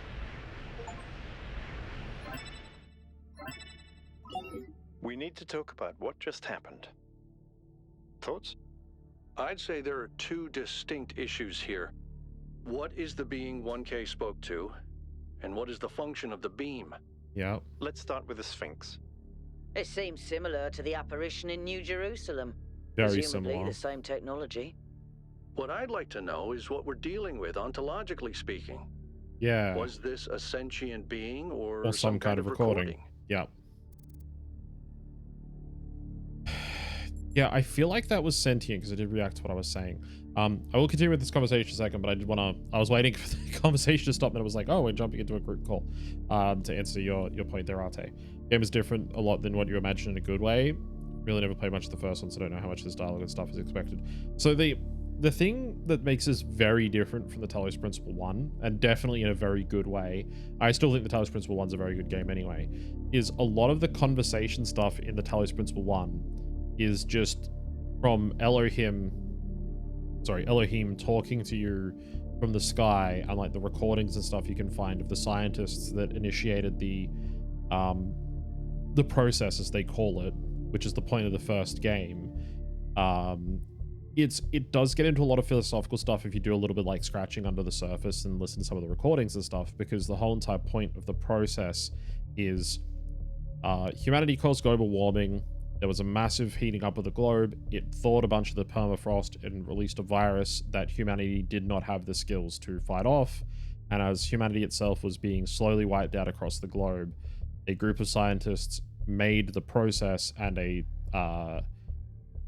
robot body that could sustain, you know, the being that went into it. And the point of the process, and Elohim, which was supposed to be like, quote unquote, the god of the world inside the process, to like basically keep running simulations until it happened, and slowly we got actually sentient as a learning algorithm over the course of the centuries it took for it to complete. And his point was to find the first actual true AI. Not that it knew what it meant to be human, but that it knew what it meant to like comprehend your own existence and to like have that philosophical knowledge of what it means to like exist as a being with thoughts and feelings and stuff like that. And where it gets into like some interesting philosophical stuff in the first game is Elohim is a Hebrew word for the, you know, God, basically. And it gets into a whole bunch of stuff around the nature of humanity, what it means to exist, as well as some of the deep existential quandaries about stuff like if humanity is the cause of its own destruction, what right does it have to continue on? And the whole parent-child dynamic of, if you are a parent and you give birth to a child and your child lives on to drastically outperform what you did and all the rest of it, isn't that the whole entire point of having children, sort of thing? Kind of pathetic considering we're living in a post-COVID ChatGPT era. I'll remind you, the first game came out in 2014, 9 years ago. So yeah, kind of prophetic. But yeah, there's a lot of interesting philosophical stuff in there. Like there's also the fact that the Milton Library Assistant, the MLA, takes on the role of basically the snake, because the whole entire game is supposed to be the Garden of Eden, and climbing the tower at the end of the game and getting like the true ending is all about defying the word of God, which is Elohim. And that was like what Elohim was designed to do. And the reason why he tells you not to climb the tower is he's terrified about the fact that when the process completes, he will cease to exist. So he's so scared about the end of his own existence that he encourages the people in the simulation to never follow through with what he's doing, to never follow through with what they believe and everything like that. And that's why the game actually has 3 different endings. One where you become one of the like the shepherds of Elohim, where you get to leave a QR code, which if you have people on your friends list that buy the Talos Principle, which happened to Mars, one of my VTuber siblings that played through it when I did the video game book club, he was wandering around and there's some places where the QR codes go up on the wall on different puzzles, and if other people in your friends list have played the game and got that ending, it gives you like a set list of different options you can pick from for what your QR code says, but they can wander around and find the QR code and it'll be attributed to your Steam username. So he actually found one that was attributed to Avros in the game, and he was like, wait, what the fuck? And like, yeah, really, really cool thing that they added. That's one of the endings. The other one is that you basically just like go, you go up the tower, but you don't actually go through with it. Go down to the bottom, you solve all the puzzles, and you go through like a doorway into like quote unquote heaven, and Elohim's like, well, you solved all the puzzles, you proved that you have all the logic and stuff like that, but you didn't pass the final trial of whatever the final trial is, so I guess we're gonna reset you and try again.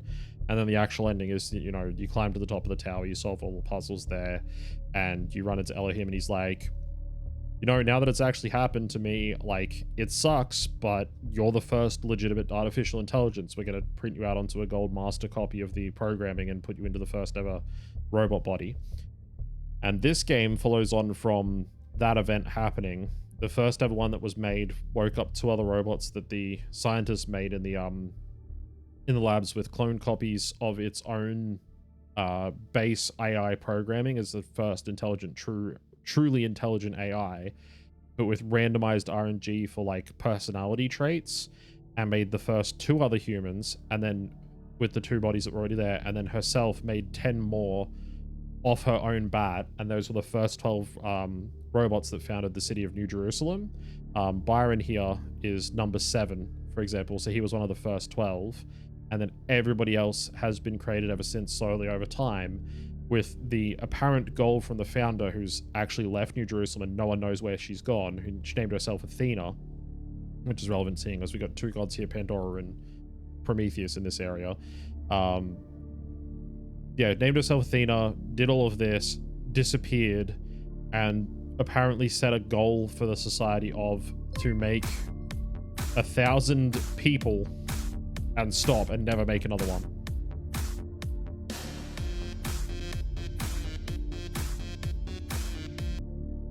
Hello, Oni. Welcome in. Thank you for the raid. Let's give you a shout out to the Aussie Oni.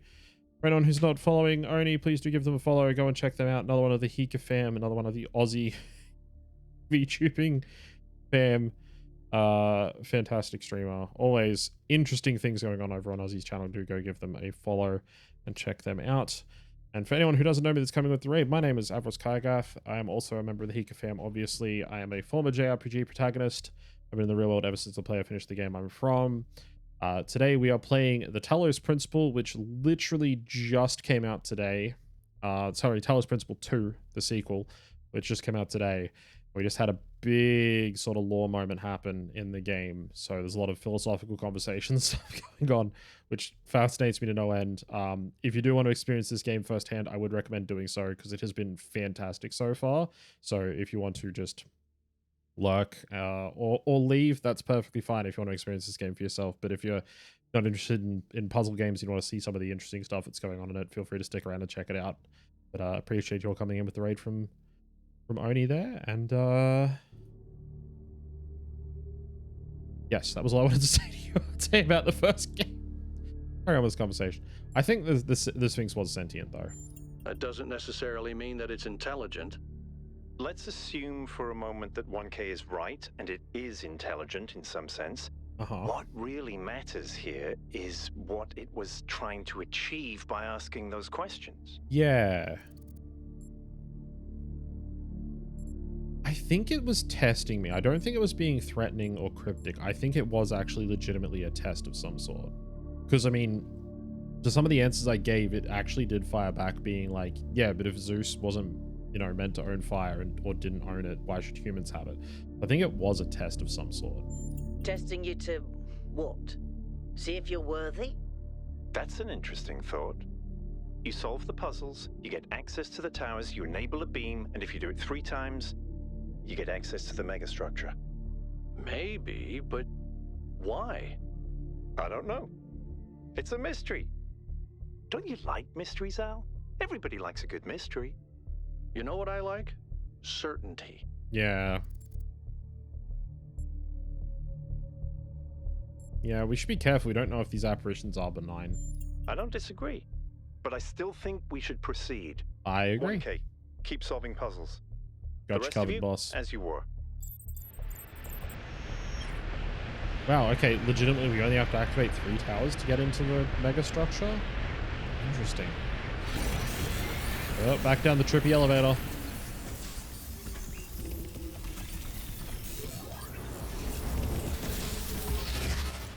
Alright. Oh, cool. Yeah, I got to show off one of the other really interesting things that, well, other interesting things that we, got to do early on in this game that most people here haven't seen it because I haven't used it for like 2 hours, I think. Because when I first got to this section and started solving puzzles, we came along a transportation system which opened up to, I'll turn around a second so you can see the tower, opened up to, we didn't even see this ring or anything, we just came out up here because I'm heading in that direction. Because this was really cool. Like, we hadn't seen anything really like this yet in this game. There's been a few really, like, interesting moments where you just see stuff you just, like... At least I have been blown away by what it looks like. But yeah, we came out, like, here to this view. And I was just like, holy crap. Like, look at that tower. Like, look at all of that. Just take all that in. We got to, try the capsule. So thank you for the follow there, Outlaws IM21. Okay. Had to work that one out for a second. Let's head back this way so I can show anyone who's come in what the mega structure everyone's been talking about looks like. I like these as a loading screen, actually, the tunnel. I got it? Hell yeah.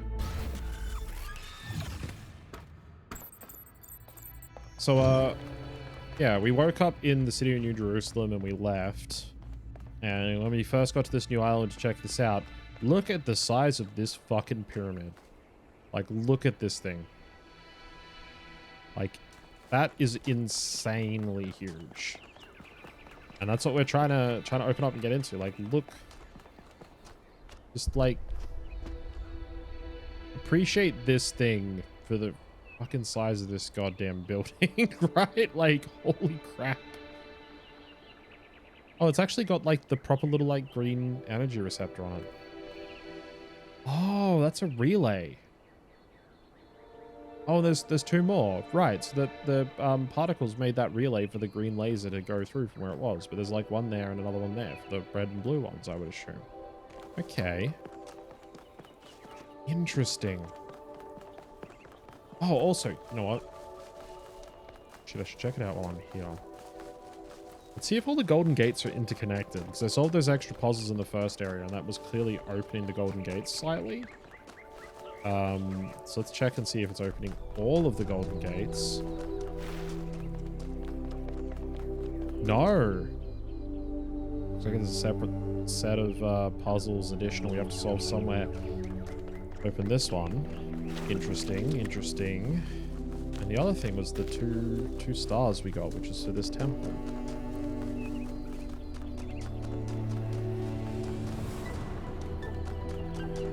Oh, I love playing puzzle games like this where you got no idea what the hell's going on. You have to like slowly piece things together as you play.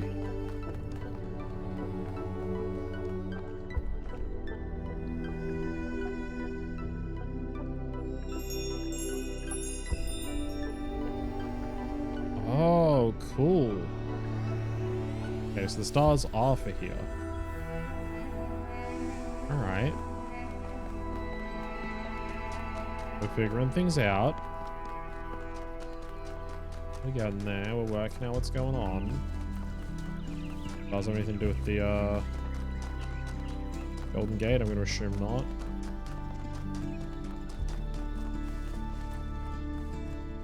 Oh, cool. All right. Let's head back on over to the station. Let's go to the next area. I will say now, there is definitely no way I'm finishing this entire game in one night. We've seen how much exploring and stuff you have to do to find all of like the hidden stars and stuff like that. And I'm not gonna miss out on any of that the first time around because I'm a thorough kind of guy. I want to east too. Challenge proposed. What, finish it in one night? No, no way. I mean, I've been streaming for nearly 5 hours and we've just finished the first area. So... Alright, everybody. I'm sure you're all excited to check out the next site, but while you're there, remember that I'm still trying to fix the rest of the transport system. You know, to get that success rate up a bit. Oh, come Maybe on, there's Melville. another one of those labs that Wonka found. If there is, look for more documentation, please. Damn, that was like built into the side of the mountain. That's fucking cool. Another set of Trovanos I need. Otherwise it's just a fucking drop down into a ravine. Alright. Cool. What do we got this time? We got 8 puzzles, a golden gate, and 2 lost puzzles again. So let's get to exploring. We need to find the lost puzzles at least. That's the important part. Start with, because they're... Alright, cool. Another Prometheus just spark. picked up some kind of decryption key. Could try using it on those terminals inside the puzzles. Nah. Don't need it. I can solve the puzzles on my own. I don't need the cheats to skip past the puzzles. Okay, puzzle number 8's out this way. Brain hurt from puzzle. I'm pretty good. Pretty good at these sorts of games. Be more, I'd need to get some sleep at some point. Hi, Melville. It's puzzle number 8. This continues on this way. I feel like there's going to be a hidden one out this way then. Let's see. God, the music's good though.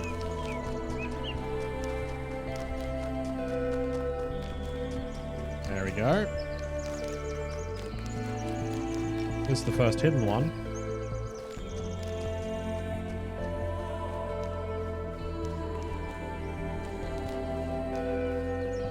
Let's see. Ooh, this is new. Oh, this is the driller. This is the thing that makes the...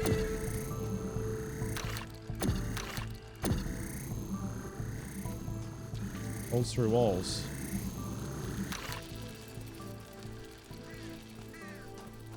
Is it...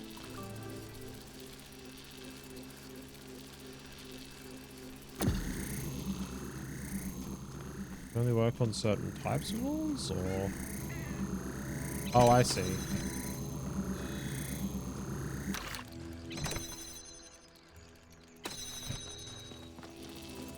I think I've worked it out. Yeah. It only works on these types of walls.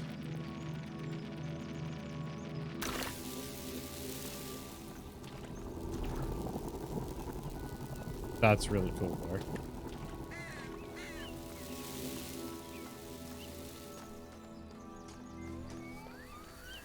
Okay. Looks like Portal in a way. It does a little bit, yeah.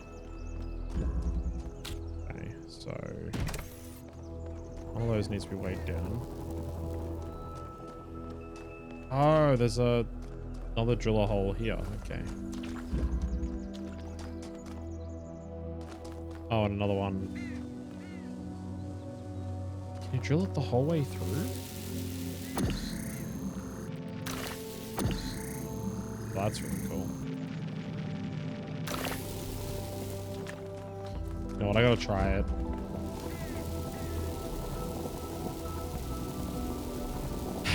All right. Can't grab the driller through its own hole. They did think of that one. Come on, Crow Team. Give me a break.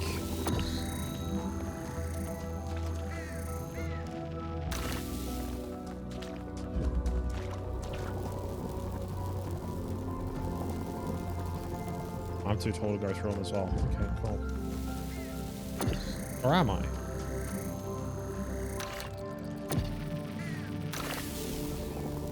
Yeah, I am. Okay.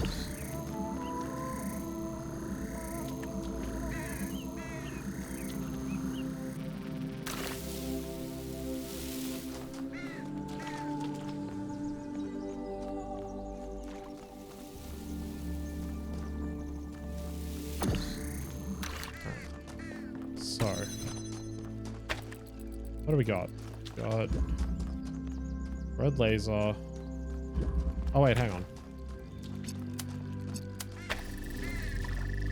Purple barricade there. We can get through that one. Okay, cool. Can't take the fan off that one. Just needs a button for the fan to work. Let's try something.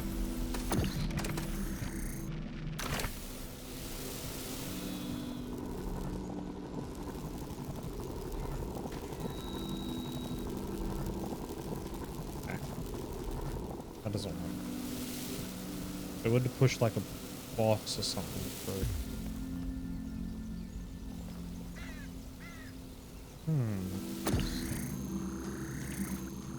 But I have to be so tall? I don't know, man. I really don't know.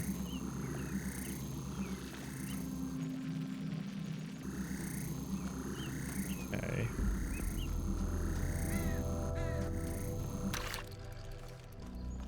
Missing anything, are we?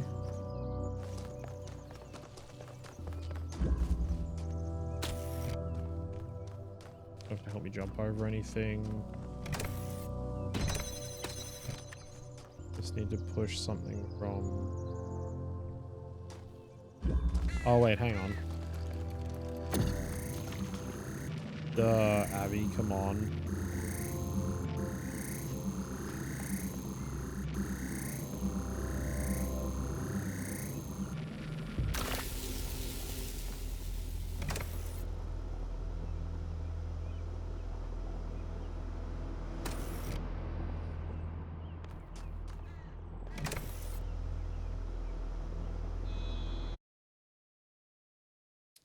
Oh.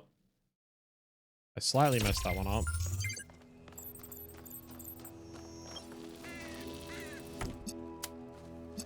I thought incorrectly. No, I reset the puzzle so that I wasn't completely blocked. Because I was thinking, right, like, if you pointed it like this, right, so it's making a hole, it would continue pointing that way and make a hole in the next one. If I did this, what it ended up doing is turning around so it could stop the hole in the one in front of me there, which then doesn't work because now it's like stuck all the way down there and I've got no way of getting it back. So, yeah.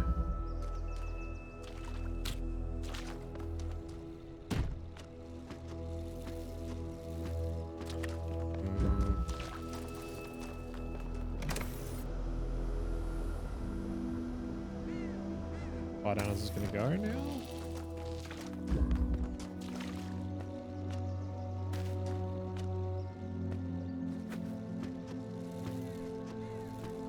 Out of reach, okay.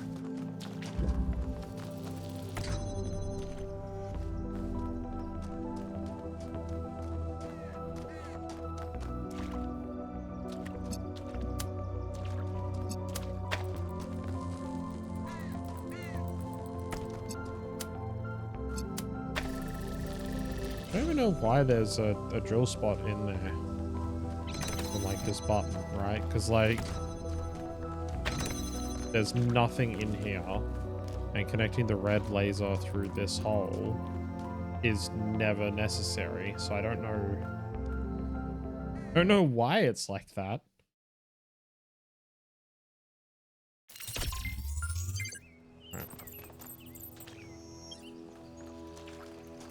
Yeah, like if we take this to this, it's like there's no reason to do that because when you take the connector off, it's just stuck in there and it's like, cool, I'll get the red one and connect it I can't go through the blue barricades. Like, functionally pointless. Like, cool, now I can run through here and do nothing. Oh wait, unless.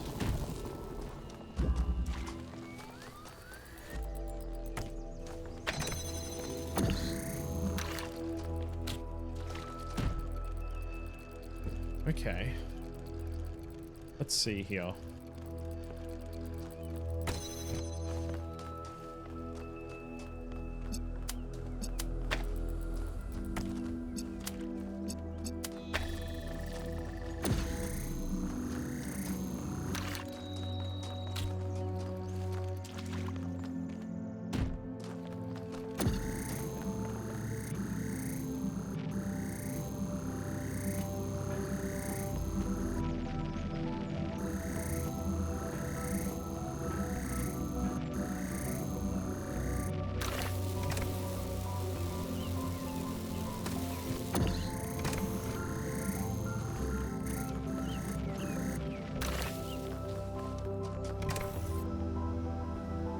Doesn't work either. Alright. I'm gonna take a very quick bathroom break, get some more water. I will be right back in a second. We'll see if we can't figure this one out.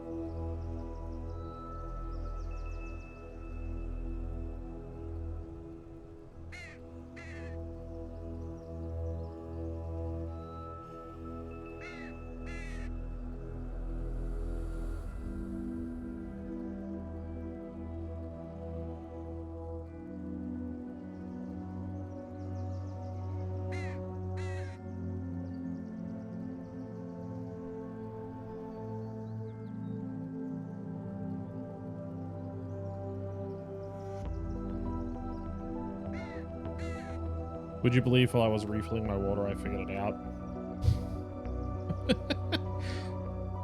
Taking like a few seconds to step away, and I was like, oh wait, hang on, I've worked this one out. Yeah. So, need to weigh this one down so we can get a hole here, so we can make a hole. Go through, grab the box through the hole, back through, grab the box, take it out, grab the driller. Actually, no, I want to leave the driller there for now. Hit the connector, drop the box on there. Put the connector through the hole. Now we can have the connector in here.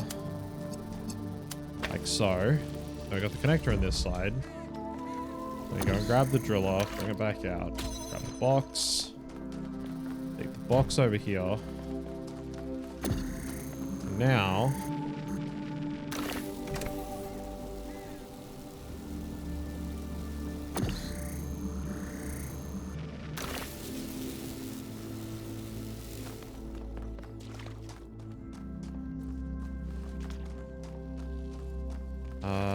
now I just gotta figure out this last section.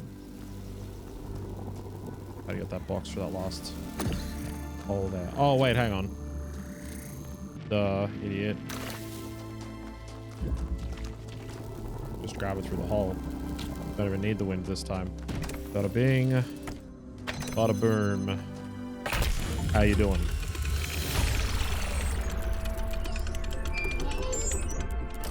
Oh! I got an achievement for that. That many of these structures are not strictly functional. There's a sense of aesthetics, of beauty here. This place might be meant to test us somehow, but perhaps there's more to it than that. The achievement I just got, which is interesting, is I got an achievement called what's the achievements? Real quick. Oh, I can't actually look at it in the overlay. I got an achievement that was called something like just one time, which is to complete this puzzle, which is called Loop. I'll show you. It's called Loop. To finish it in just one circle around instead of needing to do multiple. So like quite literally I went through this once, through that once, one time. Didn't even have to go through like looping stuff around multiple times. Because technically you could get the box, right? And use the box to like weigh down the button so you could put the connector on and have the connector go through and all the rest of it. Like you could do multiple loops and multiple different ways of solving that. That's just the simplest solution that I thought of as I was like away for a second refilling water. I was like, oh, hang on a second. I was very close to actually solving it. I just didn't push the laser through the first driller hole. That was my first mistake. The brain is huge. I don't know about that one. I just spent a very long time over the years doing logic puzzles and stuff like that, and my brain just works really well in specific logic puzzle environments and stuff, so I'm just kind of used to this sort of thing. And playing the first Talos Principle game definitely helps. She's got another green one on her box there. It's gonna be that puzzle down there that connects up to it as well then. Okay. Is there another one I can see from this hill? No, it definitely has to be that one then. Okay. Keep that one in mind. Puzzle number 7. This is one on like the back of her. That's not okay. Something to keep in mind. Green laser to go onto the block again. Eye of the Needle. Oh, we got another driller.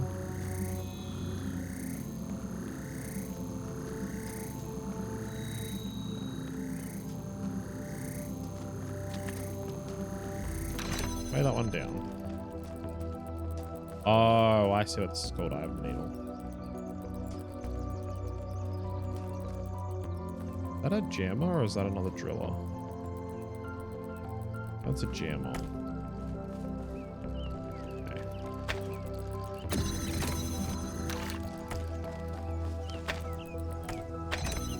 That one there. Grab the driller. There's a drill hole, so we can grab the box. Box out.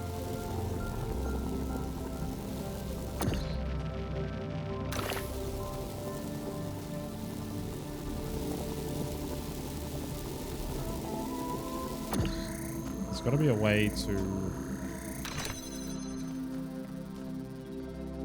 There's a ladder to climb back out.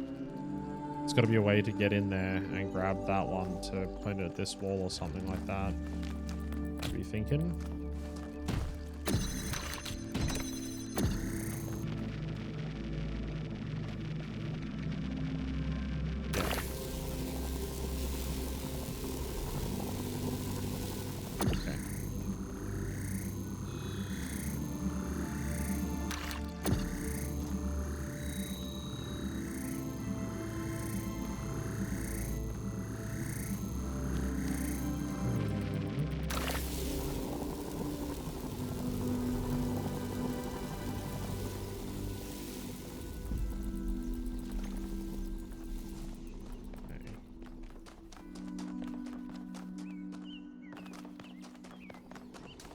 Look here. There's that one and that one. That opens this.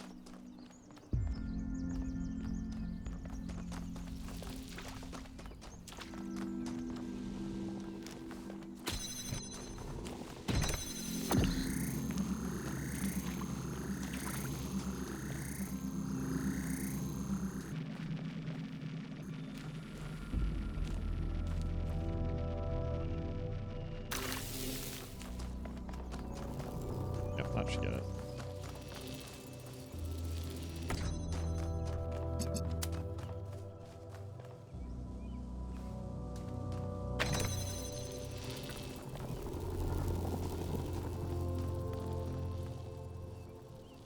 That has to be a jammer. Why get in there?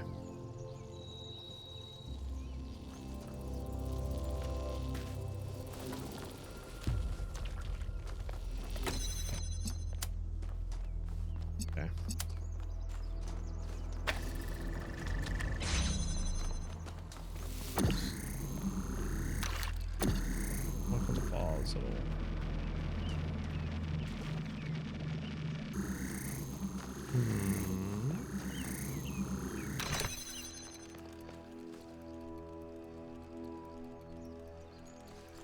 hang on.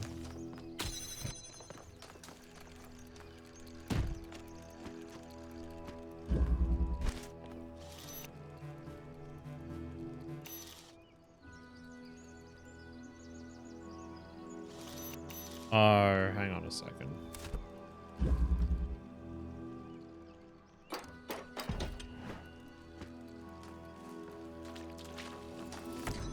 Come back here.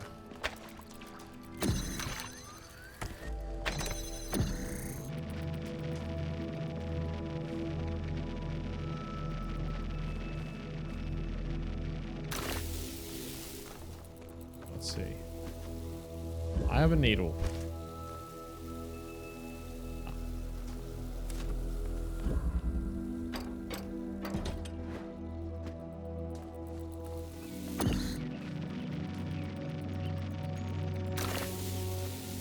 That could be a good enough angle. Look at that. That's got the jammer working. So now I can take the box. And we're going to use the box to weigh that down.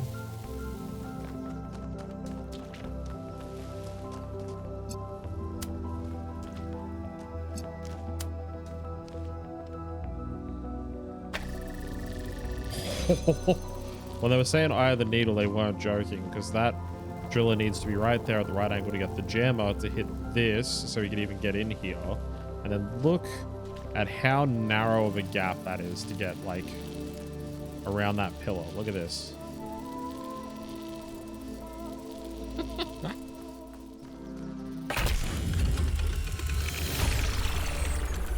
I like these new mechanics. I'm liking the driller. Yeah, they designed it to be like really tight. Why puzzles? Is it just their symbolic value because of our history? Because the thing about puzzles is they can be solved. Yeah. But if this is about testing us, what are we being tested for? It can't just be about spatial reasoning. Our curiosity? Our persistence? You're assuming that this place follows a coherent logic. Yeah. My impression is that it's full of contradictions. And that's the problem, right? Is that we're assuming that this is designed. These puzzles could have been just dropped here for like no real reason.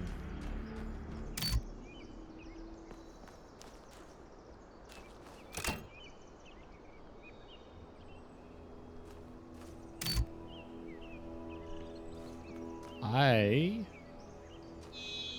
don't know what this is for.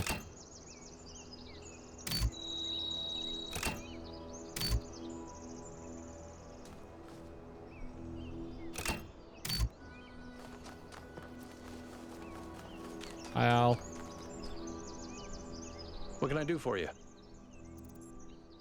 do you make of the Sphinx? Whatever that being is, it told us that we stand before the fire. That can only be a warning, and I think we should take it seriously. We don't want another New Alexandria. Wait, what's New Alexandria? No, sorry, what's New Alexandria?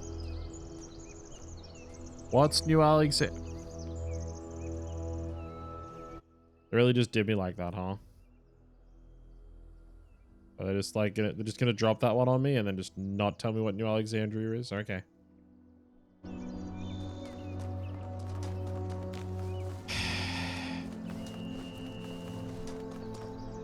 Oh, you don't want to talk to me. What's that?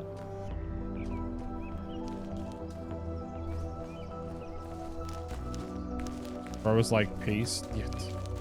Tell me about it. He was just like, yeah, I'm good. I'm just gonna leave now. New Theology by George Bernard Shaw. Yeah. Interesting philosopher, I guess. The object of the whole evolutionary process is to realize God. That is to say, instead of the old notion that creation began with a God, a personal being who, being perfect, created something lower than himself. The aim of new theology Just turn that process the other way around. It conceive of the force behind the universe as working up through imperfection and mistake to perfect it. Mistake a perfect, organized being having the power of fulfilling its highest purposes. In a sense, there is no God as yet achieved, but there is a force at work making God, struggling through us to become an actual organized existence, enjoying what to many of us is the greatest conceivable ecstasy. The ecstasy of a brain and intelligence actually conscious of the whole and with executive force capable of guiding it to a perfectly benevolent and harmonious end. That is what we are working to. Companions by Randolph 777. Of these events, Niam decided to consult the writings of the ancients. While philosophy and religion interested her, it was an art and all sorts came to revelation. By delight, she discovered that the meaning was not something constructed purely out of logic or will, but it could also be found in stories, that even when the characters and the events of a story were not factual, they had a validity and weight as if they were somehow real life. He was astonished that such profound experience was freely available to all humans, but was concerned that too few took advantage of it. So she set out to enrich the inner lives of her fellow citizens by promoting the arts, starting with the legacy of Gehenna. Sounds nice. I'd like to meet her one day. Must know more about New Jerusalem art history than anyone. Do remind me to explain how to pronounce the name. The default settings of language is wrong. Introduction to Leviathan by Thomas Hobbes. Nature, the art whereby God has made and governs the world, is by the art of man, as in many other things, so is this imitated. That it can make an artificial animal, for seeing life is but a motion of the limbs, the beginning whereof is in some principal part within. Why may we not say that all automata, engines that move themselves by springs and wheels as does a watch, have an artificial life? What is the heart but a spring, and the nerves but so many strings?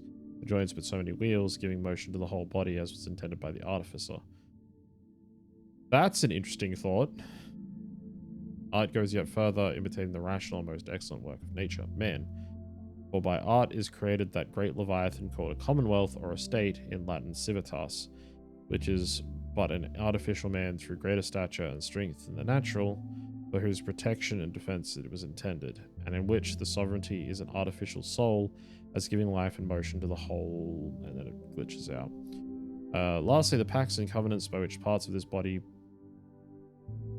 parts of this body politic were at first made, set together and united, resemble that fiat, or the let us make man pronounced by God in the creation. It's always that Hobbes has read Stratton, extrapolating the Talos Principle to the level of the state, but unlike Stratton, all you wish to do at the end of the day is make a powerful will to control this machine, telling what to do. Yes, the Talos Principle, which posits that man is no more than a machine. Any more levels on the back of these? Okay. I have to check the behinds of all of these as I finish each puzzle. Let's go and check the hidden one, see if it's got a lever on it as well.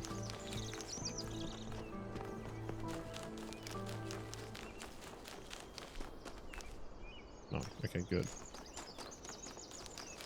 Groups 7 and 8 are well groups.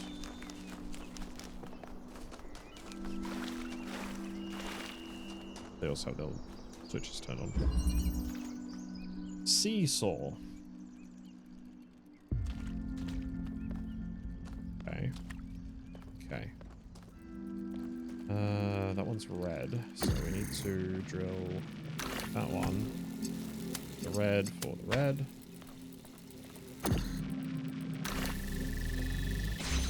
Open this, we can grab this one. Oh, I see, I see. Guess we need to get blue from over there to here. We need to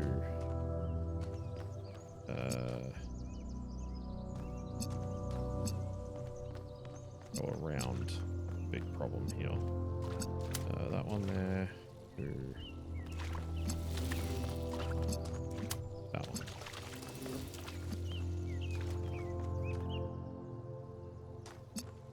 It not block the red.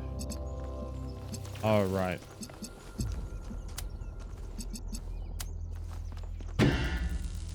Damn it.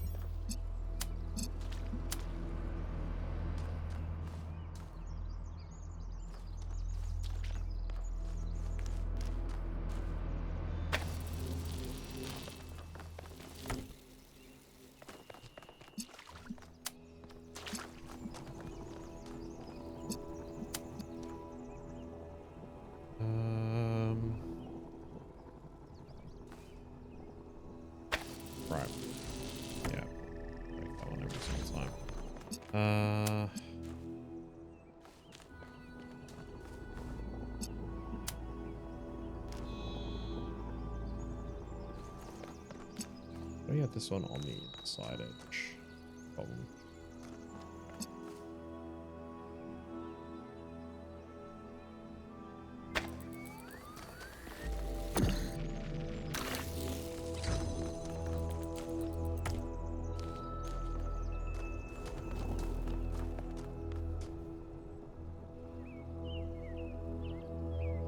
I see what the problem is, because the origin point. So,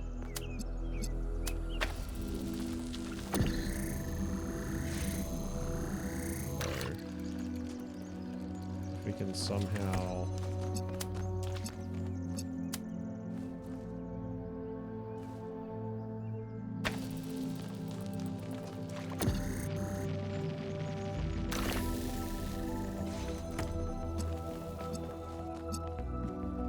get this one to go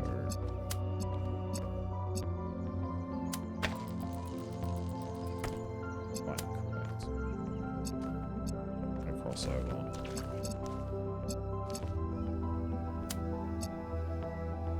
Also gonna cross over. You stop hitting the edge of the freaking gate in. Because I wanted to go all the way around the outside here, but not a good way to pull that off, I don't think.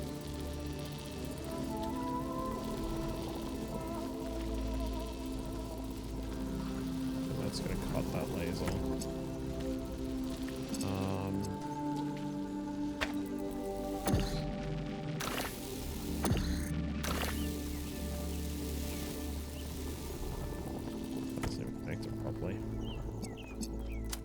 Blue to blue.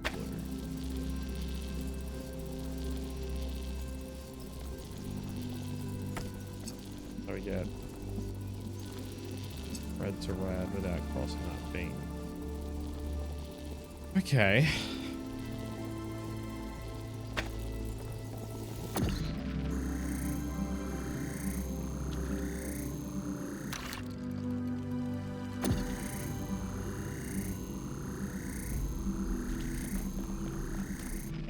Hang on.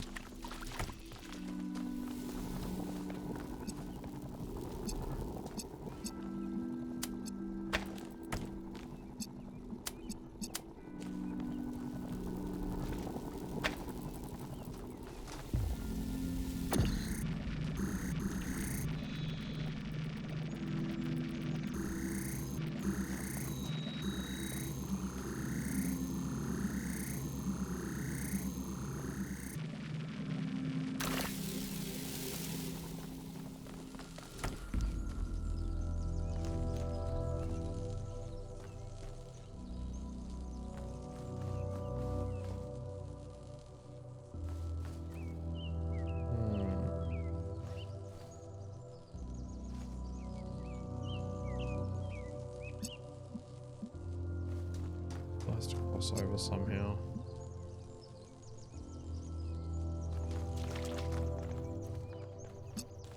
I almost want it to come like down here like this.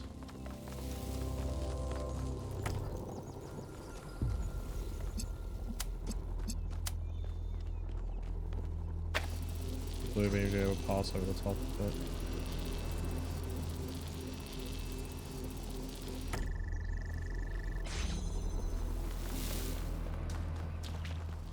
Or blue beam do.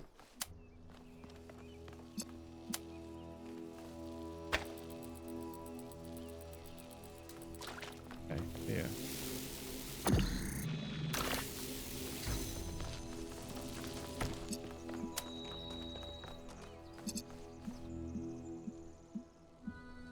Ah.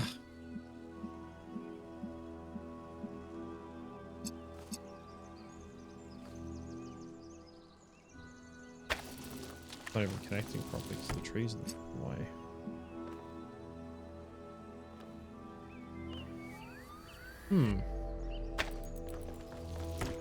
Okay. These are all about tools. Need a red beam and a blue beam to connect, but they're in the wrong spots because this one almost has to go diagonally across, and has to go diagonally across. One of them we need to go through more of a centralized point, and the other one needs to be around the outside of it. Problem is, for either beam to connect to the one it needs to go to, it has to cross over the other beam. So, where exactly we need to make a hole, minimize the distance each beam needs to travel. Because, for example, we can just do this. And now that's all connected, but the blue beam can't go around it, sort of thing. Oh, so he fucks this one.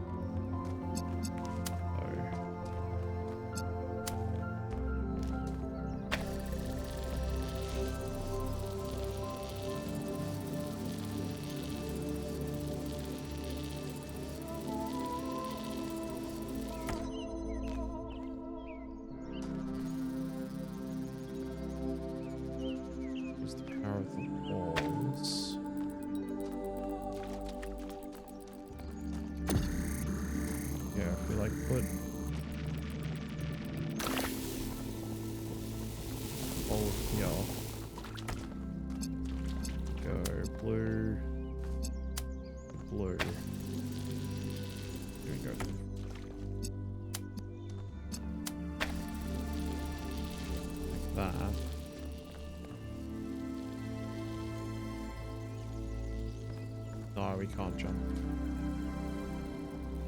Okay. Anything that makes it go around this wall is going to break the beam. As soon as we do something like this... we're immediately in trouble. Okay, so it has to be on the inside edge of the beam, so it has to be this. There.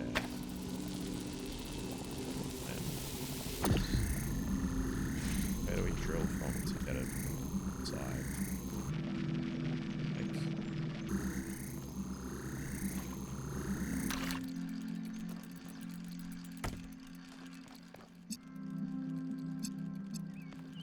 Let's cross it.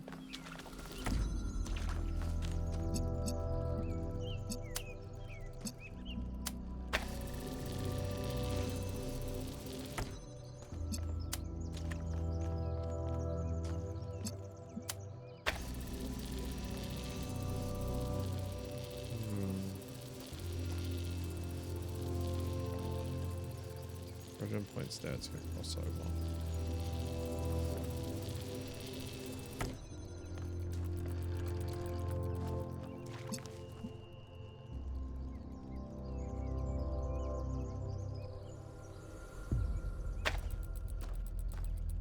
Okay.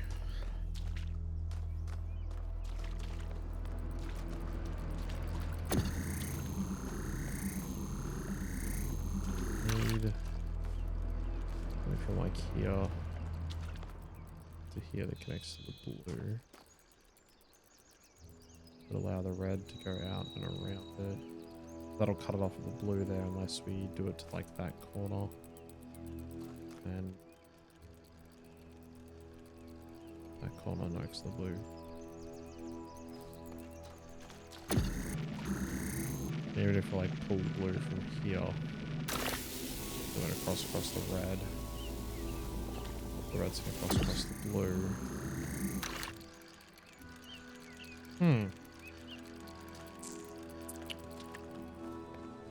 This is very confusing, this one.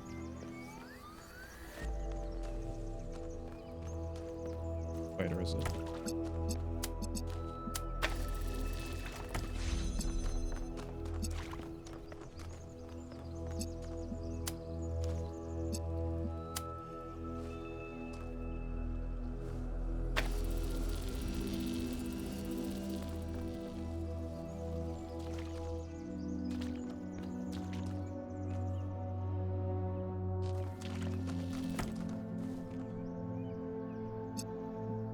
Yeah, that still doesn't work quite.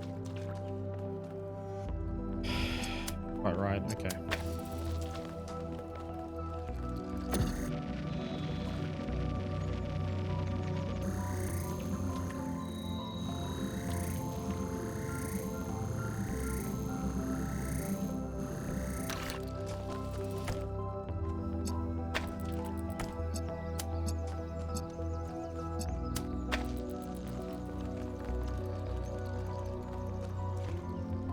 Straight through it.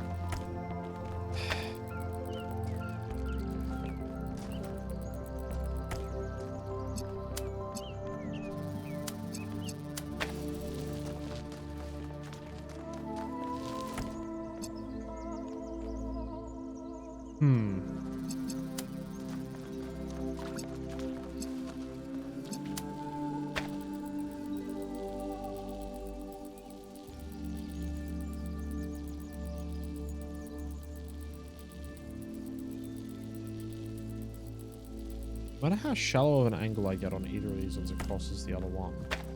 Which means there's got to be some trick with the drill. I was going to put it into a spot where that's not the case.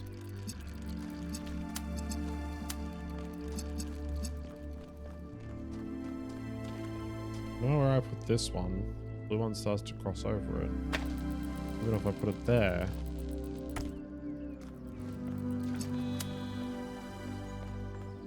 Even if I like put it all the way over here.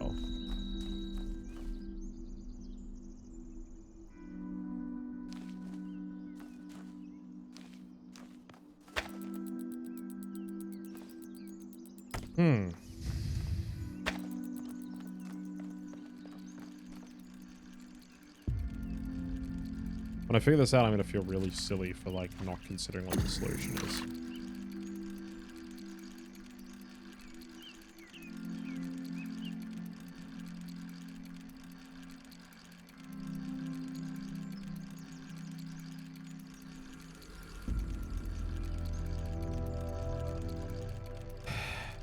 Okay. Start over from scratch. Need red into the red one to open that gate in the first place, because if we have the blue one open, we can't get through it. It makes literally no difference. So...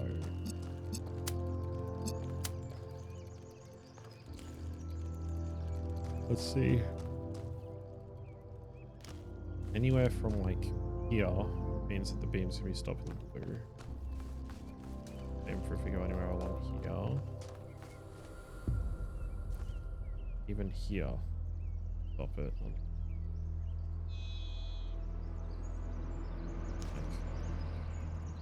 on the outside of... even then...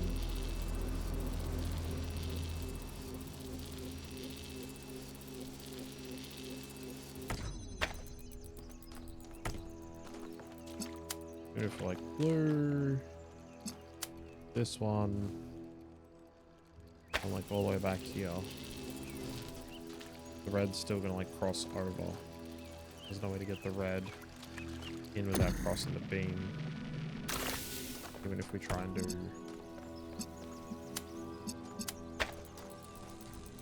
yeah. Simplest possible solution, it still doesn't work.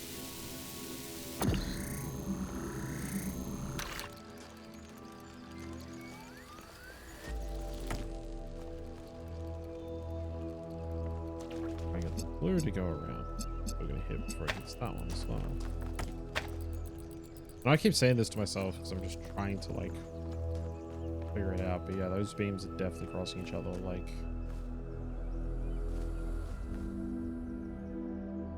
sharpest angle I can get would be like right here. Even then, I don't think there's a way to get the red in without it having cross. Like.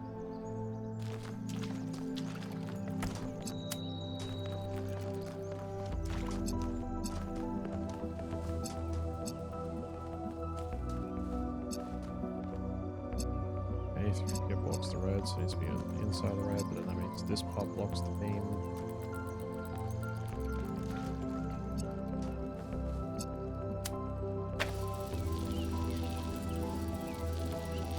Old seesaw.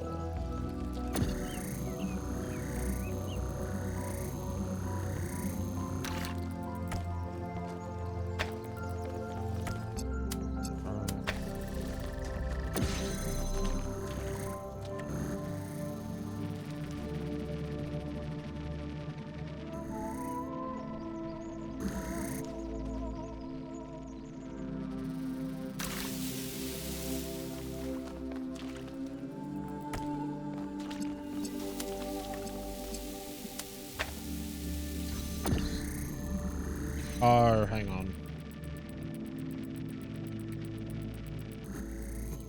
I am a dumbass. I told you once I figured this one out, I was going to feel like a goddamn idiot. Now I can get in. Turn the red laser off. Turn the blue laser on.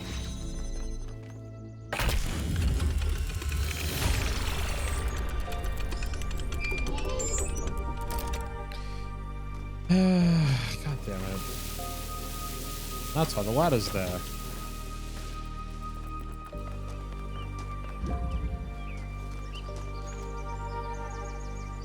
Overthinking it, like, way too hard there.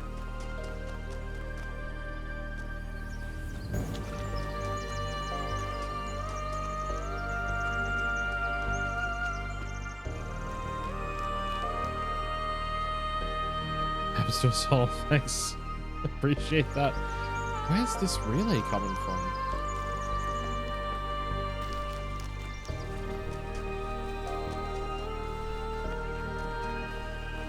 So these monuments represent each of the entities. Pandora, the Sphinx, and Prometheus. Makes sense, I guess. For a given value of sense.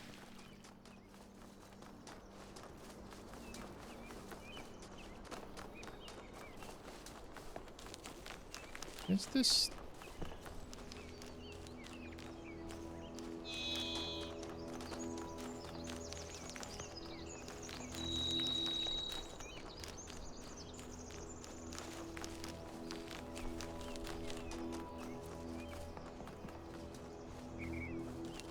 Is that what the switch I'm turning on is doing?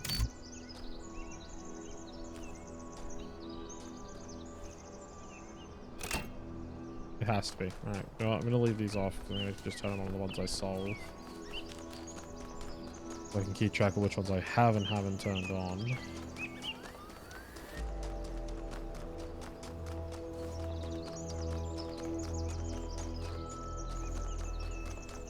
Hey, I've seen those static relay points. Now I've got an idea of what's going on with that.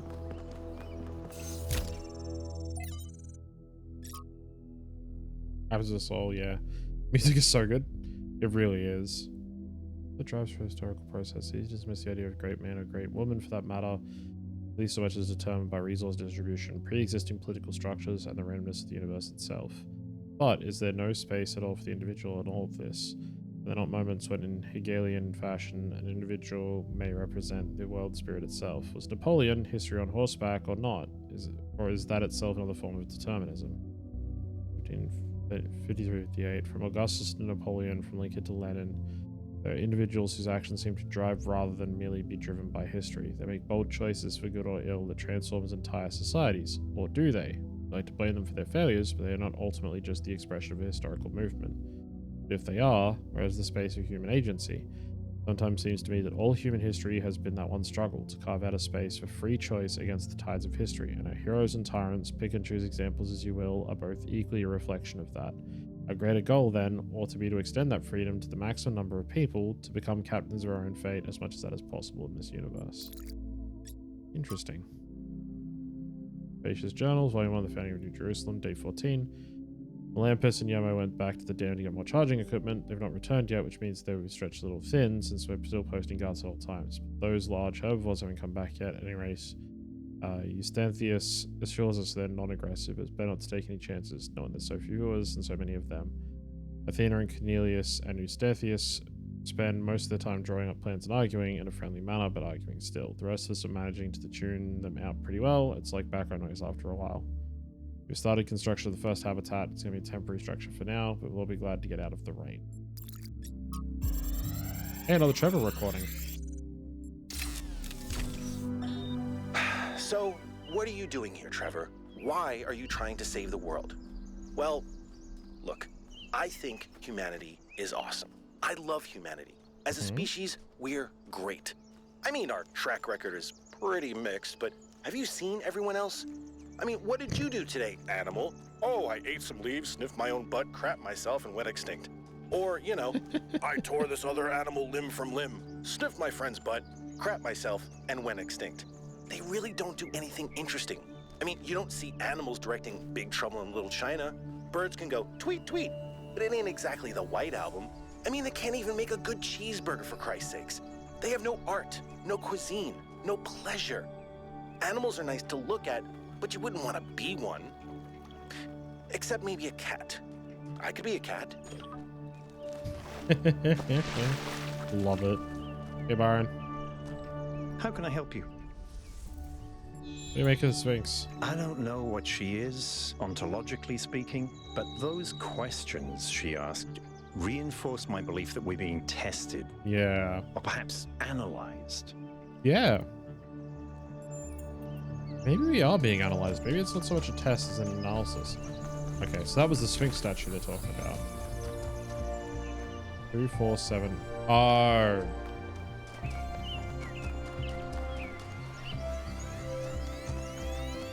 Hold up. Soul 7 and 8, wasn't it? It was, yeah, so going far back this way. I think I figured out the switches.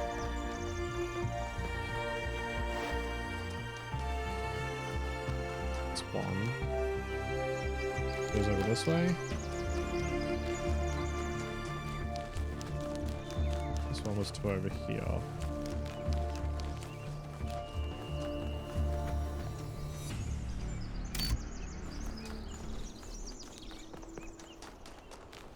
I just need to find 4. What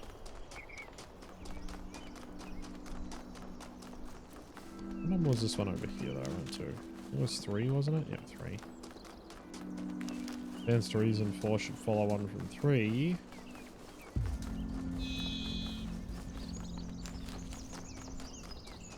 Hey, you could. Hey, 1K, what's up?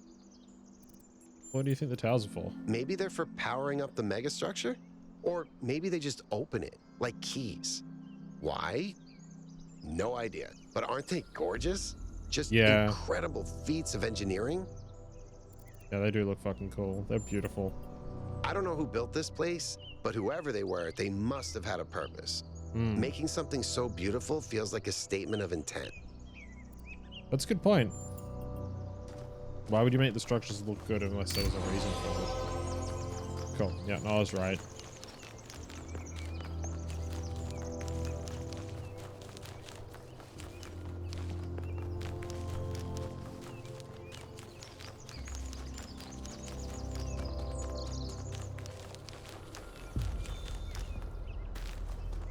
Hey, look at that. Worked out the Sphinx puzzle. Literally just flick the switches on the back of the numbers. Blammo. Every answer leads to another question. The last answer leads to the first question. That's oddly poetic. In a weird way. It's a number 6. You know what? I mean, yes, it does. Yeah. It's oddly poetic, that one. Alright. This is definitely going to be my last puzzle for the evening, I think. I've been going for close to 6 hours now. I am getting tired, I can tell, because I'm having a lot more trouble figuring out these puzzles than I was earlier. Okay.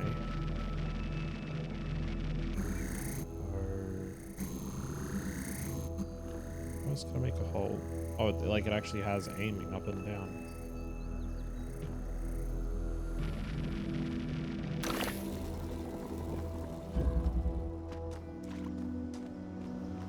Where's this one send me? Up into here? A driller.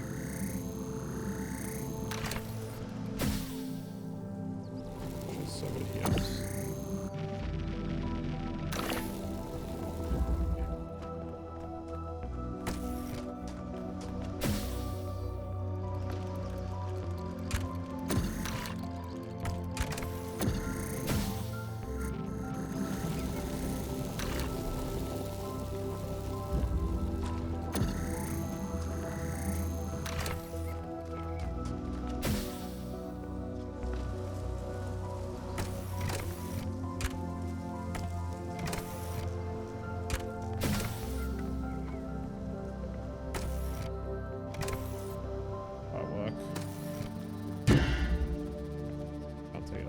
arcade.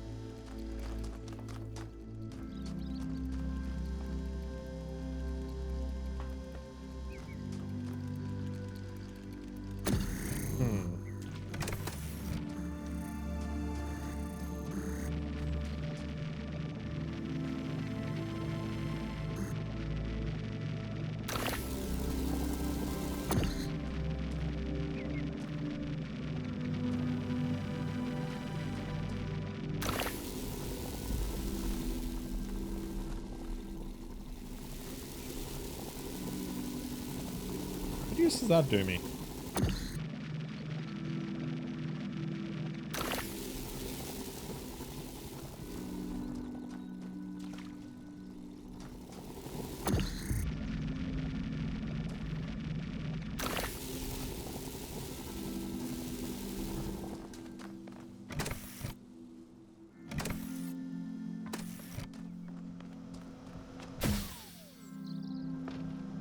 Oh, I see. I see.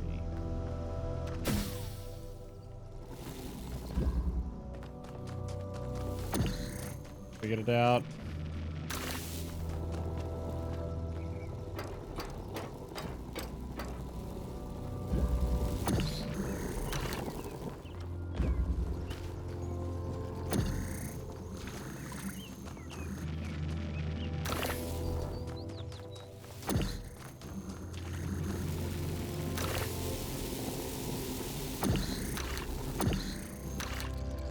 Both drills to pull that one off.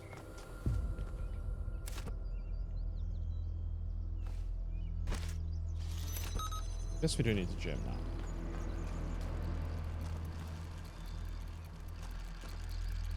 Guess also means I don't need these drills anymore.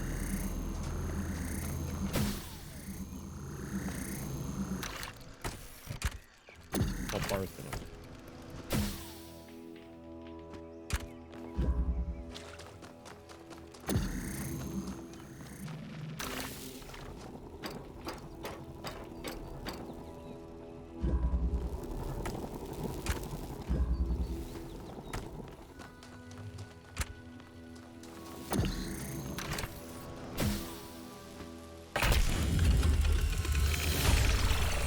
Oh, that was way quicker than the last one. You know something that's weird about these puzzles? They're not replicas of the simulation puzzles, like the ones in the museum. No. Wasn't there an artist who did an exhibition a few years ago that involved new puzzles of some kind? That was Barzai. It was called Trials of an Imagined Past. I tried to get you to come along. You thought it would be boring. Were they similar? No, not at all. Was it boring? I thought it was interesting. We get puzzle high and keep saying one more. Yeah, I was gonna say it's interesting in this game because I remember this in the first one. Sometimes you walk into a room with like a puzzle like this, and you spend a few seconds looking at some stuff, and you're like, wait, how does this one work? And then it just like clicks, and you're like, oh, I get it. And some other ones, like some of those laser ones, where you have to make weird patterns, like that seesaw one. I was 100% overthinking it, which leads to interesting results. Would be like we're going for the lost one, but I really shouldn't. I should really should be like, right, that's it, I'm done. Number 5 here, cool. Let's see if it works the same as the other games. So, wait, photo mode, interesting. So we go stop game, play, continue. Should put me in puzzle 5. Yep, cool, perfect. That's what I was wondering about. Doesn't say my save file. Speaking of how many puzzles there is in this game. Yep. 11% of the normal puzzles completed.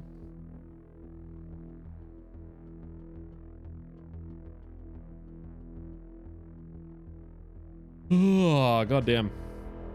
Well, we got a lot more of this game to play. I'm excited to see where the where everything goes, what new elements get added to the puzzles, and where the philosophy of this game heads to from here. Nice, Pram, have a good one. 10 more 6-hour streams. Well, I mean, name of the hydrate, imposter check, head pat. Considering how much time was spent in like the opener of this Toph, I think, I mean, there's going to be the philosophical conversations in between and everything like that, so that's going to, you know, make things go a little slow. Oh, so thank you for the cat ears. But I think overall, it won't be as long for the future streams. It'll be a little bit quicker to get through some of the stuff because we're a bit more used to it, or I'm a bit more used to it, I should say. So thank you, Arte. Yeah, I waited for this game for years, and I'm like just so excited it's finally out. Like, I could not wait to stream it, and I don't know, there might be a Gorilla stream tomorrow. I gotta do Danganronpa on Sunday. I don't want to lose momentum on Danganronpa. I don't want to be like, I'm not gonna do it, I'm gonna do Talos Principle, and then I'll be like, oh wait, where was I up to, and lose momentum on that. So that'll still be the stream on Sunday, but be prepared for some more Talos Principle next week, because it's probably gonna be some more streams. There might be a Gorilla stream tomorrow for it at some point. Like I said, I want to just dive back in, keep solving puzzles, see where this game takes us. But for now, I'm gonna head on over here. I'm gonna go and find out if this game's soundtrack is on sale on Steam yet. While I'm at it. Let's have a look. Let's have a look. Yeah, I woke up this morning and was like, yes, the game's out. I need to go and make sure I download it. It's all ready to play for when I stream. Is it the OST? No, it's the digital art book. It's on sale already. No OST yet. Come on, Crow Team. Come on, Crow Team. Published by Devolver Digital, made by Crow Team.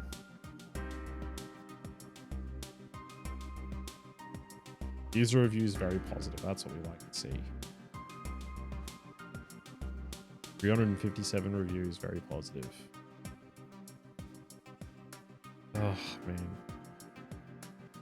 And also, I thought it was wild when I went and bought this game and bought Talos Principle 2, that it was only like 40-ish bucks Australian, when most games are like 80 to 90, like full price, like AAA games. And it's like, oh yeah, it's like half of that. It's like such a fucking incredible game. For my money, at least, it's an incredible game. I should always be careful about being like, oh man, this game's great. And then other people go and get it. They're like, I hate puzzles. Why am I playing this?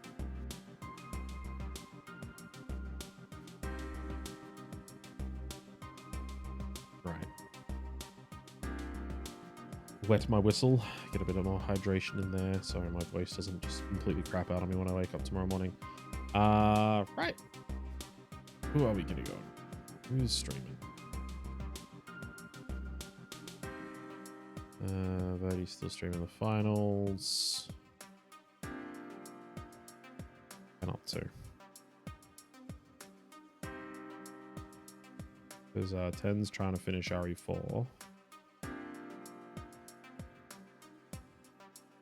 Which he's been playing on hardcore mode. It's been fun rating and seeing what he's been doing into RE4.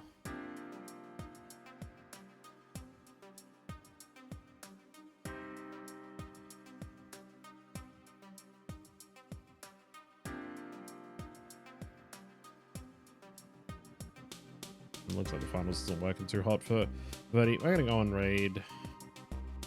Well, 10's been streaming for as long as I have. God damn. Yeah, let's raid into 10. Why not? All right, raid message. SK Hearts. If you're not a subscriber, you can spend 200 channel points. Do the unlock in a mode of your choice and grab the SK Heart one and get that one go in there for the raid. But let's get checklist 10. There we go. All right. Raid is ready to go. We're gonna go and visit 10. We're gonna go see at the end of RE4. I probably won't be hanging out too long. I'm gonna go get some sleep. I don't do much else, but hope you all had a lovely time hanging out, and everything's all good in your part of the world. Enjoy the rest of your morning, afternoon, evening, or the rest of your day, whatever time it is for yourselves.